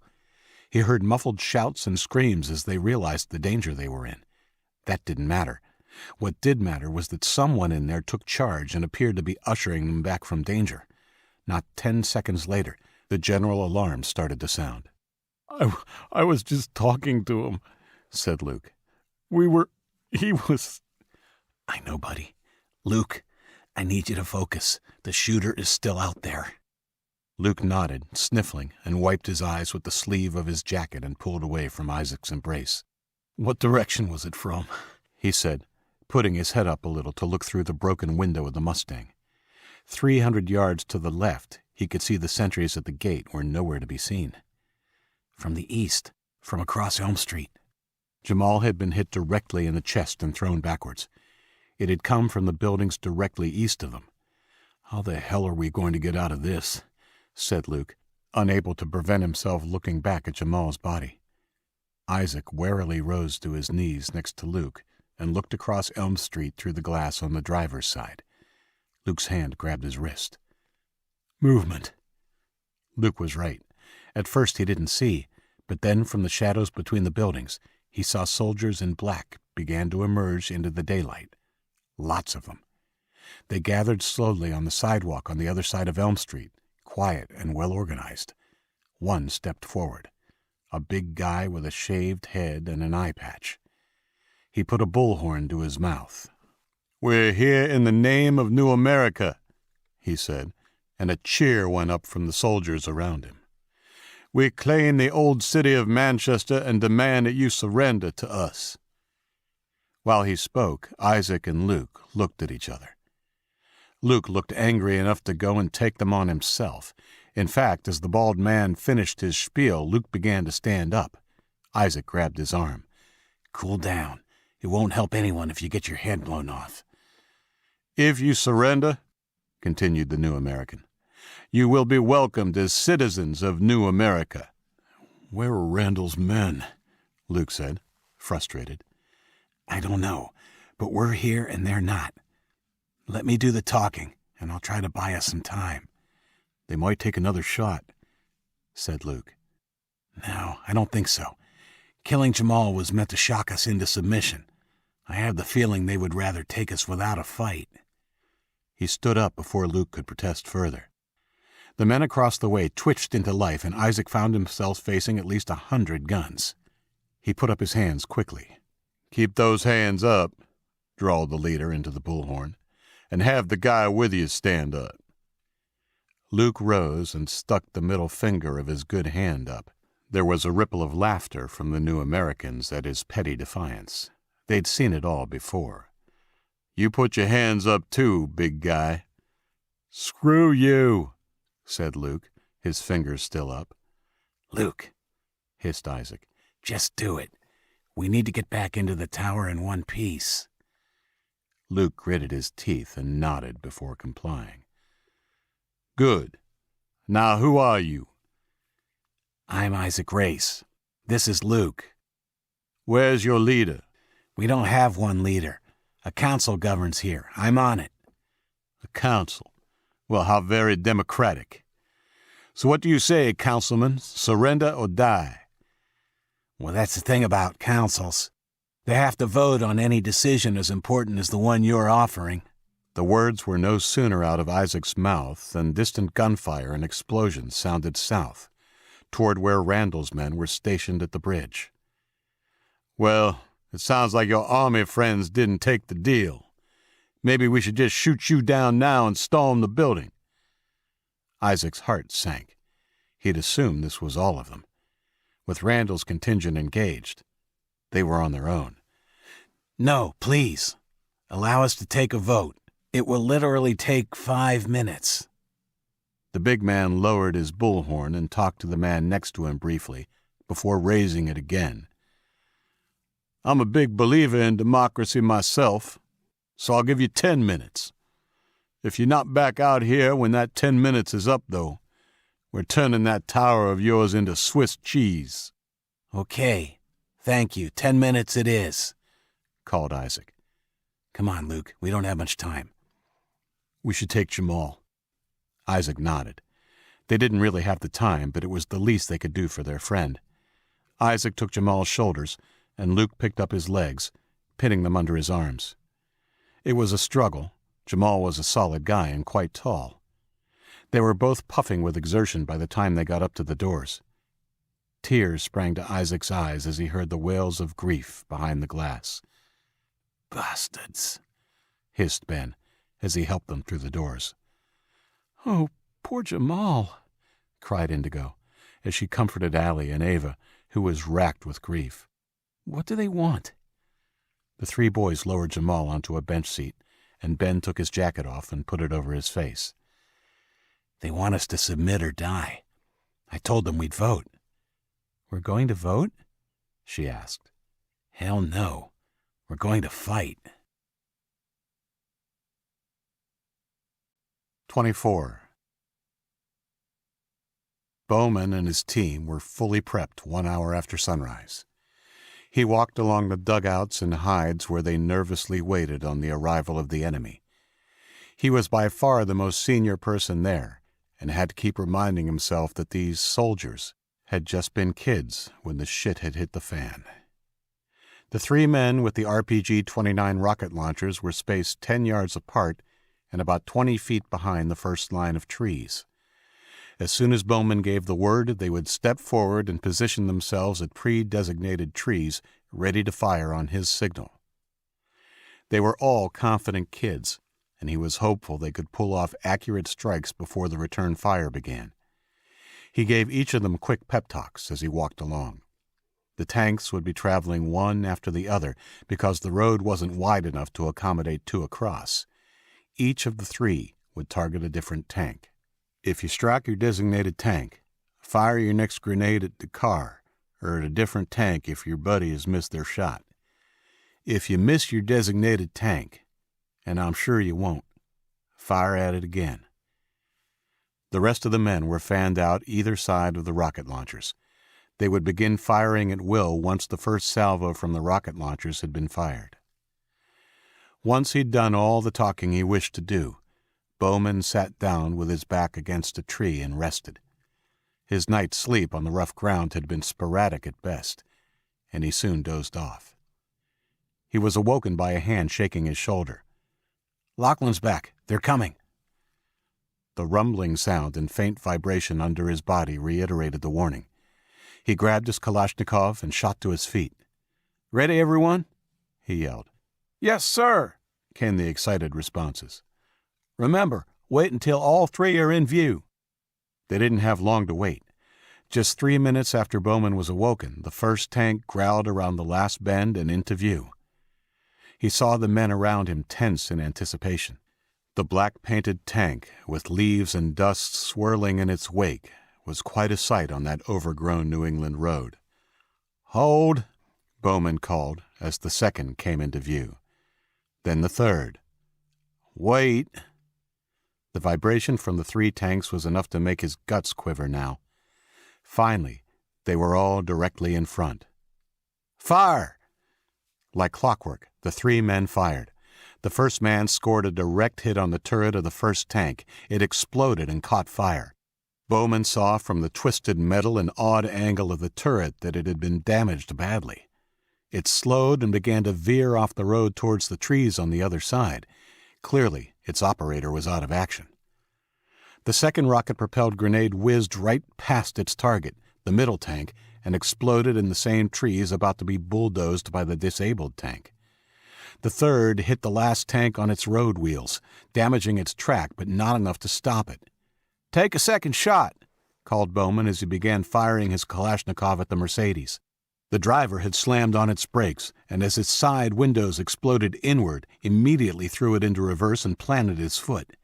A horse rider behind the vehicle was quick enough to evade the car, another not so quick. His horse was struck in the legs and fell to the side, its rider screaming in agony as it rolled onto him. The rest of the horsemen were able to scatter aside, some of the riders even beginning to return fire as the Mercedes disappeared around the bend. "Fire at will!" screamed Bowman. Gunfire erupted around him. Horses and men shrieked. A second rocket-propelled grenade struck the third tank.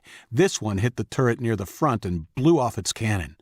Amidst the chaos, Bowman saw the undamaged tank come to a jerking halt and the gun turret begin to turn their way. "Mendelson, take another shot at that tank!" he yelled, between bursts of fire from his Russian-made weapon. "Mendelson's down!" answered someone. Bowman cursed and risked a look. Mendelson was indeed down, half his head missing. A bullet whizzed by his ear as he saw Johnson, the first RPG guy, just completing a reload of his weapon and readying to turn it on the remaining tank. It would be a near thing. Bowman didn't bother ducking. He just kept firing at the horsemen and infantry that were now raining hot lead on his team, hoping against hope that Johnson was quicker on the draw than the guy in the tank. 9 miles away, Colonel John William Randall heard the faint sound of explosions on the wind. He was overseeing his men as they put the finishing touches on the last section of the barricade. He looked west, and it wasn't long before he saw black smoke low on the horizon. "Okay, look alive, people. Bowman's team have engaged the enemy. Let's finish this barricade." On the conquered side of the bridge, Half of his men had already been set in position in the thick brush on either side of the highway. 400 yards past the bridge, the rest were camped on the tarmac of the highway, protected by sandbagged barriers and machine gun nests. If the new Americans made it past the barrier, they would face a gauntlet of fire from either side of the highway and then be peppered from the men further down the highway, where he also had some other surprises up his sleeve. Randall went back to his command tent and poured himself a coffee before coming back out and looking westward again. One of his young lieutenants walked back from the bridge just as he was draining the last of the bitter liquid from his battered tin mug. "They're done, sir," said Tim Byfield. "Excellent, Tim. Have them put down their tools and give them some grub." "Yes, sir. How long do you think before they come through?" "If everything goes according to plan, it'll be a few hours. We'll have a more accurate idea when those forests go up." "Yes, sir." Randall stood a long time after Byfield left, looking at the smoke from the battle at the Fox State Forest. He'd planned so the casualties would be minimized, but was heavy with the knowledge that there were men dying over there right now in a battle he had no control over, a battle he'd sent them to. No matter how old one got, some things never got less painful. 25. With 4 minutes of the 10-minute count left, Isaac, Luke, Ben, Diana, and 4 other volunteers were headed to the 5th floor in the tower's one operational lift. Everyone else was being evacuated to the basement, with Indigo in charge. Ben carried the only rocket launcher they had in their possession, and the others, except for Isaac, carried an assortment of automatic weapons. When they had moved in, the 5th floor was where they had determined they had the best scope and vantage defending the tower. The roof of the 20-story tower was too high for anything but sniping with a high-powered rifle. But from the 5th, where they had removed windows and welded in steel plates for protection north, south, and east, they would have the best range for automatic fire without being physically overwhelmed by an enemy force. The 5th floor was also where they had located their secret weapon. Luke had spotted it a week before in a storeroom at the military building where Randall's team was stationed. He'd insisted they bring it back and install it for the defense of the tower. So they had, even though Isaac had opposed it. At the time, it had seemed overkill to have a heavy rotary machine gun. "Dude, we have to have this. It's an M134 minigun. Remember the old Predator movie with Arnie? This is the gun they went after the Predator with, although there's no way in real life you could carry it around like they were and operate it effectively. There's nothing mini about it."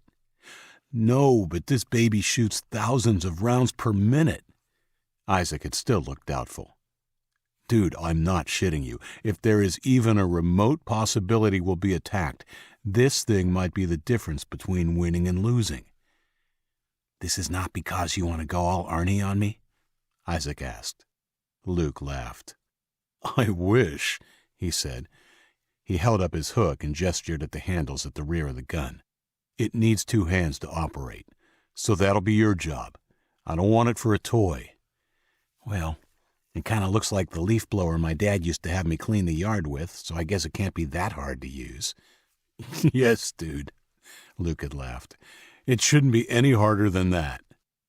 When they got it back, Jamal had secured the pedestal of the heavy gun to the bare concrete floor with bolts. Luke had given Isaac some lessons, both dry firing and a quick burst of live rounds over the top of the buildings on the other side of Elm Street. It was easy to operate once he got used to keeping it level. Handles to maneuver, a switch to arm it, and 2 trigger buttons for his thumbs, low-rate trigger on the left and high-rate trigger on the right. Now, as they entered the stripped-out 5th floor with its missing windows and heard the sounds of the battle further down Elm Street, Isaac was more than glad he had let Luke talk him into it. "How much longer?" he asked as they headed to the windows. Luke pulled out the stopwatch he'd been carrying in his pocket since his stay at Old Orchard Beach. 1 minute, 30 seconds. "Okay, stay low. I don't want them to know we're up here till we start firing." "Are we waiting for the full count?" asked Luke, as Isaac grasped the handles of the M134. "No," said Isaac, as he maneuvered the gun so it was aimed at the men on the other side of Elm Street. He hit the arm switch. The soldiers were spaced along the street front and appeared to be relaxed and talking amongst themselves, not even attempting to take cover. Clearly, they believed Isaac and his people would surrender. Isaac saw their commander check the watch on his wrist and then snap something at his men, who came to attention. He stepped forward and raised the bullhorn to his mouth. "Fire!" whispered Isaac harshly. He pushed the low-rate trigger button. It turns out that Johnson was quicker on the trigger than the operator in the remaining tank. Unfortunately, call it pressure or fate or whatever you please, his shot went wild and zoomed past the front of the tank. It struck a horse that was trotting up the inside, its rider trying to sneak to the head of the column. The blast turned the animal and rider into a shower of ground meat that splattered a 20-yard-wide area. "Oh, shit," said Bowman. "Get down!" He stayed where he was, peeking out from behind the big tree he had been resting against just minutes ago. The dark mouth of the cannon seemed to be aimed right at him. He couldn't tear his eyes away, let alone run. That was when the now weaponless and apparently driverless third tank crunched into the tank about to blast them, pushing it forward a good 2 yards. Its metal tracks chewed up the asphalt as it continued to motor forward against the resistance. Boom! The forest exploded 10 yards to his left, sending bodies, dirt, and debris flying in all directions. The rest of his men continued to fire at the column, but the return fire was coming back heavier as more of the New Americans' infantry got into position. "Leave none alive!" yelled someone he couldn't see behind the New Americans' line.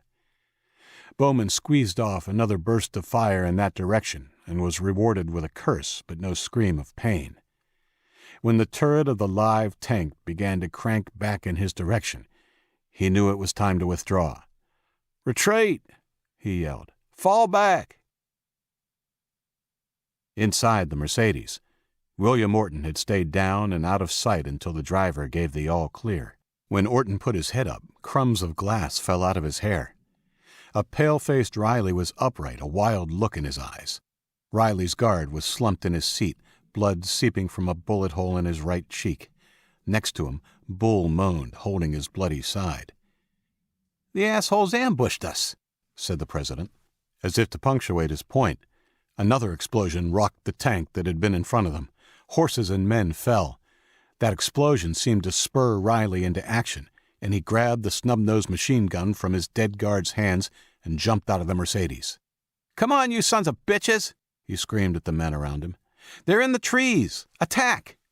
Riley led by example, shooting maniacally as he stomped forward in his business suit. The infantry, who had fallen back at the shock of the explosions and the initial onslaught of automatic fire, began to rally around their leader. Orton climbed out of the Mercedes, ignoring the dying Bull's pleas for help, and made his way to the back of the car, careful to keep it between him and the enemy. He ducked when he heard the whoosh of another rocket-propelled grenade. This explosion was followed by thick, warm droplets of gore and blood raining down upon his head and shoulders. The surviving tank's gun boomed, and he heard the blast and screams of the enemy on the edges of the forest. Riley and around 100 men were firing and slowly advancing. This wasn't to be the end after all. He stalked across to a young infantryman whose eyes widened at his bloody hair and face. "Give me your gun." The kid looked unsure. "Now!" Orton snatched the gun and raced to join the New American troops who were now pressing home their advantage. "Leave none alive!" he screamed. A burst of fire answered his call, and the soldier beside him went down with a groan. Another bullet zipped by his ear. Orton dropped to the ground back in survival mode as the men around him returned fire with renewed passion. A few seconds later, he heard the call of retreat in the distance and took his hands off his head, slowly climbing to his feet. He let off a few rounds for good measure but stayed low, always ensuring there was a man in front of him as they ran after the fleeing ambushers. He didn't see Riley come up beside him. The president's tie was askew and his suit scuffed with mud and blood. "Sir, thank God you're all right." "Never been better," answered Riley. "There's something about facing death that makes one feel so alive, don't you think?" "Yes," said Orton. "Maybe you could stay on your feet next time?" Riley said, with a knowing smile. He turned on his general and began walking after his men at a leisurely pace. Orton raised his gun and pointed it at the president's back. Men ran past him, with more joining the pursuit each second. Too many witnesses. Not now, but soon, you asshole. Soon. 26. All too rarely in battle, some plans work to perfection, almost as if the guy upstairs scripted it that way. For Isaac and his people, this was one of those occasions. The M134 began spitting 2,000 rounds per minute into the enemy soldiers across the plaza. The stream of death began in the middle of the line of men, and he swept the weapon left, mowing down every man he could see. The leader threw his bullhorn away and ducked behind a light pole as his men fell like ragged dominoes. Isaac hammered the power pole for a few seconds, his fire sending sparks flying off the wrought iron and spitting red dust from the bricks on the wall behind. Somehow the man remained standing and unscathed. Isaac swept the rotary machine gun back to the right, scything down the men who hadn't fled for cover and were now shooting back. Their return fire pinged into the concrete around the windows, and one struck the ceiling over his head, dusting him with plaster. With the help of the others, Isaac managed to take down at least 100 men. When his gun finally chewed through the 4,000 rounds of ammo they'd loaded it with, the road and sidewalk were littered with broken bodies. Isaac's hands were numb from the vibrations of the gun. The leader had disappeared. Isaac released the weapon and sat back on his legs. He felt a little sick at what he'd just done, but was glad that it was he who had to bear the burden, not one of the others. Luke walked across to Isaac and held out his hand, pulling his friend to his feet. "Good shooting," he said, his face serious. "Come on, we need to mop up." Isaac nodded. "Oh, well, I didn't get to fire the rocket launcher," said Ben as they turned from the windows. "Perhaps I should—" He didn't finish his sentence. The crack of a distant rifle sounded again. One of the volunteers, a 20-year-old called Jeffrey Kalinsky, took a bullet in the back, the high-caliber round blowing out his sternum and throwing him to the cold floor like a rag doll. Everyone fell to the floor except Ben, who looked down at Kalinsky in horror. "Ben!" yelled Isaac. "Get down!" Diana reached up and grabbed her boyfriend's hand, pulling him to the floor. Isaac cursed himself for forgetting the danger of a long-range shot. "I saw him. He's in the window of that tall gray building," said Diana. "What window?" asked Ben, getting to his knees and hefting the rocket launcher. His face was pale but angry. "It was 2 down and 3 from the right." "Right. Isaac, in a minute I'm going to need someone to distract the shooter so I can blow his ass out." Normally, Ben trying to talk like a badass and messing it up so royally would have had Luke and Isaac in gales of laughter, but the situation was too serious. Just feet away, one of their own was dead, and the killer still had them in his or her sights. "Okay," said Isaac. "Go right to the far corner of the building and take your shot from that window. We'll distract them. Keep your head down." Like a hero in a movie, Ben leaned over and kissed Diana on the top of the head, and then scurried to the southeastern corner of the building. When he was in place, he turned and gave the thumbs up from underneath the window. Luke looked at Isaac. "How about I stand up in front of this window, then duck back down? Then you take a turn in front of yours. It should keep them interested while Ben does his thing." "Okay, don't stay up too long. I'll go first. Count of 3. 1, 2, 3. Isaac hoped they weren't risking their lives for nothing. He knew Ben had been given training by the team Randall had placed in Manchester, but it would still have to be a lucky shot. Luke took a deep breath and got to his feet. He pretended he was looking for the sniper, then quickly moved to the side and nodded to Isaac. Isaac stood almost as soon as Luke was out of danger. He saw Ben was leaning against the sill with the launcher against his shoulder. He counted to 3 and stepped back from the window just as another round cut the air near his ear and struck the wall behind them on the western side. Whoomp! Ben fired. A split second later there was an explosion. They all watched Ben for a reaction. He was still in place at the window, the smoking weapon at his shoulder. After a second he slowly turned his head, a look of disbelief on his face. "I think I caught them." Luke and Isaac risked a peek. On the other side of the square, a smoking black hole in the brickwork had swallowed the windows on either side. One of them happened to be the third window, 2 down from the top. "Nice work," said Luke. Diana sprang to her feet and joined them at the window they were looking from. "Yep, you got 'em, Dead-Eyed Dick," she said to Ben as he approached. "I beg your pardon?" Diana laughed, took him in a warm embrace, and kissed him on the lips. "It's just what my grandpa used to call a good shot." They could still hear gunfire south of the tower, which meant Randall's men were still fighting. "Come on," said Isaac. "We're going to need everyone who can carry a gun." A short time later, Luke and Isaac led around 100 of their citizens out of the building. Half had guns, the rest anything they could find in the poorly stocked armory: swords, axes, baseball bats, even a slingshot or two. The remains of the new American force that had been sent to secure their surrender had fled. Isaac gathered his people around. "I don't know how many there are, or how well armed. We have the element of surprise on our side, but we need to come up on them quietly. Follow our lead." Isaac and Luke led them down their side of Elm Street 100 yards to avoid the dead new Americans before crossing to the other side and making their way quickly south towards the sounds of battle. Cyclops, once a boy named Deshaun Darnell Jordan, fell heavily to the ground. He had broken into a building a half-mile down the road from where his men had just been massacred. He was bleeding out. From Isaac's vantage point, it had looked like none of the bullets had struck their target, but in fact, one had. High in the left arm, just below the shoulder. The wound was a ragged, bloody mess. Deshaun had tried to stem the blood from his nicked axillary artery, but had barely managed to slow it.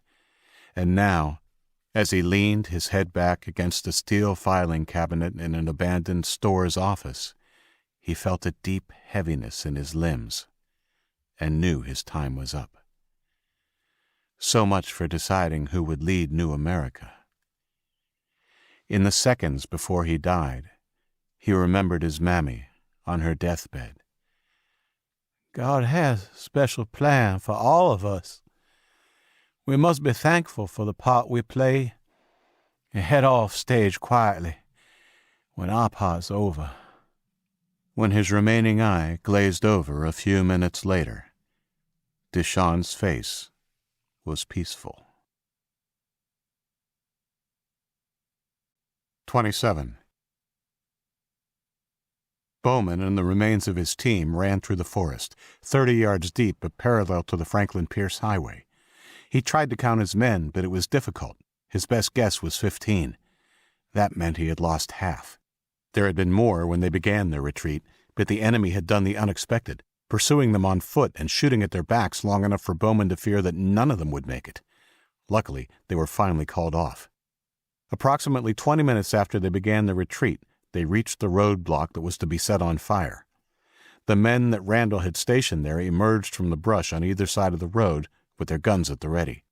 Bowman ran straight to the commander, bending over double as he tried to get his breath back. We slowed them down some, but they still have one tank. Shit. I know. Don't waste any time. Let's move to the conquered side and light this baby up.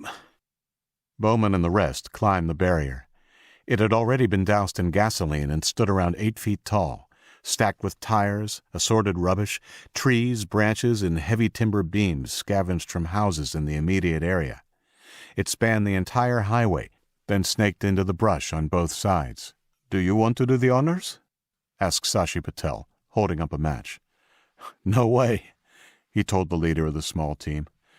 "You built it, man. You get to have the fun." Patel grinned. "Okay. Sweet." It only took one match. Within seconds, the barrier was a raging wall of flames. The fire quickly spread into the trees. They didn't hang around to watch any longer. The heat was intense, and they had their orders to get to the bridge as soon as it was alight. "Well, if that's the best they can throw at us, this will be easier than I thought," said President Riley after they gave up the chase and returned to the scene of the ambush. "How many did we lose?" Orton had been supervising men to drag the dead bodies off to the side of the road. He thought Riley was casual for the benefit of the men. He had seen the shock on his face when the attack had begun, and knew he couldn't be happy about the losses they'd sustained. More in a few minutes of fighting than in all the smaller conquests as they swept across New York State over a period of 3 years. Including the men in the tanks, 44 dead. 2 tanks out of commission and 10 horses killed. A shame to lose the tanks, but we still have 1. They have none. Hurry the men up, I want to move out. A shout from one of the men interrupted him. He looked across to the group doing the last of the cleanup and saw them pointing to the east. A dark column of smoke was rising into the clear blue sky. Even in the few seconds he watched, it grew rapidly. "What are they up to?" said Orton. "We'll soon find out," said Riley. "Come on, we're moving out." Within 10 minutes they were on the move again, the lone tank leading. This time they left the Mercedes behind. Riley decided it made them an easy target. He had already swapped his suit for the black uniform of a dead soldier. The kid had been shot through the eye, and there was only a little blood on the collar. He and Orton went on foot with the other men while the remaining horses brought up the rear. As they marched along the Franklin Pierce Highway, the smoke in the distance thickened and spread until it was covering half the eastern horizon. "I think they set a brush fire." "That they did, William," said Riley, a dangerous glint in his eyes. "Clever. But the thing about fires is, they go out." Within 2 hours of igniting the barrier, Bowman led the remains of his team and Patel's across the Contoocook and joined Colonel Randall and his small army. The colonel led him into the command tent. "What's the sit rep?" Randall asked as his lieutenant enjoyed a well-earned bottle of water. Bowman gave him a rundown of the ambush and their escape. "Damn it. I was hoping we'd have no tanks to worry about. That changes things a little. But at least you gave them a bloody nose. Did you salvage the RPGs?" "We have 2. Our 3rd man was shot in the head, and we left it when we retreated." Randall nodded. "We'll need to make use of them again, and make sure they are front and center when that convoy arrives. Come on, let's go and give these troops a pep talk." 28.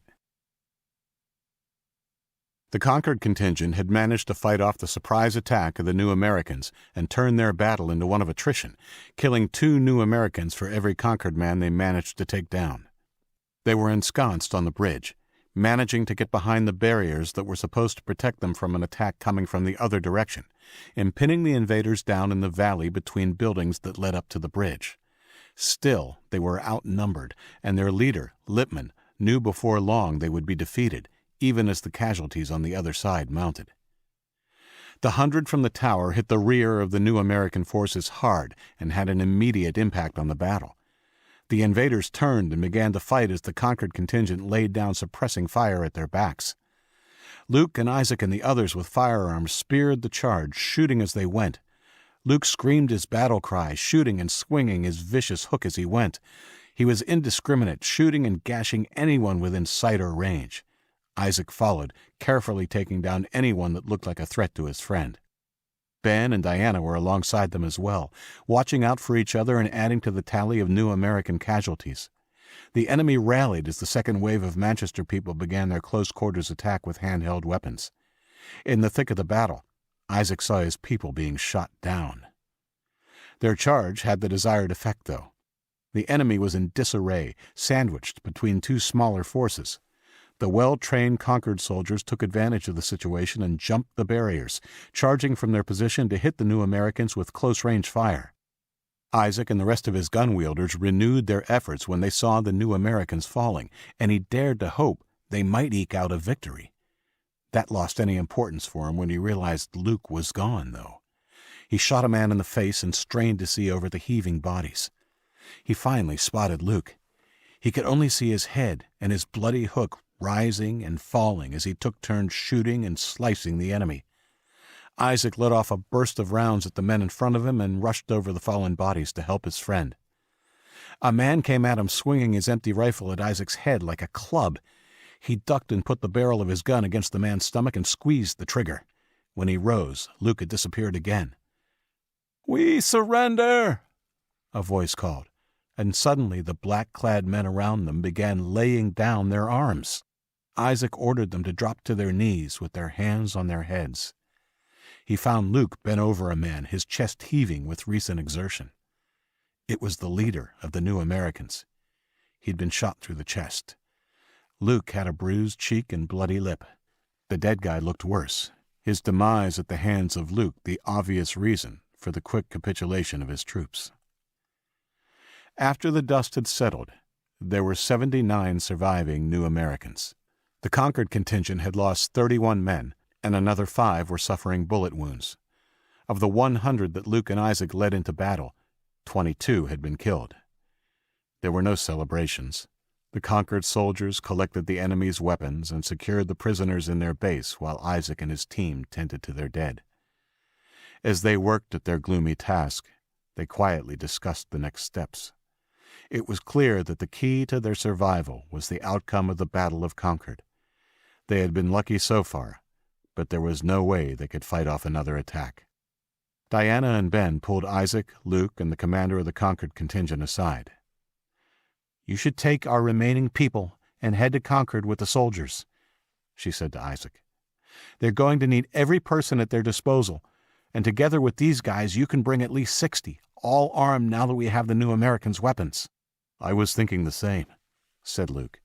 The commander nodded his support. "I can stay and oversee clearing up the bodies and treatment for the wounded with the rest. Ben, you should go too." "Are you sure?" "Yes," she said, taking him by the hand. "Go. If we don't win Concord, we're as good as dead." An hour later, their combined group of 62, all armed with guns, headed towards Concord by road in the Mustang, 3 pickup trucks, a Jeep, and 2 Hummers. When the New American Army, led by its sole tank, rolled up to the first roadblock, the air was thick with smoke. Most of the fuel had been exhausted except for tires and larger beams of timber. What remained would smolder for days. The woods to either side were blackened and smoking, but the fire had moved on, leaving a swath of charred devastation. With a kerchief tied around his face, Riley inspected the burnt barrier. "What are your orders, sir?" asked Orton. Riley didn't waste breath answering him. Instead, he turned to the tank and gestured at the barrier. "Barge your way through that," he yelled. Orton spoke into his walkie-talkie, and the tank lurched forward as he and Riley stepped off the road. The tank crunched and pushed its way through the smoking rubble. The items that it didn't move from its path were crushed and compacted onto the road. Within seconds, his men had a way through. It would have been much more difficult to traverse or go around if they'd lost the last tank. "Tell them to pick up the pace," said Riley. "I want this over with." "Here they come," said Bowman an hour later. He stood with Randall in the back of a pickup 100 yards back from the final roadblock. He handed the colonel his binoculars. The older man was bitterly disappointed they hadn't managed to buy more time. Now they had to hold out for as long as they could to give Lockwood time to implement his plan. The tank moved steadily along the highway, leading the cavalry and infantry. There was no sign of the limo Bowman had mentioned. "Get the men with the RPGs ready." The enemy wasn't to be surprised this time, though. Barely 2 minutes after the tank was sighted, it came to a shuddering halt, still 1.5 miles out. As they watched, curiously, its turret turned to face the bridge. "Christ," Randall muttered. He hadn't given the New Americans enough credit. They were obviously aware of their guns' range and were going to use it to their advantage. His rocket launchers were as useless as water pistols at that range. "Get everyone back from the roadblock, now!" yelled the colonel as he climbed down from the pickup. Boom! The orders were barely out of Bowman's mouth when the cannon fired. A second later, the middle part of the barrier exploded. Men and debris flew in every direction as the rest of the men turned and fled. Another boom rang out. This shell struck the road on their side of the barrier. More men flew like rag dolls. Bowman and Randall watched helplessly. "We may have to retreat, sir." "No, they're just softening us up. We need to hold the line." Bowman opened his mouth to argue, but a third boom drowned him out. This one hit the barrier again. When the dust and smoke cleared, it looked like an old man's smile with 2 teeth missing. The tank would be able to crash through now without missing a beat. Then they heard the chant. It started quietly, then picked up momentum as thousands of voices joined in. New America, New America, New America. Randall put the binoculars back to his eyes. The tank was moving again, faster this time, and behind it, the horses were trotting. The infantry jogged behind them. Get ready. The first wave is coming. 29. Lockwood and Paul intercepted the marauders at the northern limits of Concord. They were a daunting sight. Every man was armed with a gun, and nearly everyone carried a backup weapon. From where he stood, Paul saw axes, modified baseball bats, and swords. While the New Americans wore black uniforms and the Brotherhood their habits, the marauders looked more like warriors from a Mad Max movie. They were painted and tattooed and looked downright mean. Paul knew they would strike fear into anyone they faced. He certainly felt intimidated. Still, their leader, Jared, was friendly and respectful when he spoke with Lockwood. More importantly, he was amenable to the change of plans and heading west instead of down to Concord. Within 10 minutes of halting, they were following behind Lockwood and Paul in their Hummer, crossing the Merrimack and heading west where a foreboding pall of smoke painted the horizon. Riley was pleased with the results of the tank's barrage and looked to capitalize quickly. "Order them full steam ahead. I want the tank to smash that roadblock. Then the cavalry is to ride through with all guns blazing." "Yes, sir," he said, and spoke into his walkie-talkie. Personally, Orton would have preferred to fire a few more volleys at them, but Riley, incensed by the ambush that had nearly claimed his life, was keen to push forward. There was no use arguing, and besides, Orton had decided he would use the confusion of battle to make his final move against the president. While he had made a deal with Cyclops, it looked as though the confusion of battle would see the opportunity present itself much sooner. He intended to make sure Riley didn't survive the first 10 minutes. Once he was eliminated and the fight turned their way, Orton would continue and conquer Concord before returning triumphantly to Rochester at the head of his army. If by some miracle the Concord rabble turned the tide, well, he could treat with the enemy and present his assassination of the president as evidence of his goodwill.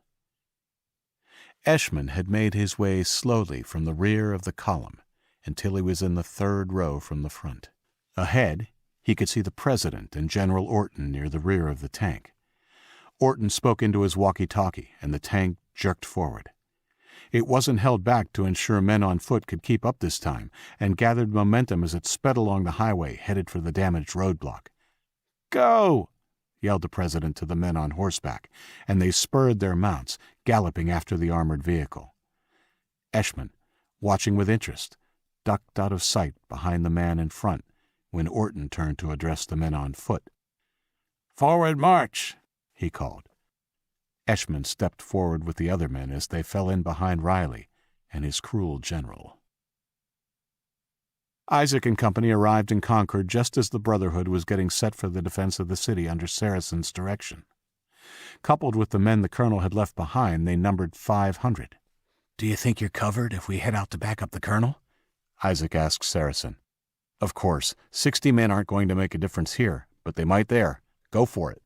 Isaac conferred with Lippman, the captain who led the contingent that had been stationed in Manchester, and he agreed. "Let's do it." The tank hammered across the bridge and crashed through the roadblock in a spray of timber and rubble. The horsemen followed it through, shooting at the men in the distance as soon as they had cleared the debris.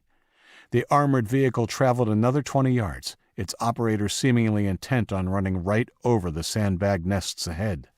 The 2 rocket-launched grenades struck it from either side.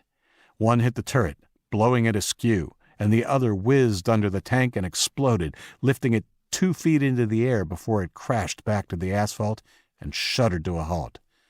"Light 'em up!" yelled Randall, happy that the New Americans had fallen so easily into his trap. The gauntlet of men in the surrounding trees began shooting, and within 2 minutes, the entire New American cavalry was dead or injured on the road around the tank and beyond. "Now for the real fight," said Randall. The battle began in earnest 3 minutes later, as the infantry of the New American Army went head-to-head with Randall's smaller fighting force. At the beginning, at least, the fight was even. Randall's men, secreted in the woods, managed to keep the enemy from passing the remnants of the roadblock. Eventually, though, the sheer weight of numbers began to tell. Riley split the first portion of his men into two and had them concentrate their fire on the trees on either side of the highway, while Orton and a smaller group laid down suppressing fire on the men ahead of them. Slowly, as men in the woods fell, the rate of firing from the trees diminished, and Riley called Orton over. "It's time to send your men through," he said. "One charge and we should have them." Orton gave the order. 20 yards behind them, Eshman decided now was his moment. He slid off to the side as the other men crowded forward and began assembling near the gap for the charge. Eshman lifted his rifle casually, pointing it in Orton's general direction. When the firing began, he would take his shot. Orton slowly stepped back and away from Riley, who was facing the gap in the roadblock. It was time. When the men charged through and the firing began, he would assassinate Riley. "On 3, charge the enemy," he ordered, slowly pulling the pistol from his pocket. 1, 2, 3, attack! 30. Lockwood and Paul had left the Hummer a mile out from the intersection with the Franklin Pierce Highway. They now marched at the head of the Marauders column with Jared. Smoke was thick in the air, but the fire that was causing it seemed to be well to the west. They paused at the intersection to pore over the map. "We're here," said Lockwood, pointing at the map, before gesturing down the highway towards the east. "The colonel's position is 2 miles that way." "Do you think the invaders have gotten that far?" asked Paul. His question was answered, not by Lockwood, but by a distant boom, carried on the wind from the same direction. "It would appear so," said the older man. "Come on, we need to get moving." "Fire!" ordered Randall. Gunfire erupted around him. The first enemy soldiers through the gap fell quickly, but soon, like ants over a dead carcass, they swarmed through the gap and charged headlong towards them. Eshman watched the men begin running through the roadblock as the inevitable return fire began. Bullets whizzed and whined past his head, but Eshman was now fully focused on the task at hand. He raised his rifle to his eye and aimed between William Orton's shoulder blades. Orton moved closer to Riley and slowly brought his pistol up. He was almost tempted to tap the president on the shoulder, to see his eyes as he realized he was about to be betrayed. He resisted the temptation and pointed it at the back of Riley's head and began to squeeze the trigger. That's when his back exploded in white-hot agony. He fell forward, and even as life fled his body, the last directive from his brain was completed by his hand. The gun fired. President Aidan Riley jerked forward as a bullet hit him in the back under his shoulder. From behind? How? The strength went out of his legs as he puzzled over the question. He fell to his knees and reached around to feel the warm, sticky mess. On leaden legs, he turned and found William Orton face down on the ground, a smoking pistol a few inches away from his outstretched hand, and a bullet wound between his shoulders. "Bastard! You shot me," he said as he toppled over. Strong hands grabbed him and eased him to the ground. Kneeling over him was Eshman, the sniper Orton had ordered whipped not so long ago. "You'll be okay, sir. Just stay down." Lockwood and the others heard the battle before they saw it. "Around that bend," he called. Paul ran alongside him, a semi-automatic pistol in his hands as the marauders roared and sprinted around and past them, rushing headlong into battle. "Stick close with me, son," Lockwood told the nervous kid. "Don't shoot unless you have to." They heard the clash of bodies and gunshots as they rounded the bend. The marauders had crashed into the tail of the enemy column and had already cut a swath through the panicked and surprised soldiers. Bodies, most of them wearing the black uniform of the new American Army, fell everywhere as the marauders relentlessly pushed the enemy force back upon itself. Paul and Lockwood watched, but didn't need to fire their weapons. Randall and his men were forced back from position to position, but for each yard the enemy gained, they paid a heavy price. Still, he knew it was only a matter of time before they were overwhelmed. As he looked at the broken and dead bodies of his men scattered across the battlefield, he started to wonder if he shouldn't have taken the deal after all. There was nothing for it now. A white flag meant certain death because they had resisted in the first place. Then, two things happened. First, the new Americans on the other side of the roadblock and the length of the bridge began to turn as gunfire and screams rang out from their rear. And second, behind Randall and his men, a posse of vehicles screeched to a halt. There weren't many of them, but Isaac and Luke led an invigorated unit that joined the battle with enthusiasm and began to force the new Americans' vanguard back. Randall's tired men joined in, and their new push, coupled with the trouble behind the enemy's lines, swung the battle back in Concord's favor. Soon they had taken back control of the area behind the roadblock and were picking off the enemy forces on the other side. He didn't dare to call it yet, but somehow, by some miracle, it looked like they might prevail. "What's happening?" Riley asked, coming to. He had been bandaged and was sitting off to the side, with Eshman standing guard over him. Eshman didn't try to sweeten it. "We're being attacked on two fronts, sir," he said. "A big force from behind is crushing us, and we've lost the ground we gained on the other side of the roadblock. They'll be on us soon. We can't fight our way out of this. I think we should surrender." The pale-faced president didn't respond to the news. "You killed General Orton to save my life?" Eshman thought about being honest and telling Riley he hadn't known that Orton was going to assassinate him. But then, he didn't think it was a lie to claim he had saved his life, even if it wasn't intentional. "Yes, sir." Riley reached out and put his hand on the sniper's arm, wincing at the pain in his shoulder. "Thank you. Cedar, surrender. I don't want any more to die because of me. You're in command now." Badly wounded, with heavy blood loss, it appeared the fight had gone out of President Aidan Riley. "Yes, sir." Eshman stood up and began yelling, "We surrender! We surrender!" The frightened men and women around him picked up the cry and began laying down their arms. "They're surrendering, sir," reported Bowman as the gunfire began to taper off. Randall, bone-tired, looked heavenward and exhaled slowly. "Thank God." 2 days later, in the Concord City Hall, Colonel Randall, Isaac Race, and a sick but recovering Aidan Riley signed a peace treaty. For the damage and lives they had taken, Riley and New America agreed to pay compensation in the way of goods and labor for 2 years. Riley also signed the non-aggression pact that, if breached, meant New America would be invaded by the combined forces of Concord, the Brotherhood, and the Marauders, and Aidan Riley put to death. Riley was happy to sign it. He understood very clearly that his execution had been discussed and supported loudly by some during the days after the surrender. As luck would have it, Isaac Race and his contingent had pushed for mercy, and he owed them a debt of gratitude. In the days that he'd been there, and while they debated his future, Isaac, Luke, and Randall had gotten some insight into how Aidan Riley had turned out as he had. He had had it much rougher than any of them, and it was clear the influence of his general, William Orton, hadn't been helpful. In some respects, he was a victim of circumstance, but then again, they all were.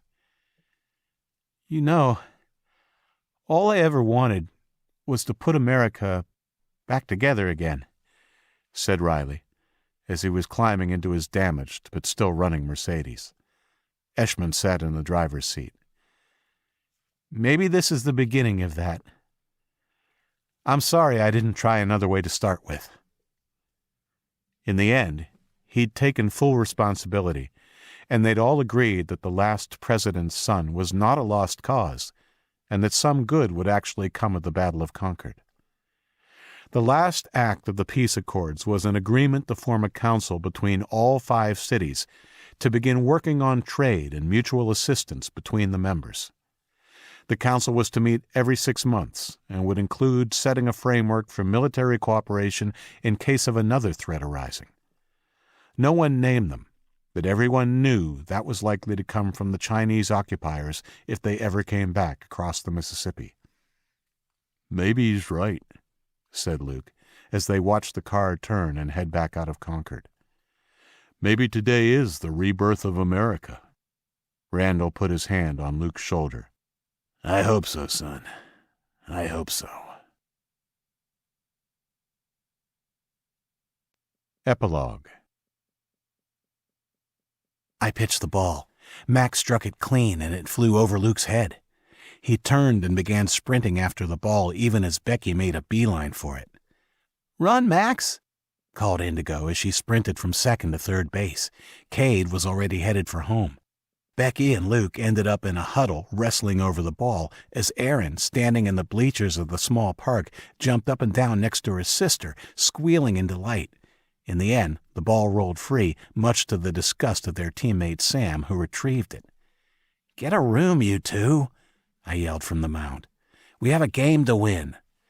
Cade passed home base as Sam threw the ball, and Indigo slipped home while it was still in the air. Diana, who was playing catcher, dragged in the catch and rushed to the plate as my boy steamed home. With an almighty slide, he beat her to it. The gangly 8-year-old's victory dance was a sight to behold, and my team lined up to congratulate him and the other winners with high fives and claps on the back. We had a picnic on the grass after the game.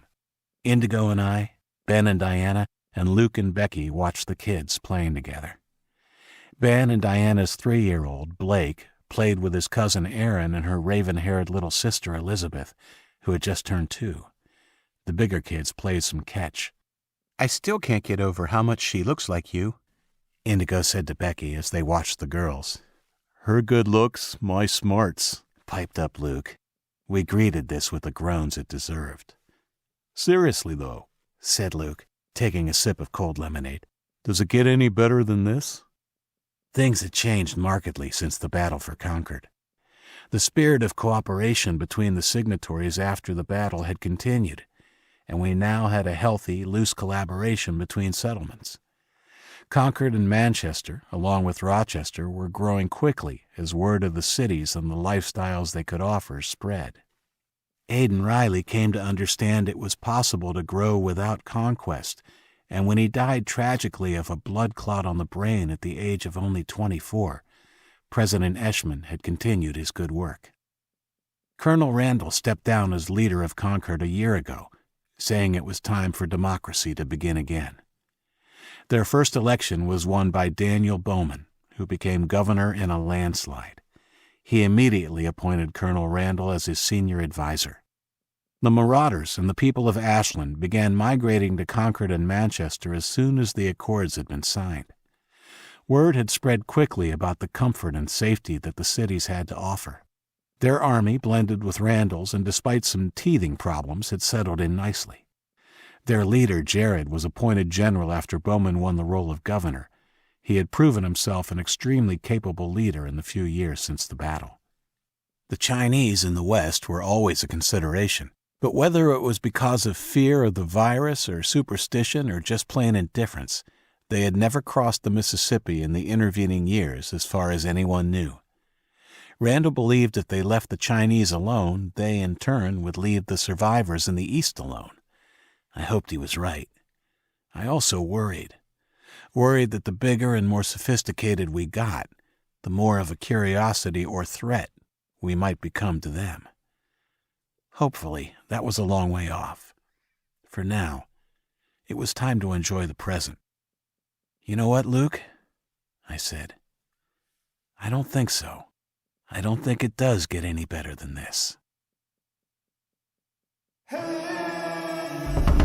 The end of Civil War, Book 6 of the America Falls series. Written by Scott Medbury. Narrated by Adam Barr.